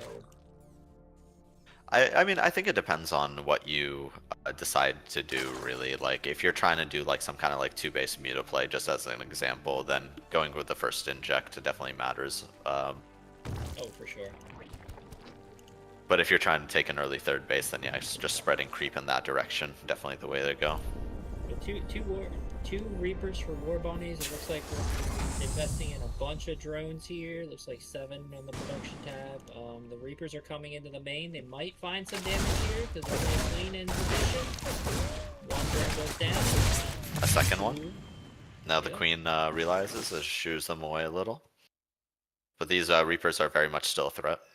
Yeah, they're still in the main. They haven't left. Yeah. And it looks like MvonLipwig actually does have Lings with speed. He can definitely challenge these Reapers at this point. Yeah, I don't. Oh, the Lings are in his natural. Okay, and here comes the Reapers again. Oh no, they're going to the team. That's some damage, and here comes the Lings from behind. Yeah, nice little surround there. It goes after the weak Reaper first and takes out the other one as well. This is a pretty early lair from MvonLipwig. Yeah, revenge. There you go. Yeah, you killed 2 of my workers. I killed 2 of your Reapers. Looks like yeah. He's getting Burrow at the same time, and Roach Warren and +1. This could be Tunneling Claws. Yeah, definitely can be Tunneling Claws. He has everything he needs for it now. He's getting Roach Speed first. Okay. Looks like he's bringing a drone out to take his third. I like that decision. And a lot of roaches on the production tab. I see Blue Flame on the production tab for War Bunnies, along with 2 Cyclones. So. Yeah. Oh, and I also see a Planetary at the second. So this is Mech. Gonna need to be careful. Yeah, this is Mech from War Bunnies. A third factory coming online. To break.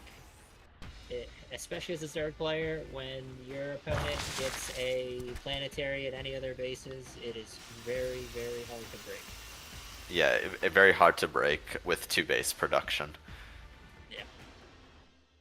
Oh, he still hasn't dropped his third yet, though. Yeah. It looks like the drone's there and does intend to. It looks like he's selecting the drone. Yep, there we go. He finally throws down the third base.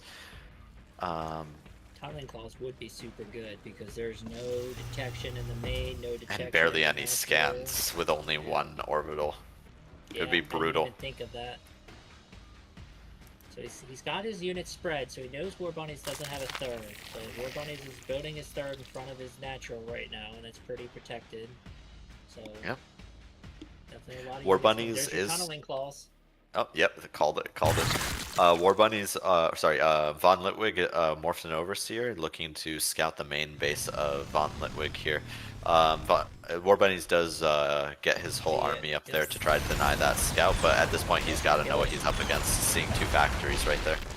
Yeah. Gets the Overseer kill for sure. Yeah. Definitely a lot of roaches over there, so the Tunneling Claws are halfway done.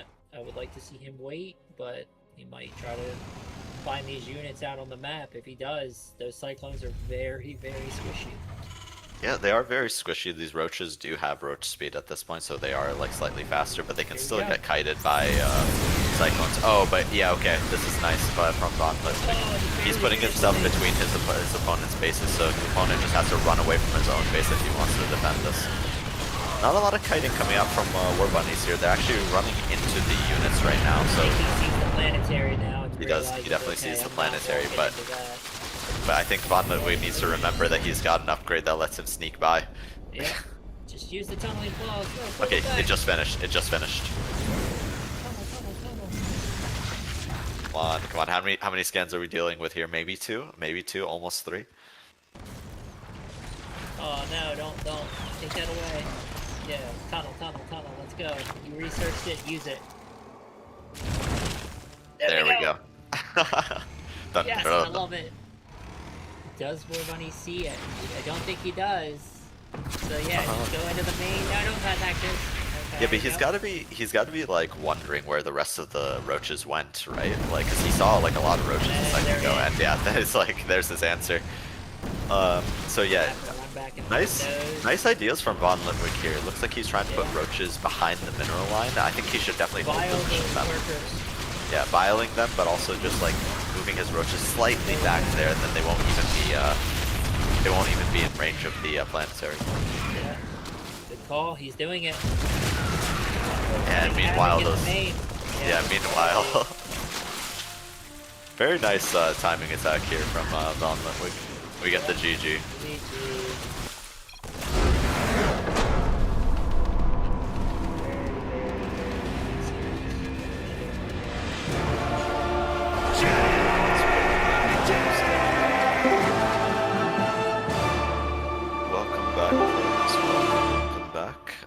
In that, so yeah, you guys just played a random versus Zerg show match.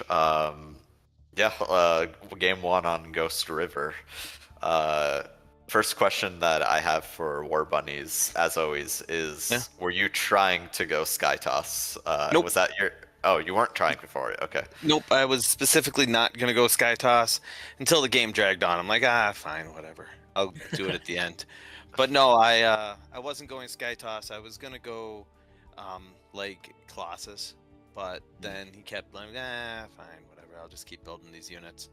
I didn't want to do like something I'm familiar with too well, because that was protest. But the other one, I've been practicing a little bit Marine, so I'm like, well, I'll do something different. So I'm not really familiar with mech, so I'm like, well, I'll give it a shot.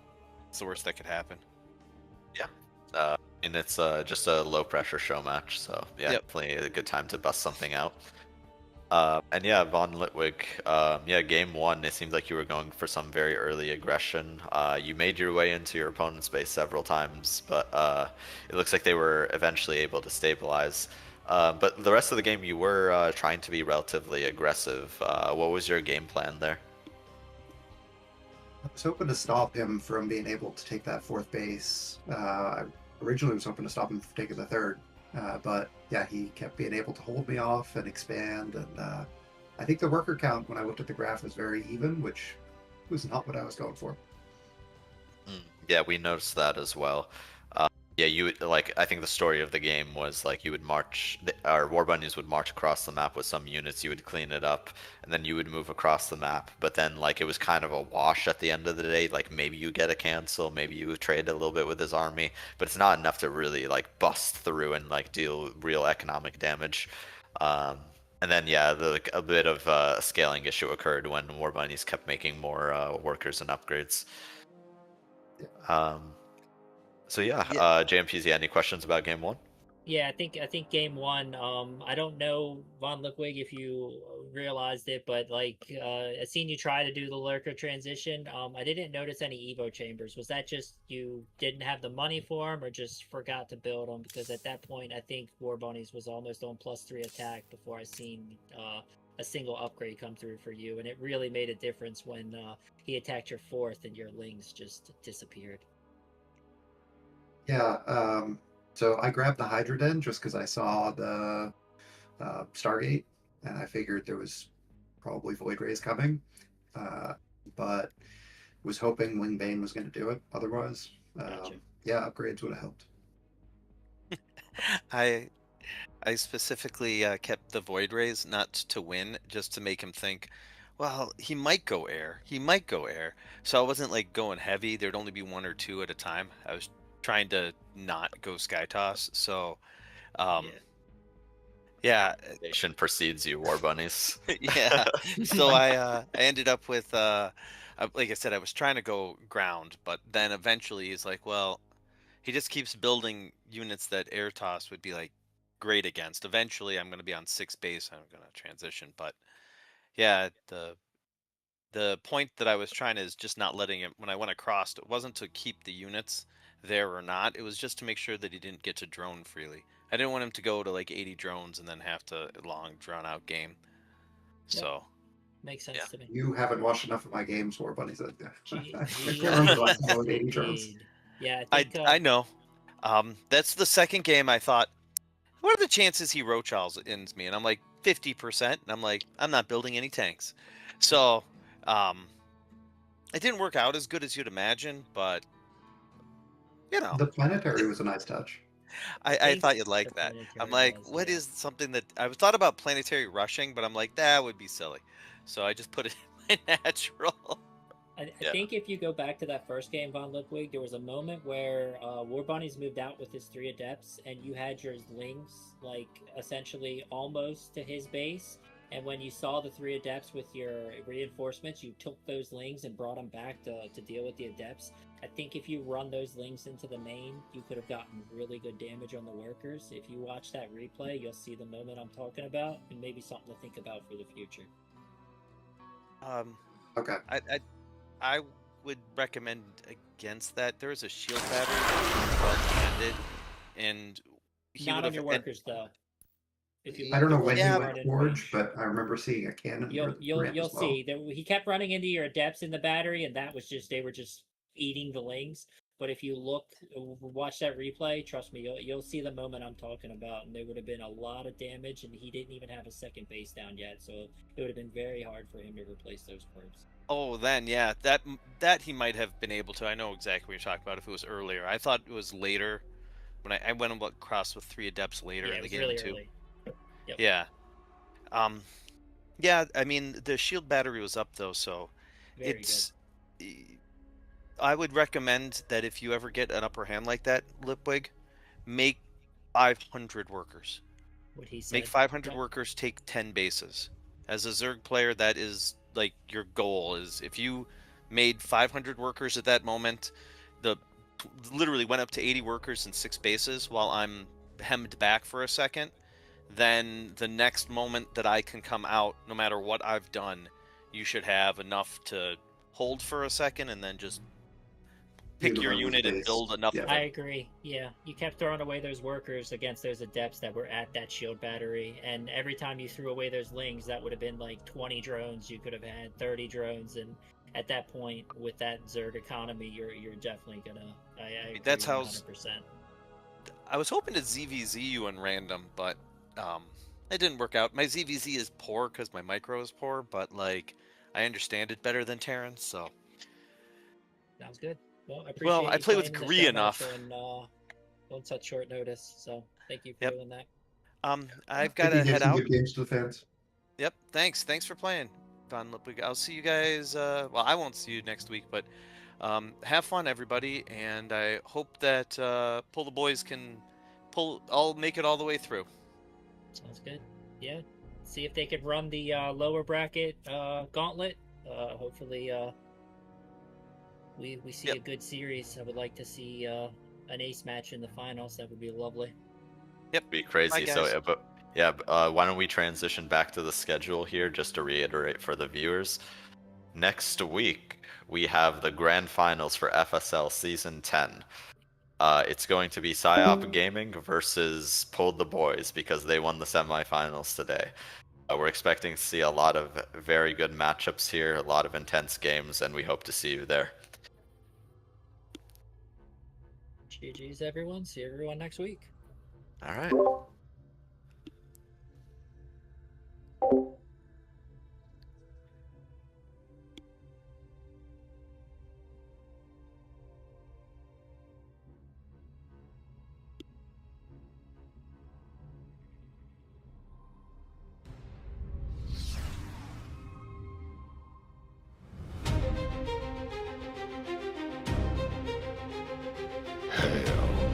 It's about time. We are taking it up a notch. Yeah. That's the thing that they got you. So It's up. Each team has 1 point.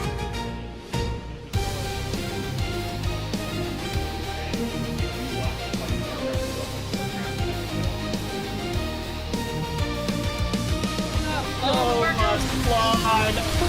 10 workers go down. Mine on the I Nachoz. like the idea. That is a very saturated mineral line. Oh, but it hits the overlord. Overlord. Oh.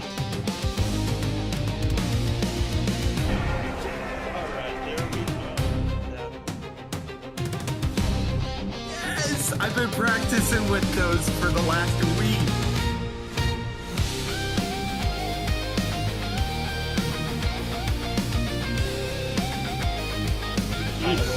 He's got his medication on hand. Oh, but he gets surrounded.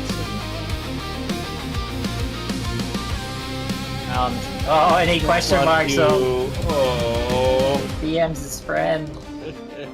I like it. It's always fun when you play your friend.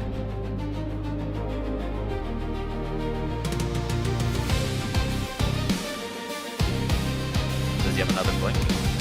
Very nice. Bruce does have enough to really take on this army. He just needs to blink on top of it.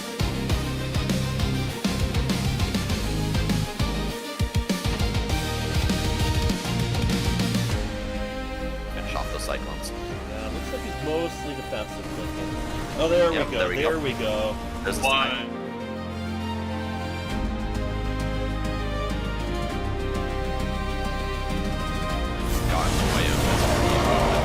Very nice. Storm kills it. It's gonna be it. GG's. Oh, Going straight for the workers. Huge economic damage. 24 workers going down.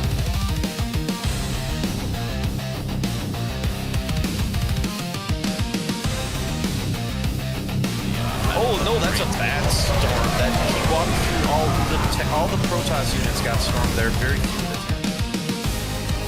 Because they're going to be taking on the two-time world champion Sarah. He has come in with guns ablaze.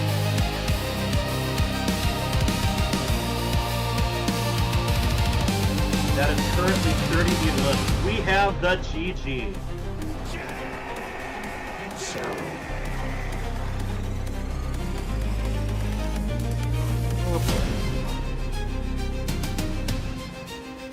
Pull it up! Minnesota Barcraft, FSL team, manages to get a 2v. A very good try overall.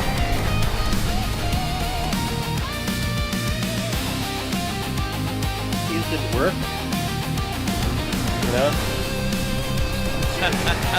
Oh, you know. To a 2-0 victory over GG Izzy. GG's call. 7-10, multiply there. We have the GG. Alright, great.